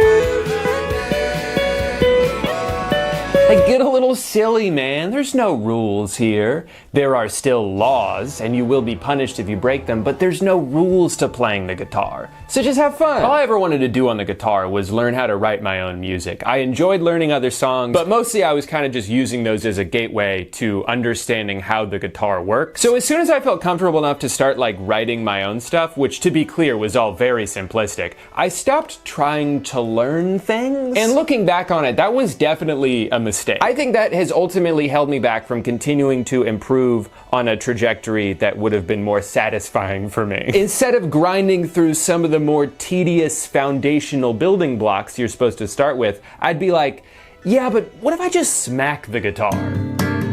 That's kind of cool, right? And I had so many little epiphanies early on, and then I sort of just plateaued for a long time because I stopped trying to challenge myself. So all of that being said, why do I think that Guitar Hero could help me get better at the actual guitar if it only has 5 buttons and is made of plastic? Well, number one, timing. Even if you're playing something simple and repetitive, the game will get mad at you for playing off beat, so I think it could help developing more of an internal metronome. And number 2 is dexterity, which I don't have nearly enough of in my left hand. And if I ever want to be really good at the guitar, I have to be able to move my fingers real fast. That's just part of it. One of the big detours I took early on in my guitar journey, before I ever got that proficient with using my left hand, was learning how to tap with my right hand. I would just do this shit all the time.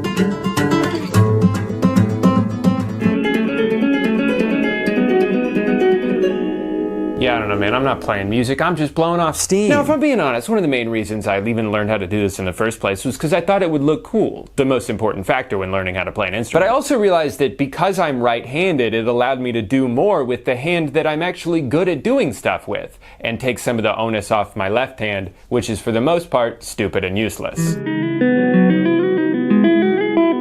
Like if I were trying to throw a frisbee with my left hand, it's not gonna go where I want it to. But I'm supposed to be able to do all this with it? Who decided that? I just feel like so much of my time playing guitar has been spent trying to make sure that my left hand doesn't have any responsibilities. Even the simplest shit I could possibly play, my instinct is to bring my right hand over to help because I'm scared of what my left hand might do if I leave him alone for 1 minute. I don't trust him. And my thinking is, on Guitar Hero, you have to use your left hand. The buttons are way too far away for me to go back and forth. So if I'm able to get really good at Guitar Hero, it will only be because my left hand did most of the work, and that's my goal with this video. God, no one is gonna give a shit about this. The moment I opened this game up, I was hit with a tidal wave of nostalgia. The 2 different songs that play in the menu, despite there being like 75 songs in the game to choose from. The sitting there in awkward silence because you missed a note that was supposed to ring out for a really long time. And also that thing of wanting to activate star power so you can get more points, but immediately messing up because you had to move your hand to do it and it threw you off, so you're actually getting fewer points than you would have if you didn't activate star power in the first place. All these memories crashed into me like a truck. But as far as skill went, it was clear I had my work cut out for me. Gotta be honest, I kind of think I can do expert. I was wrong. So I started grinding. I played for like 11 hours the first 2 days, knocking out song after song after song. I felt so freaking cool, man. Even though I almost failed most of the time. I gotta be honest, I would rather barely pass a hard song with 3 stars than waste my time doing this boring shit. Let me pull up an easy song. Wait a minute, is this kind of like how early on I never wanted to learn how to do scales because I thought they were boring, and then I never ended up learning them at all, and that's part of the reason I'm even making this video in the first place? Am I just destined to keep repeating the same mistakes? Am I stupid? Yes. So I would say at this point, my muscle memory is definitely starting to come back. I've gotten through most of the hard songs. As a kid, I only ever like dabbled in hard. I never tried expert. It got to a point where medium was too easy for me, but A couple months is because I cannot stop playing this game. I thought I'd have this video done in April, and now it's the middle of July. What the hell, man? It's so cool to me that I can go on here and pretend to play songs by The Contortionist, and Covet, and Last Dinosaurs, and Lady Gaga. I'm just kidding about that last one, by the way. I thought I would like playing Poker Face, but who did this? This is not how the song goes. You tricked me. it had been about 2 months of playing Clone Hero every single day, and I was feeling pretty good about my progress. I'd get new personal bests almost every time I played a song. I got pretty consistent with hitting these big sweeps, as long as the notes are in order, otherwise my brain shuts down trying to figure it out. But even though I was getting a lot better, something kept eating at me. It was like I had forgotten the whole point of making this video in the first place. Oh, I still need to finish Guitar Hero. And you guys aren't gonna believe what happened next. I finally beat the song. This shit was the bane of my existence a month and a half ago, and now I just breeze through it on my first try? What the hell? I didn't know you could get better at stuff. I've grown, guys. This is growth. I guess it wasn't the game this whole time. It was me. Maybe I should stop blaming others for my shortcomings and just try to focus on being the best version of myself I can. I'm gonna fucking kill someone. Okay, so maybe I still can't do that song, but that's fine. I'm clearly better at the game now. I just can't do that one thing. And it doesn't bother me that I can pass all these other songs, except for the one that I have left to finish the game. That doesn't make me mad or piss me off or whatever it is you're thinking right now. I couldn't care less. I think the guy who wrote this song should be in jail. No, you're right. I could care less. Which is to say that I care a lot about how it's been 2 months and I still can't do this. At least I get to listen to this shit over and over again. Maybe I should just give up. All right, new tactic.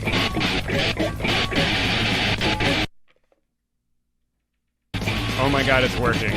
Why didn't I do this earlier? Oh my God, I finally did it. And all I had to do this whole time was stop trying to play it correctly and instead just mash a bunch of buttons and strum as fast as I could. I'm tricking the game into thinking Oh wait, I've never gotten this far. Is that it? Is that the last note? Did I do it after 2 months? I do rock! I'll be sure to remember this piece of advice when I go back to the regular guitar. When in doubt, just play whatever you want and no one will notice. Never mind, that doesn't work. It only works in the game, I'm sorry. All right, regular guitar update. I don't really know how to track my progress on here. With Guitar Hero, they give you a score every time, but this guy doesn't tell me shit. I think playing the game at least is putting me in more of a headspace to want to practice every day. Like, it's a constant reminder that, like, it's fun to play music, which I forget sometimes, and then I don't touch my guitar for 2 months. I wrote a new song, so that's probably something. The other night I was playing around and I found some chords that I liked, and then I recorded that. And then the next day, I just kind of played it over and over again until I found a melody I liked, and then I put the two parts together and uploaded it on Instagram. And now that it's documented somewhere, I can safely forget how to play it. In fact, I already have. I feel like maybe there's a little bit more fluidity in my left hand now, but it also kind of comes and goes. I would say my biggest takeaway so far is that if nothing else, Clone Hero is a really fun way to warm up your hands before moving on to practicing the actual guitar. There's so many finger exercises and little warm-ups out there, but I'm here to say, don't bother with any of that. Just do this for 20 minutes. It's so much more fun. I've encountered another pretty big distraction that's put a slight delay on this video.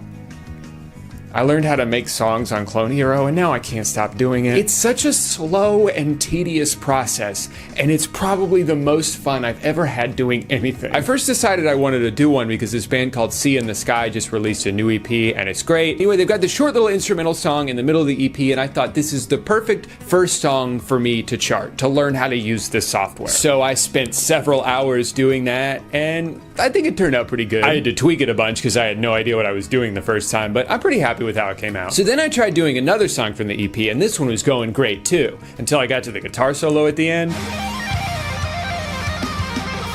I don't know, man. I just threw a bunch of notes down. I have no idea what he's playing. And then I was like, I can't believe there's no Explosions in the Sky songs on this website. They're one of the most popular guitar-driven instrumental bands from the past 20 years. I'll do my 2 favorites. And then about 9 hours later, I realized why no one's ever charted one of these songs before. It's probably because they're all 10 minutes long. It's really hard to figure out which guitar part to focus on at any given time. And also, by the time I was done making it, it wasn't even that fun to play. There's actually a few songs on Clone Hero that weren't nearly as fun to play as I'd hoped they'd be. But then even more songs that I thought were way more fun than I expected. Perfect example of this is this band called Intervals, who I like, but I wouldn't say I love. They do have one song that I love called Fable. It's got a sax solo in it, made me cry the first time I heard it. And I think it's cool that the bass player plays a solo anytime they play that song live. Anyway, this song is fun as hell to play on Clone Hero. This game really makes you feel like you're playing the saxophone on a plastic guitar. But what I was saying is that even the Intervals songs that I wouldn't have said I like that much are so fun to play on this game that it's making me appreciate them more and listen to them a little bit differently. And I think that was something that happened on the original Guitar Hero and Rock Band games for a lot of people. In a lot of cases, it would be the first time where you really listened in on a guitar riff rather than just the vocals, and you'd be like, oh, I've never noticed that little melody right there. Or like, oh, that's cool how they mix that up for the second verse. The bridge is the best part of Ocean Avenue, not the chorus. I would say that's one of the lasting legacies of the Guitar Hero series, is how many people it inspired to pick up the guitar, learn how to play, to just appreciate music a little bit differently. So I salute you, Guitar Hero series, for inspiring a whole bunch of young people to learn how to play the guitar and start a band that goes on to make absolutely no money because the music industry is in shambles.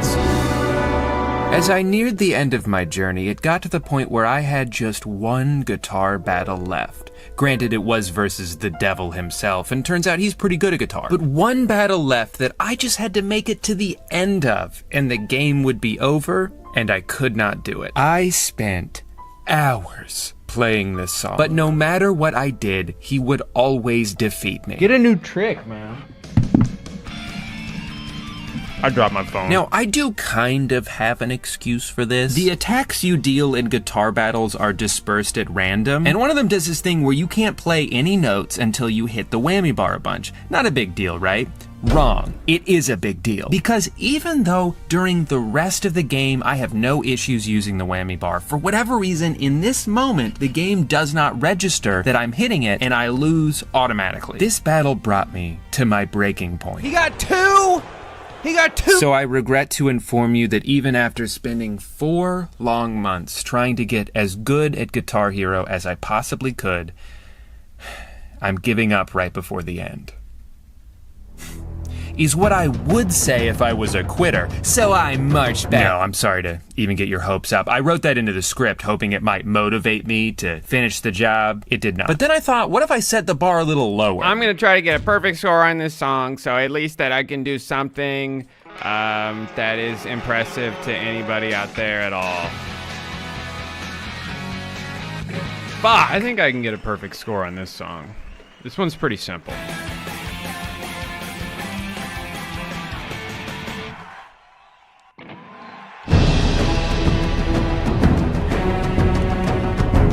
Look, the stars look different.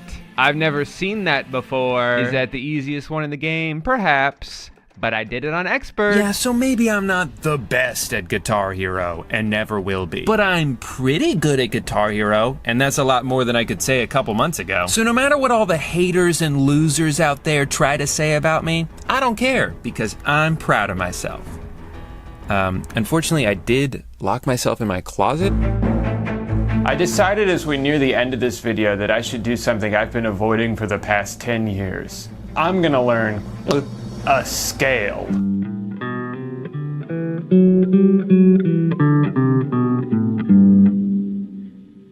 I did it. The only other thing I wanted to do at this point to prove to myself that I've improved is write one last song about my journey. Something that I felt would musically represent the highs and lows that I experienced over the course of the Guitar Hero 3 solo campaign. The bittersweet feeling that came with getting so close to the end, but still being unable to defeat the devil because he cheated. I'm having so much fun playing this game. Just one song left and I win. Wait, is that the devil? When did the devil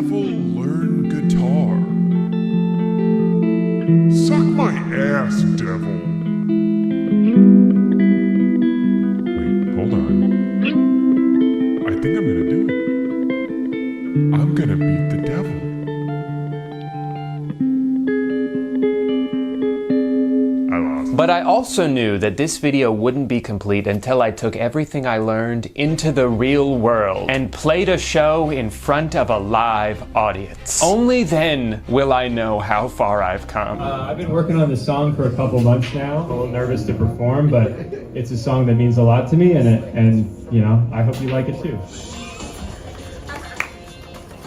If you know it, sing along.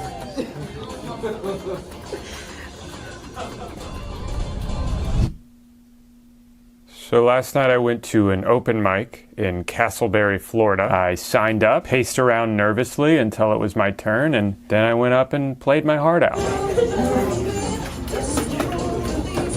I was so nervous beforehand about the performance and having to set up real quick. I knew I was gonna have to put my laptop on top of an empty box on top of an end table because that's what I had practiced at home. Could I have taken 10 extra seconds to connect to the Bluetooth speakers that everyone else was using? Yeah.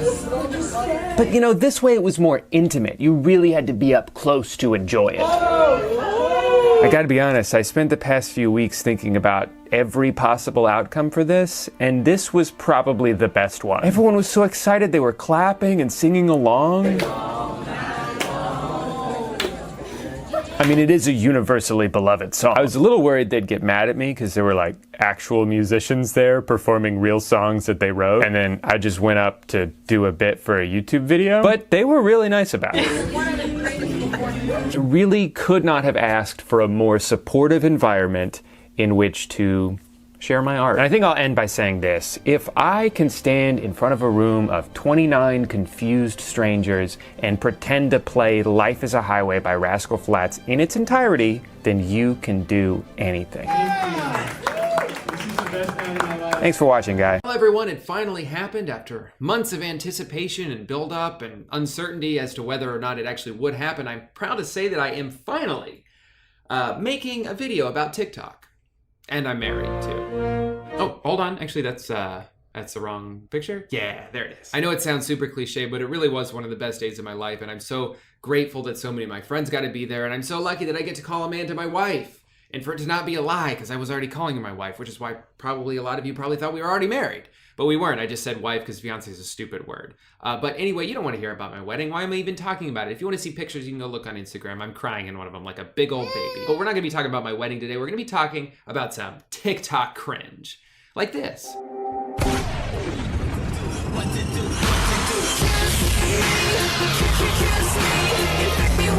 What even is this app? Up until recently, I felt like I didn't really have enough to say about TikTok to warrant like a whole video, because you know, everyone makes videos about TikTok now, and I didn't want to just make it just to get views. Instead, I waited until no one cares about TikTok anymore to not get views. Why did I do that? But it's gotten to the point now that I've seen so much juicy content on there just begging to be made fun of that as a YouTube commentator, it would simply be irresponsible of me to ignore it. So I'm not going to any longer. Today we're going to be talking about some of the weirdest shit I've seen on TikTok. All my ladies out there, get ready because this one's for you. You might have seen this one on Twitter. It's from the Ice Cream Man. Today is International Women's Day, so this ice cream is for all those beautiful ladies out there. I already like this guy. This was for International Women's Day, and he's gonna celebrate by making ice cream for the internet. Oh yeah.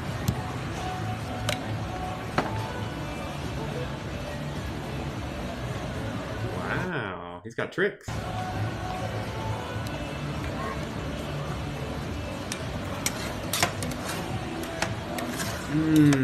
Ice cream. Ice cream makes you sexy, guys.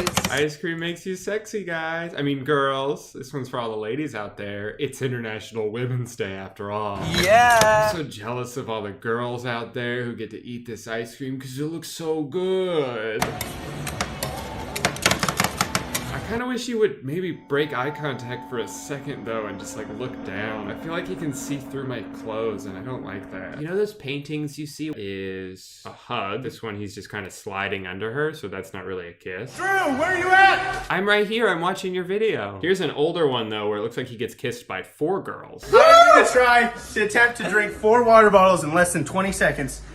Or 30 seconds or whenever I finish them. But if I do it, I get a kiss from each girl. Wait, as long as I drink these 4 water bottles in 20 seconds or 30 seconds or however long it takes to drink them? Seems like a bit of a loophole there, but let's just see if he can drink all these water bottles, because I don't think he can. 1.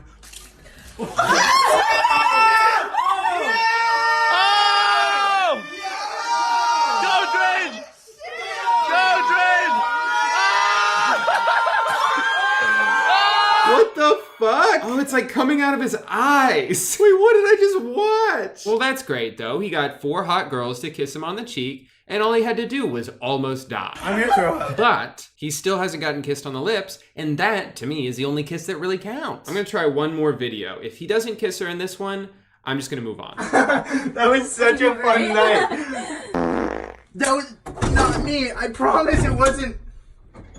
I swear it wasn't me.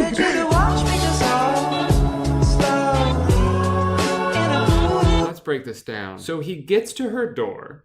They're about to smooch. Then he farts, so she slaps him in the face, because that's what you do when someone farts. Storms inside her apartment. But hold on, that wasn't a fart. It was actually, he owns the apartment directly next to hers, and he stores his 1,000 whoopee cushions there, and they all farted. What? Did someone sit on one? They're in the other room. That does seem like the worst way to end a date. Good call, Drake. Drew! This next girl I want to talk about doesn't get kissed, but she does get pretty pissed. At people wearing glasses? Cheers! The motherfucking tea! So I wear glasses, right? But the other day, I saw my friend just recently starting to wear glasses. So I asked her, are you nearsighted or farsighted? But then the weirdest thing is, she tells me, oh, I don't actually need glasses, I just really like wearing them. And my first thought is, are you freaking kidding me? I need glasses to see. I need glasses for eyesight. This video annoyed the hell out of me, but what annoys me even more is that it has 700,000 likes. 700,000 people are like, yes, agree. Fuck people who wear glasses and don't need them. It's bullshit, because glasses are such a cool accessory. Oh, so now all of a sudden I have to need glasses in order to be able to wear them? Screw you, dude. This looks awesome on me. And what, just because it's not prescription, I can't do this? What are you, the fashion police? I don't think so, because you don't even have a badge. Glasses are not an accessory. Why does it matter? She says it's her friend. I saw my friend. Are you freaking kidding me? If she's your friend, you should be supportive of her style choices. Maybe she just likes the way she looks in them. You don't have to go on TikTok where you have 400,000 followers and make fun of your friend. Also, you're not even wearing your glasses. They're on your forehead. I need glasses to see. So after going on this enormously viral rant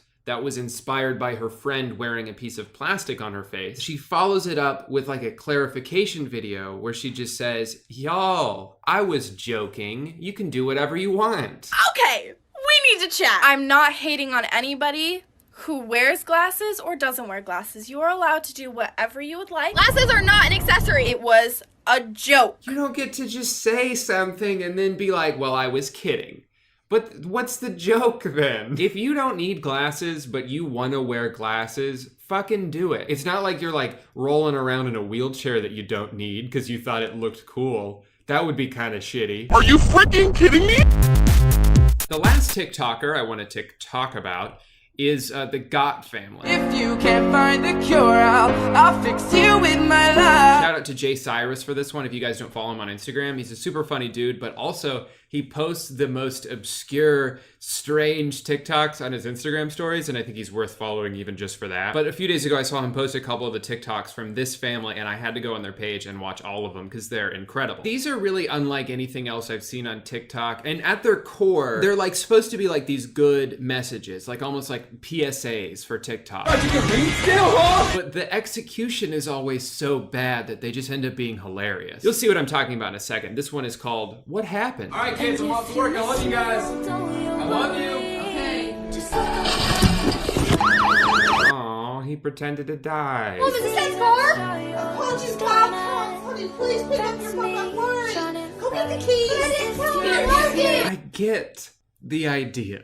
I get that it's like, you should always tell your loved ones that you love them because you never know when you'll see them again. That's a good message.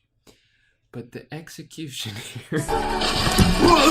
Then the shot of a fire truck, not an ambulance, a fire truck. But since this is fake, he had to like stand there and wait for an ambulance or a fire truck or anything to drive by. That was probably just the first one that did. So it's like, well, close enough. I'm not gonna stand here for hours waiting for an ambulance to drive by with their sirens on. Then at the end, the kid's just like on his phone. Guys, could you keep it down? And again, I understand the message. I understand the PSA they were trying to make. But it just seems like how this came to be was the dad one day was like, bye guys, I love you. And they just sat there and ignored him. And he's like, oh, I'll show you kids. It's also kind of like that running gag in Arrested Development where the parents always teach lessons to the kids by having some really elaborate situation where someone like loses an arm and then they're like, and that's why you always recycle. That's why you don't yell. But the kids end up mortified forever. He's the real life version of that. All right, the message of this one is not quite as good. I got the fishing poles and everything ready. You want to go? I'm playing a video game. Shut up.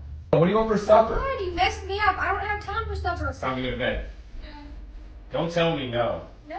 All right, give me the game. I got it. I'll meet you there. $100 sounds good to me. I just don't know what else to do. You hear that, kids? If you play video games, your dad's gonna sell your Xbox. Again, these all just feel like things that actually happened in their life, and this is his way of teaching lessons to his kid. Also, $100 for an Xbox One? I'll buy it. And now it's just getting ridiculous. Hey guys, look at me. You want to freak him? Yes! Don't prank your dad, or he might die. Is that the lesson?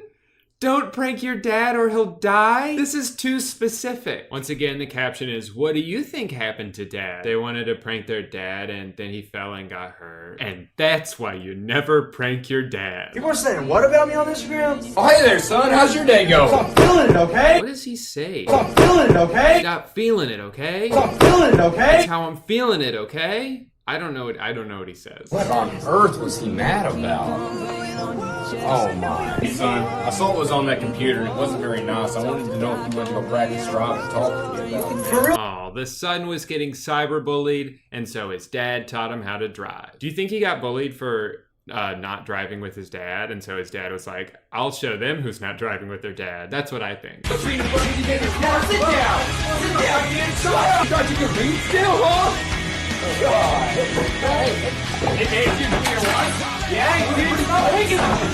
This one can't possibly have a positive message because it's just him shoving his son over and over again. We have to stop this. Carl, this is why your kids don't tell you they love you, because you bully them. This video also proves there is a Shinedown song for literally every situation. There's two in particular that I think are really funny back to back. There's this one where he pretends that he got fired and then his house gets foreclosed and now his family's homeless, and that's the whole thing. And then if you think of this one as the sequel to that, then it makes even less sense. I took the job. No, you can't! I had to! What I about took the job. No, I had to! I took the job. Dad, no, my selfie! Because I had to! Daddy, no! Remember when we were homeless in the other one? No, Daddy! Excuse me, what is this? I saw you quit! Babe, Hey, Dad. it's not what it looks like. Hey, I mean they're positive? Come back, I still need you.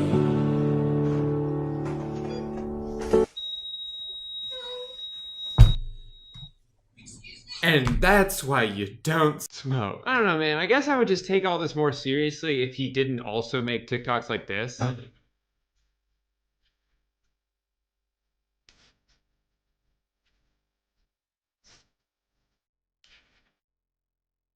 My kids don't love me. That's why you always love your dad. Hope you guys enjoyed today's video. Thank you so much for watching it. I'm back now. I'm no longer getting married because I already am married and I don't have to do it again. But now that I'm back, I plan on uploading as consistently as possible, whatever that means. I don't know, I'll try my best. That's it. Be sure to tune in next week to see me tuning in next week to see you guys tuning in next week. Bye.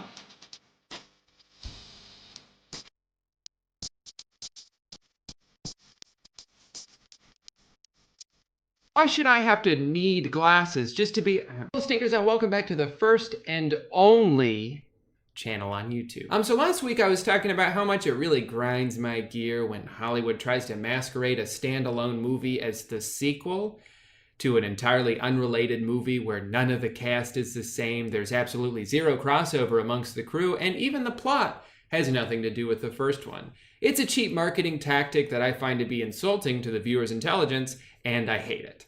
Today is part 2 to that video, and so naturally, we're going to be reacting to some weird-ass life hacks. What? Oh, this is silly. Oh, that's strange, guys. Guys, this is just cringe. Just kidding. Of course. As much as I'm sure many of you would rather watch Danny react to weird life hacks than listen to me complain about a movie that's 17 years old, I have to finish what I started and tell you guys the insane story of how this came to be. All right. And I guess I'll talk about this shit too. The first and most important thing to note with this movie is that it was never intended to be American Psycho 2. They wrote and filmed like 90% of it as a completely different movie. And everyone involved was on board with that. It was just going to be a movie called The Girl Who Wouldn't Die. It was going to be about Mila Kunis being this sexy serial killer. She was kind of entering her prime as an actress. This was going to be like a different breakout role for her, you know, because she was on that 70s show. She was on Family Guy, but this was like sort of her first big role like this where it was a more serious character. So she was excited for it. William Shatner is in this, and he's actually pretty good. You can tell he was pretty passionate about the project. I think a lot of the people involved were, because it wasn't supposed to be this slap in the face to American Psycho until some executive at Lionsgate had this epiphany, I guess, this realization that was like, oh, wait a minute. You know what this movie kind of reminds me of? That Christian Bale movie from a couple years ago, American Nut Job, right? American Nut Job. That's it, with Christian Bale from the Batman. Or he hasn't done that yet. Guys, I know what we could do. What if we change the intro scene and then we throw in some narration throughout the movie where we just mention the name Patrick Bateman, and then boom, now it's not just a dumb movie, it's a sequel. Right, guys? And everyone involved is like, wait, what? No, that's a terrible idea. We don't want that. But of course, the executives win. They have to re-edit shit. They film a couple extra scenes, and then boom, it's American Psycho 2, a movie no one asked for. American Psycho continues. So anyway, pretty much everyone involved in making it is ashamed of how it came out. The author of the original American Psycho book has denounced it as absolutely not canon to the story, and I hate it. But why? Maybe that's a question you have. Why is it so bad? To answer that question, I first need to explain why I love American Psycho so much. So, what's the topic of discussion? Most of the movie is just mocking a lifestyle that's so absurd. You have all these rich people who all look the same and dress the same and talk the same and care about the same pointless things. It's all about image. It's all about having the best watch and the best jacket. And this is no more perfectly illustrated than in this scene with the business cards. It's very cool, Bateman, but that's nothing. Look at this. That is really nice. Eggshell with Romalian type. What do you think? Nice. Jesus. That is really super. How'd a nitwit like you get so tasteful? I can't believe that Bryce prefers Van Patten's card to mine. What's great about that scene too, and really the whole movie, is it's not just the subject matter, it's not just the dialogue or the writing, it's the directing is so good, and the sound design is incredible in this movie. Look at that subtle off-white coloring. The tasteful thickness of it. Oh my God. It even has a watermark. So that's a little bit of American Psycho. Let's watch the beginning of American Psycho 2. You know how some babysitters take you to the movies or rollerblading in the park? Mine brought me along on a date with a serial killer. As soon as I was free, I got really pissed, and it changed my life forever. I told no one of what had happened. I silently vowed to devote my life to stopping other psycho killers. I couldn't wait to grow up. Yeah, so in the first 2 minutes of the movie, Mila Kunis as a 12-year-old kills Patrick Bateman. And she's like, I couldn't wait to grow up. I killed him. So if you're familiar with the first American Psycho, right away, I think you recognize the problem with this is that it takes a big poopy dump all over the first American Psycho. Because one of the things that's so good about the original movie is that the ending and really the whole movie is open to interpretation. It's not supposed to be a movie about this perfect badass serial killer who's so good and he perfectly plans everything out and executes it so he gets away with every crime because he's such a smooth criminal. He was the most notorious serial killer of his time. That's not the point. To me, the excitement of American Psycho comes from the possibility that any amount of what happened inside his head, but not to the extent that the things he did didn't happen, just that the way he interpreted them happened differently from his own perspective. So you could look at it as he is doing all these things, but he's romanticizing the vision of it in his head. He thinks he's this movie-like character. He's envisioning this perfect version of himself, but that's not who he is. That just speaks to his sociopathic and psychopathic tendencies, that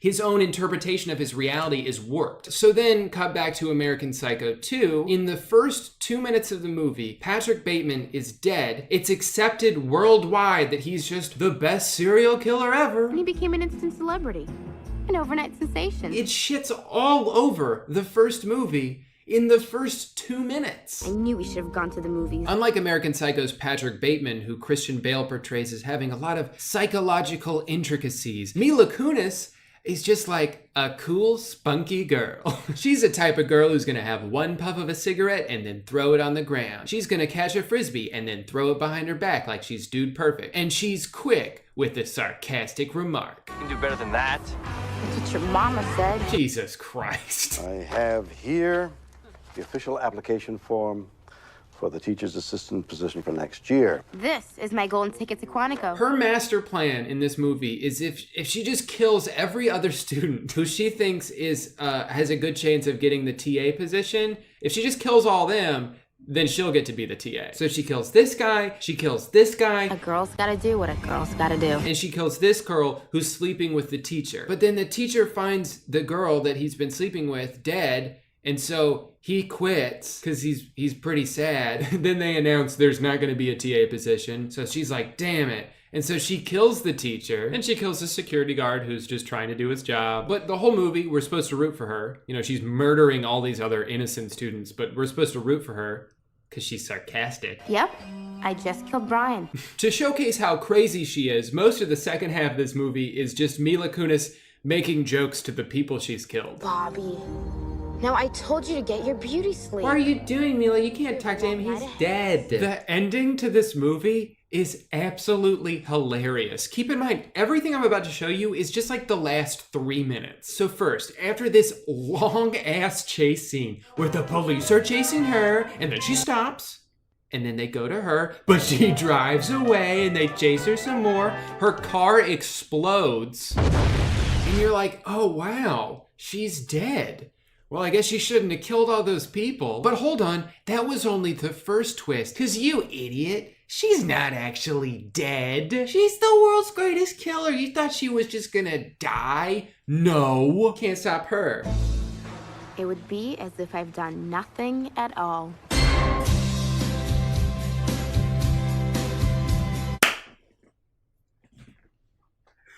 Oh, that's the closing shot of the movie. That's how the movie ends. If this was a parody of the first one, I'd be like, oh, that's brilliant satire. But it's not. It's not only is it supposed to be taken seriously, we're supposed to root for her. It's supposed to be like a happy ending. Because the whole movie, she's just painted as like this quirky, sarcastic, weird girl who killed 8 people.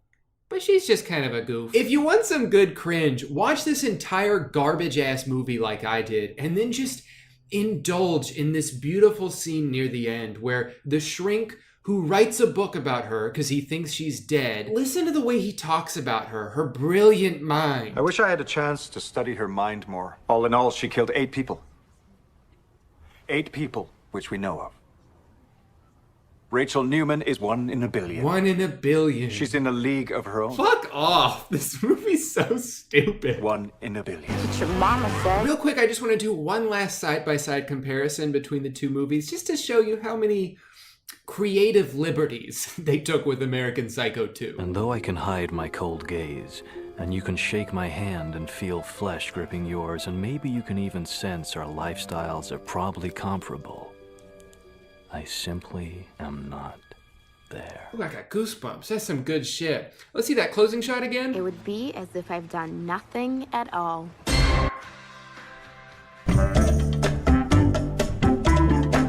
let's try to cleanse our palate of that if we can by having some good old-fashioned laughs. And who better to provide them for us than Larry the Cable Guy? Get her done! First thing I love about this movie is the plot. Don't let this number 2 on the box fool you. It's not a sequel. This is very much just a remake of the first one, which is fine. I think we're all curious to see how Larry jingles all the way. But what's hilarious to me about this is the plot they've chosen to recycle isn't even feasible anymore in 2014. Jingle All the Way 2 is about a dad competing with another dad to buy the one Christmas present his daughter wants. Larry's the dad, the other guy is the new stepdad, played by the janitor from Zack and Cody, but the other dad is rich and he wants to win, so he buys all the Harrison talking bear dolls in the city, and then the first dad, Larry, can't get it. He can't get the toy because it's sold out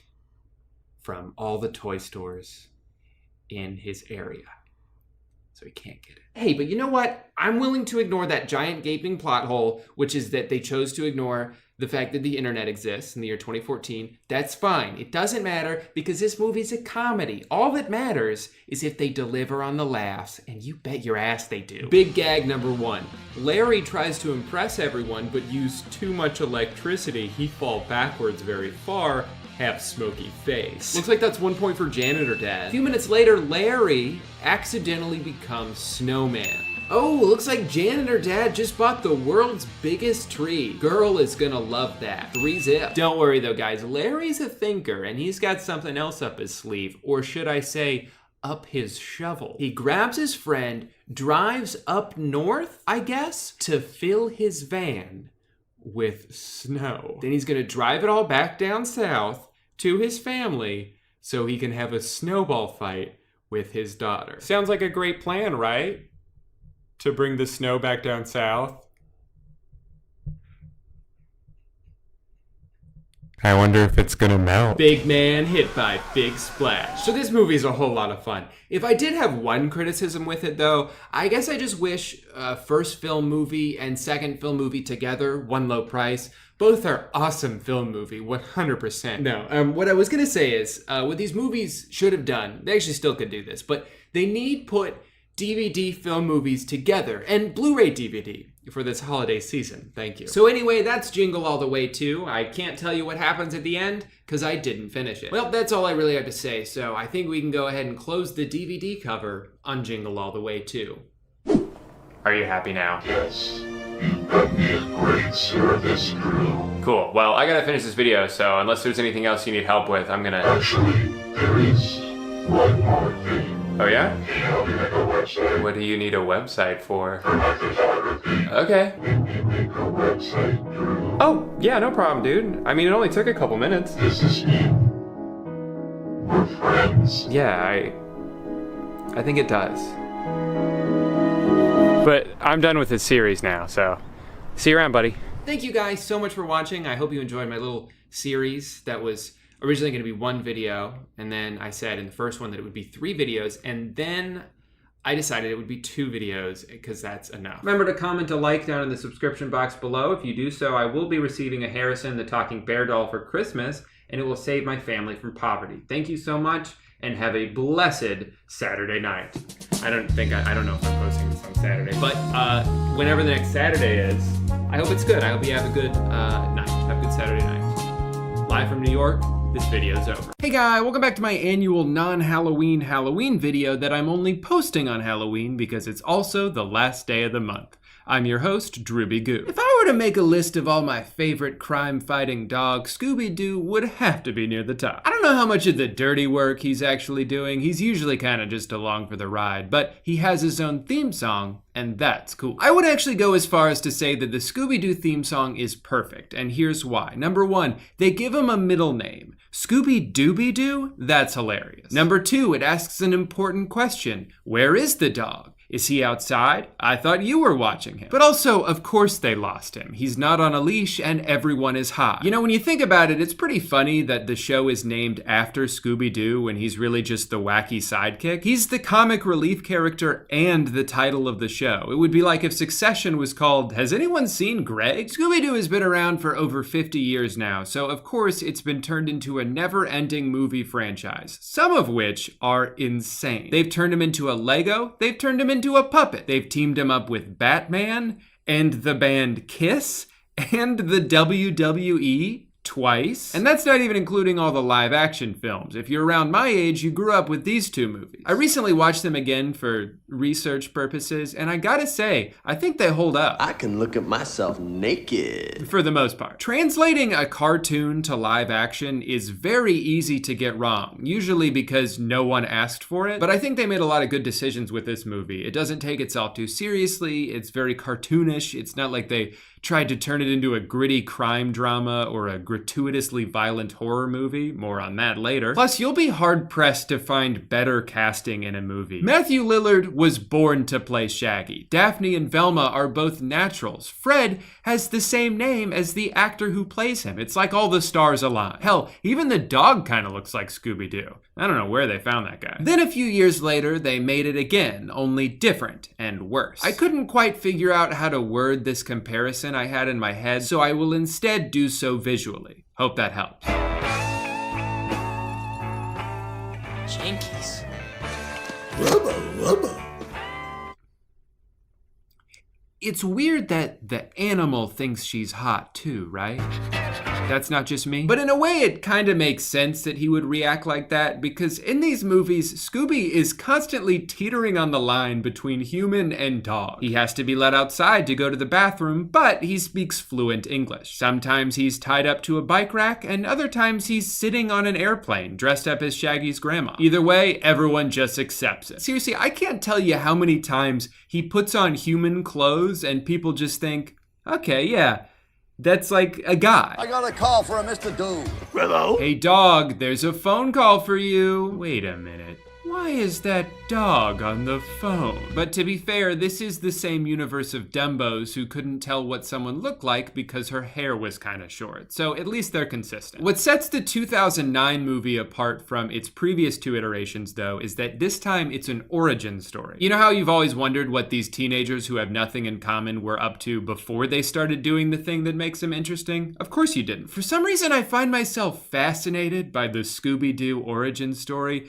I think mostly because they've now made several attempts at defining one, and they all contradict each other. In this movie, The Mystery Begins, the gang meets for the first time in detention because they were in a bus that crashed. Don't ask me why they, and only they, got in trouble for that, because I don't know. So it's basically just the Breakfast Club until a couple of ghosts pop out the ceiling and knock down some books. And then since the principal blames them, they decide to go solve the mystery themselves and clear their names. Okay, that makes sense. They met in high school, bonded over one shared interest, and thus began their lifelong career as unpaid detectives. But then in the 2020 film called Scoob, we open on a child Shaggy who is friendless and lonely. He happens upon a lost puppy on the beach. A cop asks him what his name is, and he says, His name's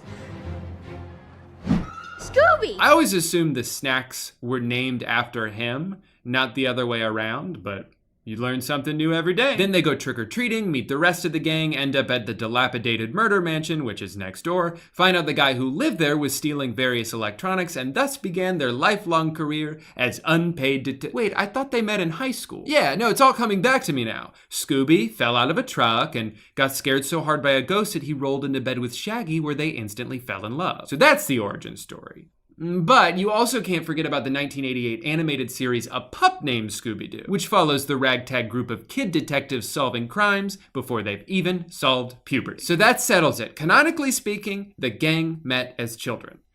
But you also have to factor in the straight-to-video spin-off Daphne and Velma. That's right, they made a Scooby-Doo movie about only two of the characters, and neither of them are Scooby. But if we're to take what's established in this movie as the official lore, then it would mean that Velma and Daphne are actually the first of the group to meet. They befriended each other online because of Daphne's Twitch stream, I guess. Then they meet IRL in high school and solve the case of the fog machine locker. So I guess they went on to meet everyone else in college?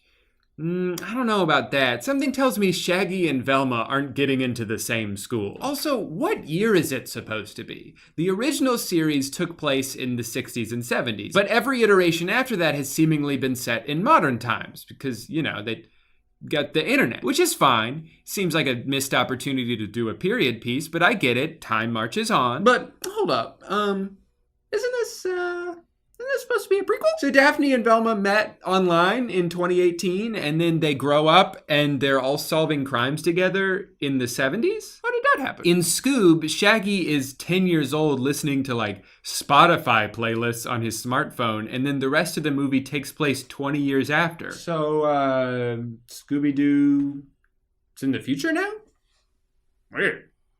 I don't remember getting an email about that. Hey, babe, did you hear the news? Scooby's in the future now. I know what you're thinking, Drew. Buddy, you're getting a little worked up here over the accuracy of a cartoon, and that's a fair point, imagined audience member, but I've watched 7 Scooby-Doo movies this week. There is nothing left up here. I simply don't know how to make a YouTube video without breaking my brain in the process. Anyway, I watched all these movies, and now I'm gonna talk about them. Let's start with the aforementioned Scoob, which suffered from being released at possibly the worst time for a movie. Other than like 400 BC, there were no theaters. But I think the last thing on everyone's mind in May 2020 was, I wonder what Scooby and the gang are up to. Personally, I don't know what to think of this movie. At times, I kind of liked it. The voice acting is solid. I love Will Forte, even though Shaggy is kind of a weird role for him. But it's pretty funny for a kid's movie. Wait, have you not been paying your taxes? I handle our accounting. Sometimes. But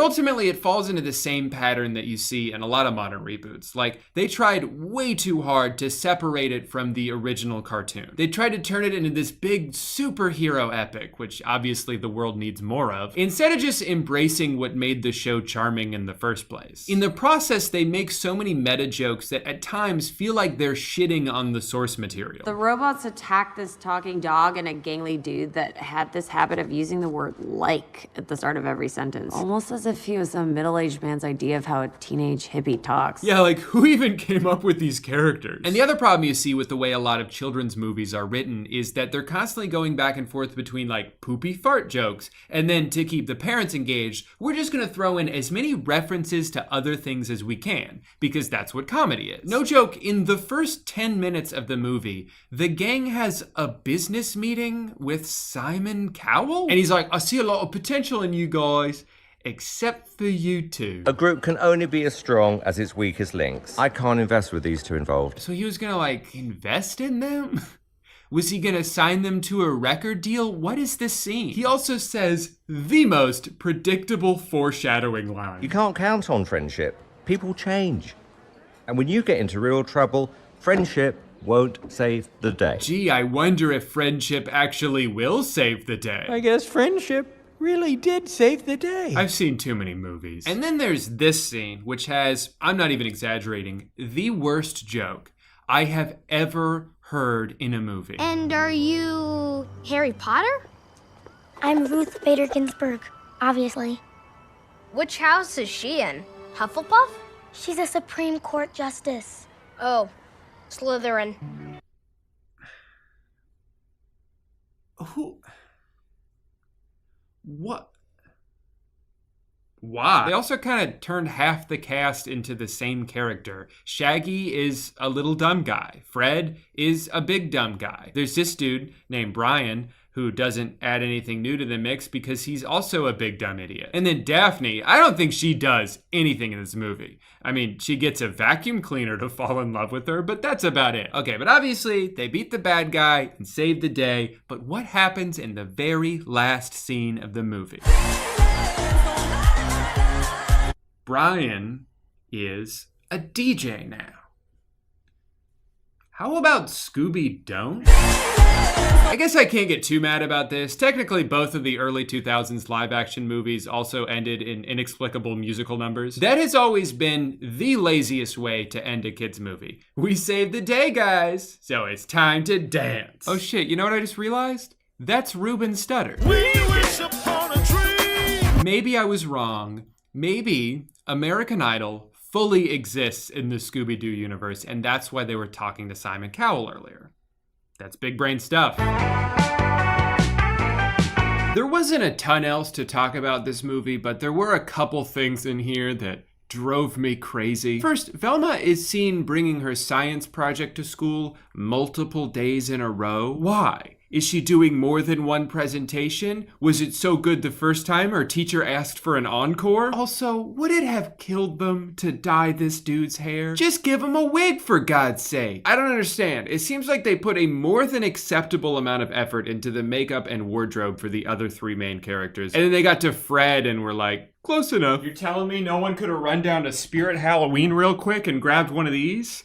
They didn't have $50 extra in the budget? Please don't tell my wife I spent $50 on this. She's gonna be so mad. One of the things I do have to give this movie credit for, though, is reminding me that Shaggy's real name is Norville Rogers. But when I went to confirm it with a Google search, I was only left with more questions.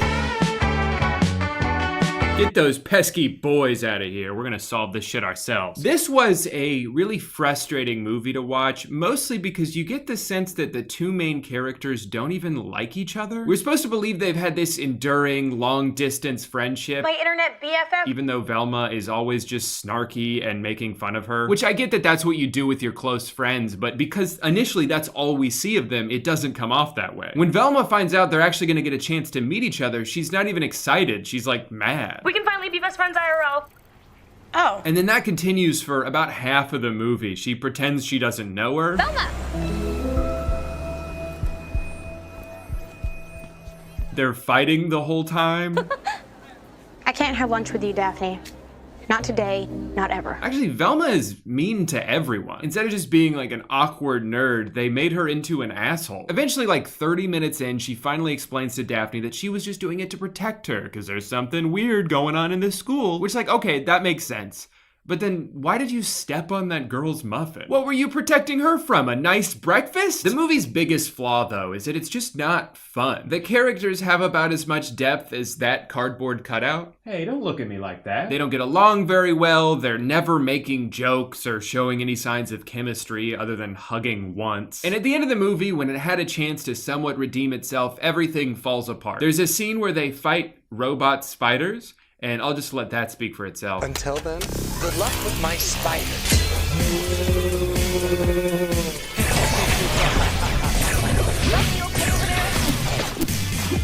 Yeah, those are laser webs that she is karate chopping. Good luck with my spiders. I would have gotten away with it too, if it weren't for you meddling kids. She said the thing! Also, who could have seen it coming that it was the popular girl the whole time? The girl who looked evilly into the camera 20 minutes in. What else was that supposed to hint at? I understand the idea of wanting to take these two great characters and give them their own spin-off to like develop them even more, but they didn't. They didn't flesh them out anymore. For the most part, they had more dimensions in other Scooby-Doo movies. Velma has always been the MVP of the group. If they weren't accompanied by a literal super genius at all times, they would just be three teens who have a car. In the 2002 movie, Daphne spends 2 years learning martial arts and then she becomes the badass of the group. It's not like Fred is always carrying them, he just drives them places. Shaggy probably doesn't even know where he is. And come on, you're not even gonna put a dog in the movie? Entire cast, just humans? I don't know, man.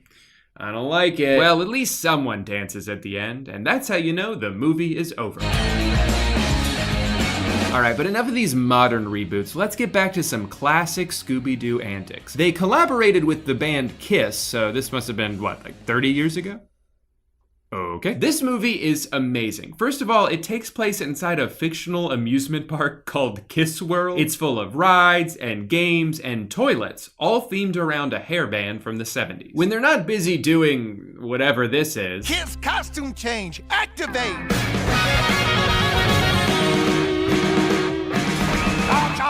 Daphne spends her night being infatuated with Starchild, also known as Paul Stanley, who was 63 years old when this was made. I guess if you're a big fan of children's mysteries and classic dad rock, you're gonna love this shit. Chikara's never wrong. Except that time she predicted the Love Gun album would go gold. 'Cause it went platinum! Oh yeah, baby! Awesome. But you know what? Even though their music does absolutely nothing for me, I am still a sucker for this style of animation. Seriously, some of this shit would be so sick if it wasn't Gene Simmons flying through the air. This sequence here reminds me of that Strokes video that I love, which I know isn't fair to say. I should say the Strokes video reminds me of this because obviously Scooby-Doo came first, but I like this band better, so sorry. And finally, the most effed up Scooby-Doo movie of them all, Saturday Morning Massacre, or Mystery, depending on which poster you're looking at. What do you think this is, some Saturday morning cartoon show? I don't watch television. This doesn't actually have any association with the Scooby-Doo franchise, but it's worth talking about because it's clearly a direct parody. It's basically like if someone took all the elements of Scooby-Doo and turned them up to 100. Except for the dog. They turned him down to just regular pet. But passing hints of marijuana use? Nah, we doing that crazy shit. Mild romantic tension between Fred and Daphne? Nope, they have sex now. Silly ghosts? How about the devil himself? Well, this place is fucked up. I watched this at 9 a.m. yesterday, not because I'm too scared to watch a horror movie at night. I don't know who told you that. I ain't scared of nothing. And I do mean that in the double negative sense, which is to say that I am scared of some things. This movie, though, while occasionally a little creepy, isn't all that engaging. A lot of the dialogue comes off as more awkward than adult. Ooh, you know what? I didn't tell you this, but I don't have my period anymore. Oh, really? Hey, guess what? I'm having a boner right now. Also, it's not just Fred and Daphne. Velma and 40-year-old meth head Shaggy make out too, because why not? Clearly the goal is to be over the top with everything here, which is why half the movie is just people cursing at each other. In lieu of comical chase scenes, we have a relentless amount of blood. Blood on the walls, blood on their faces, blood in their mouths. It's blood. I could have told you that. There are demon-possessed children feasting on dead bodies. About halfway through, it turns into such a non-stop gore fest that my eyes actually started to glaze over. It's a little misguided. Did I mention the sex scene goes on for over 3 minutes? How about Scooby don't? Normally when I've spent this much time making a video about something, I end up so tired of that thing by the time I'm done that I never want to think about it again. But this video just made me want to go back and watch good Scooby-Doo. So I watched the Zombie Island movie, which is legitimately kind of scary. There's werewolves and zombies and voodoo dolls. This shit's creepier than the last movie. Then I watched a couple episodes of Mystery Incorporated on Netflix, which is probably the funniest Scooby-Doo show. I even watched this video by Lele Pons, which has 36 million views. And it made me want to set my computer on fire. I think I'll always have fond memories of watching the cartoons as a kid, but there comes a time when there's just nothing else to do with the series, and that time has come and gone. Just kidding. They're gonna keep milking this shit for 100 more years. Everyone watching this video will have died, and they'll still be making Scooby-Doo movies. Mark my words. More than anything though, watching 16 hours of Scooby-Doo content just made me realize how much I want an animal companion in my life. I don't know, like a dog? Hey, wait a minute. You're a dog. So what do you say, buddy? Friends? What the hell? I don't understand. I got rid of you. All you did was put me in a garbage can. Yeah? Oh. You didn't even close the lid. No, I get it. You took years of my life from me and then tossed me aside when you didn't want me anymore. My bad. And now, to make things even, I must take something away from you. Your best friend. No! I mean, I wouldn't say we were best friends. I just met you. Goodbye, old pal. We'll see you in hell. Well, that sucks. Anyway, thank you so much for watching today's video. I think we all learned a valuable lesson not to piss people off, because you never know how they'll enact their revenge. Be sure to gobble up that like button and subscribe as hard as you can. I'll be back tomorrow with another sick skateboarding compilation. Happy Halloween!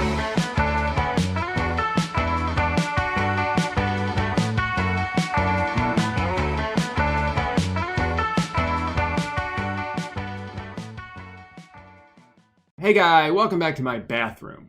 I know it may not look like it, but I'm actually in my bathroom right now. Hey, so, TikTok is pretty weird, right guys? Alright, I know this is not the most innovative video idea, but there's so much wonderful content I've found on there, and damn it, I have to show some of it to you. My new all-time favorite TikTok is this, like, money prank video. Oh, he found it. No, but there was a 20 over there. Oh, you found a 20? Yeah. Oh, I think somebody dropped it over there, but what did you want? You want that? I want this on coffee. And coffee? Alright, you know, just because you're honest, I'll pay for it, okay? For real? Yeah, I got you, bro. Just because he's honest, I'm gonna bless him up today. I'm gonna bless him up just because he's honest. Here you go, man. I really needed this. Enjoy your coffee, bro. Thank you, bro. Alright. Damn, guys. Let's see when he notices it. Is he gonna notice? Do you think he'll notice it, guys? Or do you think he's just gonna drink the coffee and not realize that there's no coffee in there, it's just dollar bills? He noticed it. Oh my god, he's walking away. He came back. Yo, bro, I think you gave me the wrong coffee. Why, what's wrong with it? There's money in it. No, bro, that's for you, man, just because you're honest. You serious? Yeah, man. Thank you, man. I really needed it. For me? Thank you.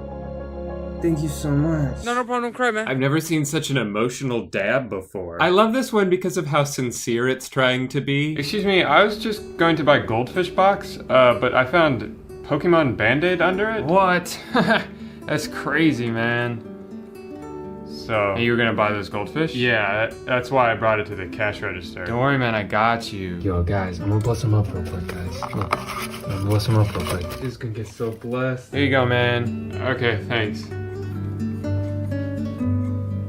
Hey, there's a bunch of Band-Aids in here. That's for you, man. Thanks for being honest. What? Whoa, don't cry. I'm not gonna cry. I don't want these. These guys actually do a bunch of like pranks and stuff like this, but they're usually the classic mean-spirited acts of debauchery. Here's one of their meaner pranks that I love.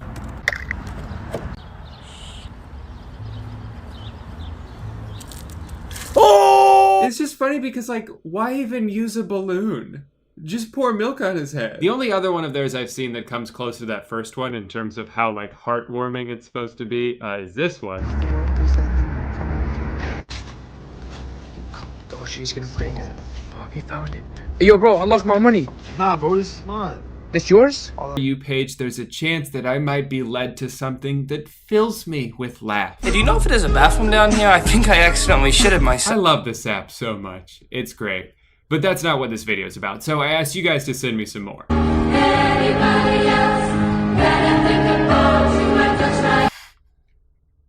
I'll try that. You know what it feels like, loving someone that's in a rush to... Baby, I can live that pussy red. See if I do this everything. Oh, that's it? Alright, I can do that. Baby, I can live that pussy red.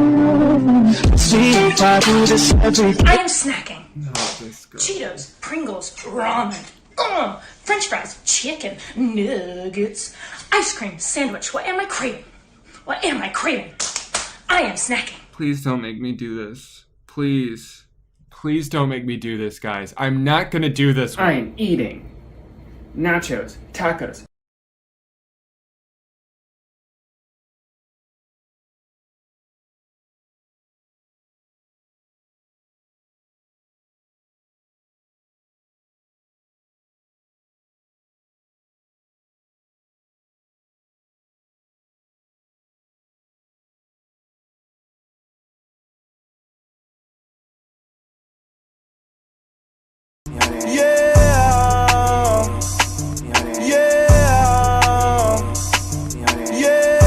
I love how many videos you guys send me of like animals or things that would be absolutely impossible for me to recreate. Everyone kept telling me to do this one too. I'm not gonna show you my ass. That's inappropriate. Plus, I don't even have one. You know how most butts have the crack in the middle and that's what makes it a butt? Mine never grew in. I don't have a crack, so it's just one big cheek. I can't poop, I can't fart, I hate it. Okay, here we go. I love this guy. So, I think I'm the best growler on this app. I'll take my crown. I think I'm the best barker on this app.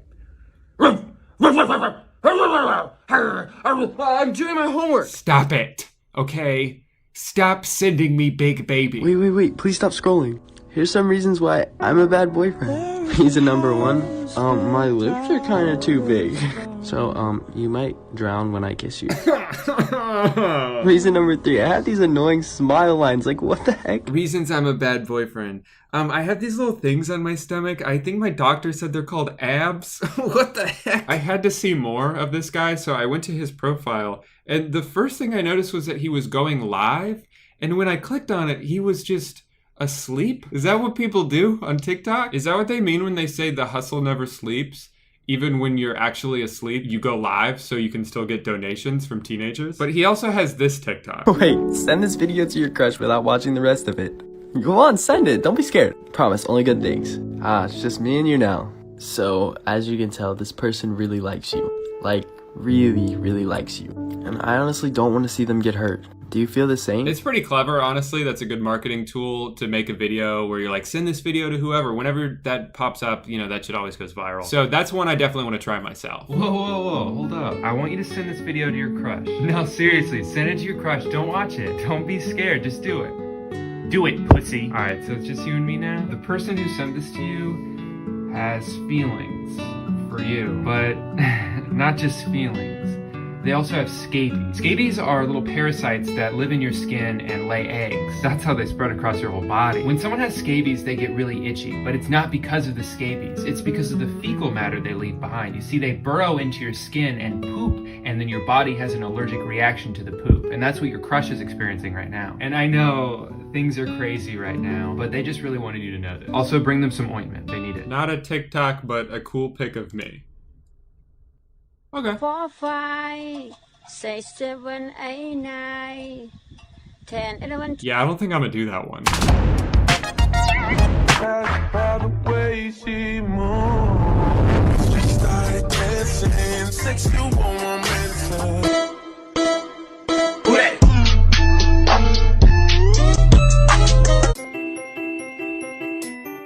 Alright, well, I'm done. Maybe this idea didn't go as well as I thought it would, but I wanted to try it. Again, what I think I learned from this experience is that there's just more good TikToks than bad. Even a bunch of your replies were like, this one's not bad, but it's funny and I had to show it to you. And I'm not even complaining because I had so much fun scrolling through this thread. It was great. I spent like 4 hours yesterday just scrolling and laughing and cringing and smiling. Thank you. Well, that's the longest I've stood up in a while. I need a nap. Before I go, though, I just want to say how blown away I was by the response to the last video. I put that fundraiser up having no idea what to expect. I've never done that before on YouTube. And I think we hit the $10,000 goal in like 4 hours. I thought it would take like a week. I didn't even know if we would hit it. But as promised, I matched that donation myself, bringing the total to just under $30,000 in a few days from one video. Holy shit. Thank you guys so much for your kindness. That money is going to be put towards saving lives and keeping people safe. And that's great. I couldn't ask for any more. That being said, thank you so much for watching this video. Stay safe out there, guy. And I will be back bright and early tomorrow with a video I accidentally filmed while I was asleep. All right, bye.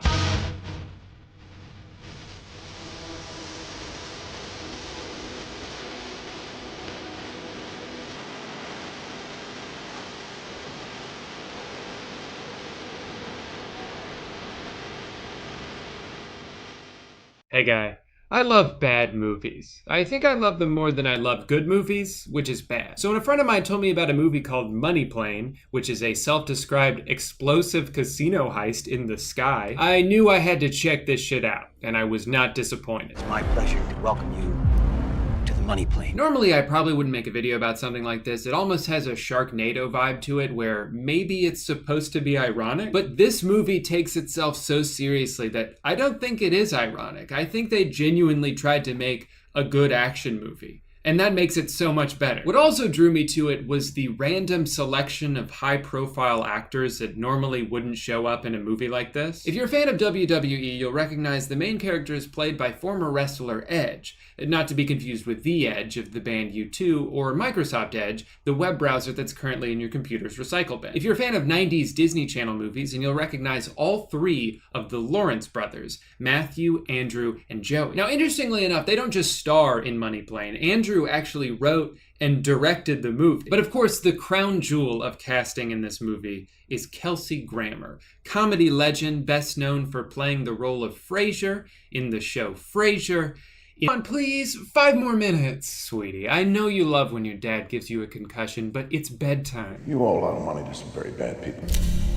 Now you work for me. So then after Jack wakes up from a nice dream about Kelsey smoking a cigar, an old friend shows up to remind everyone just how ridiculous this movie's going to be. It's ironic, isn't it? Gambling's what got you into this whole mess. And now, the money plane. How many times are they gonna say the word money plane? Money plane, money plane, money plane. Money plane. Dude, fucking an alligator. Money plane. So this plane was advertised as having the world's best criminals, but when more than 50% of my lines are delivered like I just learned how to read, and you got a problem with me being in this movie? So after like 3 or 4 straight minutes of really boring and unnecessary exposition where they over-explain things to set up who's who. I know who you are. We know who you are. Kingpin of the largest human You're the trafficking ring on infamous arms 3-con dealer. drugs. But you were already on the FBI's most You wanted got list this for figured out, selling chemical weapons. Yep, you and I have known each other for a long time, since middle school in fact. Remember we had chemistry class together? We also kind of had chemistry with each other. We've been best friends ever since. Trey takes his place on the table. I'm Mr. McGillicuddy. His alias for this mission is Mr. McGillicuddy, an Irishman. He gets into all sorts of trouble right away. You got balls of steel, amigo. No, I'm good.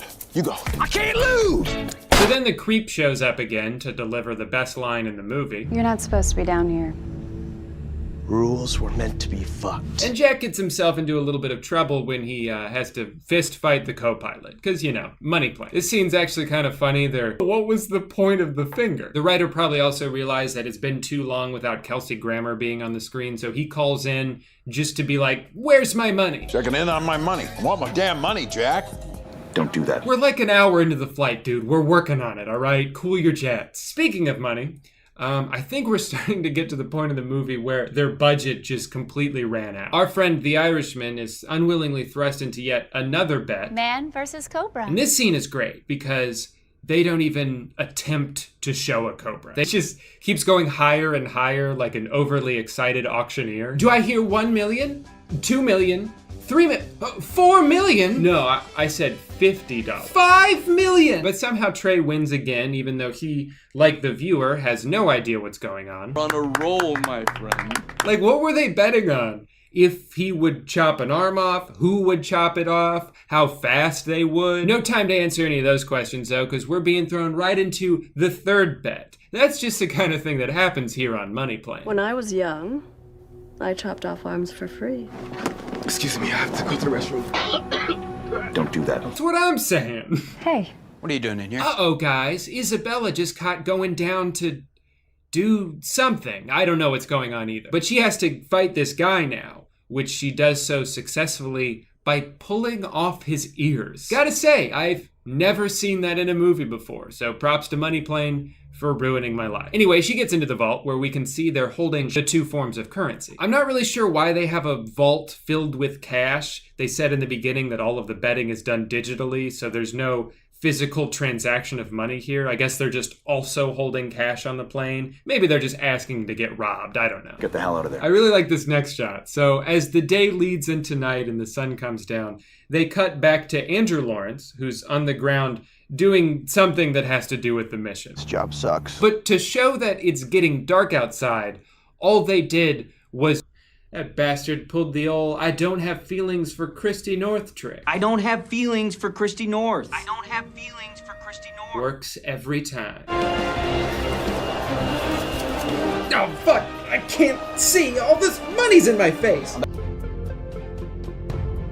That's it. They all lived happily ever after. If it seemed like this video was a little rushed and ended abruptly, that's because the movie was a little rushed and ended abruptly. It's only 80 minutes long. And I really skipped through like the first 40 minutes. Once the action starts happening, it's kind of over before you know it. Honestly, I genuinely enjoyed this movie. It's $5 to rent on Amazon. So, you know, if you're looking for 80 minutes to spend turning your brain off, I do recommend. To me, it's very similar to Gooby, where you're watching it and it's like, well, this sucks. This isn't a good movie. But that just makes me that much more confused. why a giant actor is here. What is Eugene Levy doing in a movie about an 8-foot-tall monster who befriends a small boy? And what is Kelsey Grammer doing in a movie about an airplane casino heist? The world may never know. A dude fucking an alligator. But I had fun watching it. If you enjoyed it, please go ahead and smash that like button like it's your child's face and you're holding a pillow. Be sure to tune in next week for another brand new video where I straight up just fall asleep on camera, and that's just the whole video, and you have to watch all of it. All right, bye. Video's over. Be sure to tune in next week to see me build an igloo in my living room, and then... Hey guy, welcome back to the mid-2000s. Please comment down below if you're currently watching this video on your Zoom. So I want to take a little trip down memory lane today and reminisce about two of my favorite childhood movies, High School Musical and Camp Rock. These movies were very much a part of my formative years as a growing man-child, so I want to revisit them to see if they actually hold up or if they're hot garbage. Now, High School Musical is a classic. I know that there's a ton of YouTube videos of people talking about this already, so I'm not gonna sit here and like explain the plot to you. If you don't know the plot of High School Musical, you probably haven't read the title yet. It's pretty much that. Well, technically, I guess they don't actually perform a musical, they just audition for one. Maybe it should have been called High School Audition, but I'll let it slide. So at the beginning of the movie, they're in like Alaska or maybe the North Pole, and the two main characters meet because they're forced into karaoke. Totally normal situation, nothing to see here, except for what's on TV. The TVs at this party are playing footage of the party. Who set this up? Who set up a live stream that's being shown to the people in it? And who's filming it? I don't see any cameramen. So is it the movie's cameramen? They're supposed to be filming the movie. I know it's a weird thing to focus on, but I notice this every time I watch this movie. I don't want to be the school's freaky genius girl again. I don't want to be smart and beautiful. I want to be stupid and ugly. One of my favorite things in movies is watching the extras in the background of walking hallway shots, because someone will always look at the camera every time. There's a couple of these shots in this movie. What is the girl in orange doing here in the back? She sort of just walks into the corner and stops. So, look, the whole team's hitting the gym during free period. What do you want to have us run? Dude, you know what? Does anyone know what the musical in this movie is actually supposed to be about? It's called Twinkletown. Twinkletown? And the only other thing we know about it is the 3 songs that they sing from it, but the songs have nothing in common, so I have no idea what the plot is. What the heck are those two doing in a tree? Also, I've always been confused by the timing of the movie. So they come back from winter break and have the championship basketball game coming up in 2 weeks. So we're supposed to believe that they played through the entire regular season, maybe some playoff games, to get to the point where they determine who's in the championship. Then they go on a 2-week winter break, have another 2 weeks before the game even takes place.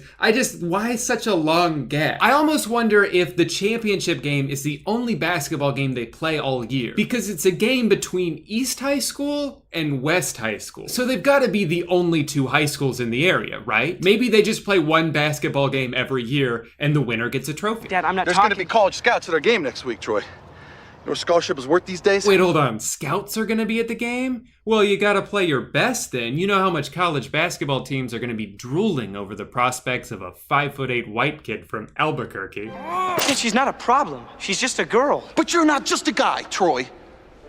You're my guy. There's a feeling I'm reminded of whenever I think back to this movie, Zoe 101, and even Ned's Declassified to an extent. School envy. I went to the most boring high school in the world. Meanwhile, these kids are living in dorms on some beachside resort. East High School has a private rooftop garden and apparently every extracurricular activity you could possibly imagine. There are so many things going on in this school that the climax of the movie is based on the premise that there are 3 major events happening simultaneously. I don't think 3 things happened in my school the entire time I was there. Can we all agree that this song is by far the worst part of the entire movie? It's a boring song that sounds like it's being sung by 2 different people. Looking from the outside. Also, I love that her belt is not even holding up her pants, it's wrapped around them.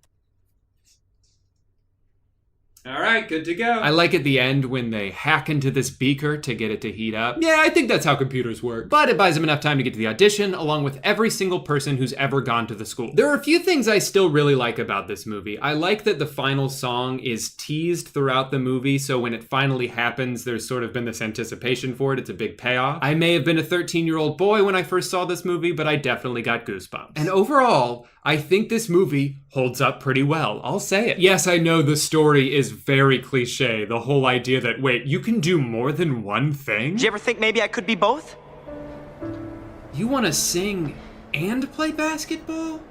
But there's no time. But you know what? It's a wholesome enough lesson for a movie made for kids that you shouldn't put people into a box just because of the way they look. I also really enjoy the choreography of everything, not just when they're singing and dancing, but there's scenes where, like, you can tell the characters have deliberate movements. The camera moves with them. It feels like you're watching a musical even when there's not music. This all culminates in one shot at the end that's over a minute long. There's no cuts. It's each character taking turns sort of weaving back and forth, saying their final lines to each other. And there's like 200 people in the background that could have easily messed this up. I'm sure they had to do a bunch of takes. To me, this is really impressive filmmaking. I'm at a point in my life where I've seen movies with much more impressive filmmaking, but for what it is, they could have easily gone down a lazier route, so I appreciate the extra effort. Although it is kind of lost because of how dumb the end of this shot is. Gosh, I got this big old ball here and I just don't know what to do with it. Well, I could help you out there, ma'am. Have you considered tossing it into the basket? Wow, thank you, sir. And then all the lessons from the movie come together in one final song that I definitely tried to learn the dance to, but only got about this far. It's kind of funny how life comes full circle sometimes. The message of the iconic song at the end is now being used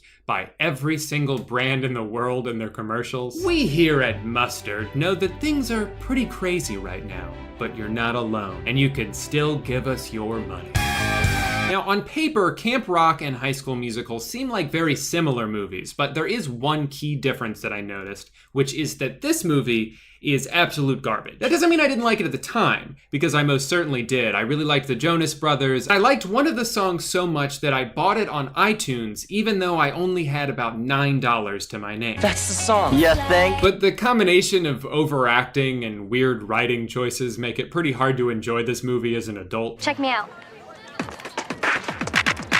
Cool. Also, the reason it's becoming relevant again is because it's so bad that people on TikTok are pointing out how bad some of the scenes are. He went.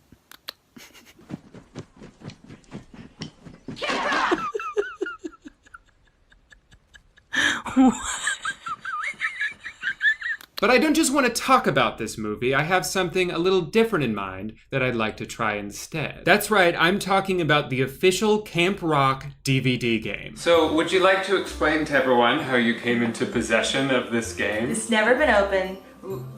Limited edition? Limited edition, according to me. According to us, we only have one, so who knows if they made more. That was purchased at a closing thrift store. It was to be sold for $3, but I got it for 25 cents. Can you believe the deal we got on this? And can you believe the restraint to go 3 years without playing it? She's asked me multiple times, can we play the DVD game? Can we play a DVD game? And I said, no, now's not the time. I figured... We saved it for this moment. Yeah, I figured something important would come along one day. I'd find a way to turn it into content. And then now we can write off that 25-cent purchase as a business purchase. So that's pretty cool, actually. A little tax life hack right there. For you. I wanted to do this for so long. So was this used and they put new shrink wrap over it? Because this box is very beat up. I've never pulled shrink wrap off of something that's been this dilapidated before. You're ready to take the stage and steal some hearts, pick up the remote and play Camp Rock DVD game. Camp Rock DVD game! We got a holographic game board. Wow, this is worth at least 20, 25 cents. When the movie came out, I was in 8th grade, and me and my two best friends were so excited that we put every photo that we had of the Jonas Brothers around us just to watch the movie. Who was your favorite Jonas Brother? Kevin. No, be honest. Her favorite Jonas brother, I'm so embarrassed by this, was Joe. She loved Joe, but because her friend already loved Joe, she agreed to love Kevin instead. And I just think that that's really sad, and I wish that there were 2 Joes and 0 Kevins. She even drew a picture of Kevin on my back in Sharpie, just to prove how much we loved the Jonas Brothers. Oh no! Holy shit. When it's your turn, spin the spinner and do what it says. Okay, jeez. I guess I'll go first. Jam time! What? Which came first? Oh, well, that's the beginning of the movie. That's the only time she's in her house in the entire movie. It's my favorite game. Yeah, she makes me play this with her every night before she goes to bed. Otherwise, she has really bad nightmares about Camp Rock 2. Spin it and do what it says. Do what it says. Free card! Alright, well. I wanted Sultry Joe. Look closely. These images are from the movie. Oh, yeah, I figured they might be. Which came last? What have we here? They're playing the clip from the movie. I can hear you. Right. I don't think this game is very hard. The whole concept of DVD games seems fun. I don't know if I ever played any, though. We weren't allowed to have Fun. fun. Who said? You totally rocked it. Trash can. Trash can said that. Who said? That's cute. Oh, the But same you're cuter. options.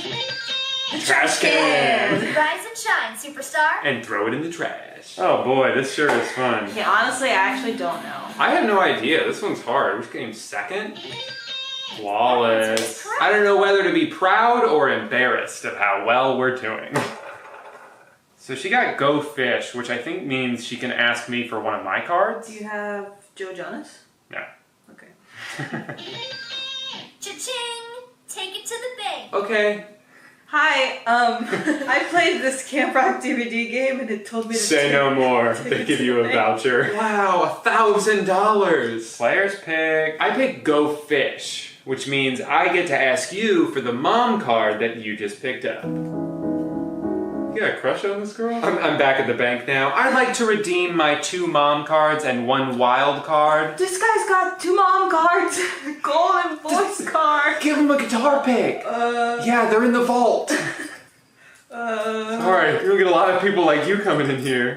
Pick one. I got a guitar pick. You haven't got any wrong. Is it even possible to get one wrong in this game? Yeah. Or are we just so smart? Wait, let's blatantly pick a wrong one and see what happens. Oh, funny you want to do that on my turn. Pick your card. Golden voice! And you've got 2 Joes. You trying to redeem those? Yeah. Welcome to the bank, ma'am. May I take your order? I have 2 Joes and a golden voice. Wow, there was some lanky guy in here a few minutes ago with 2 moms and 1 golden voice. Do you know him? That's my son. Your son? Tell him he's a real nice young man. Here you go. You got that one.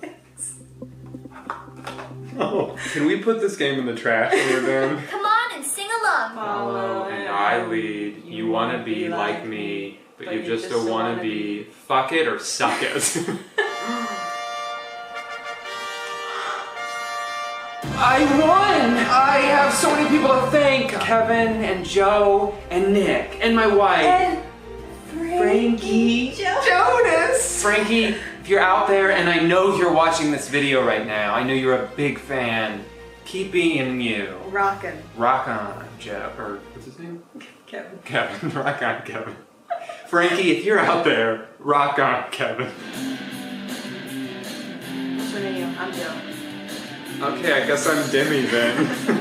Didn't really give me a choice there. Are they just gonna play the whole movie but without sound? Yeah, it's really awesome. If anyone out there is looking to play the Camp Rock DVD game, good luck getting it. I don't know where you could buy this. You gotta just hope that a thrift store is on the verge of closing down, and they'll give it to you in exchange for 1 quarter. Well, before we go, do you have any words of wisdom you want to impart on any aspiring DVD game creators out there?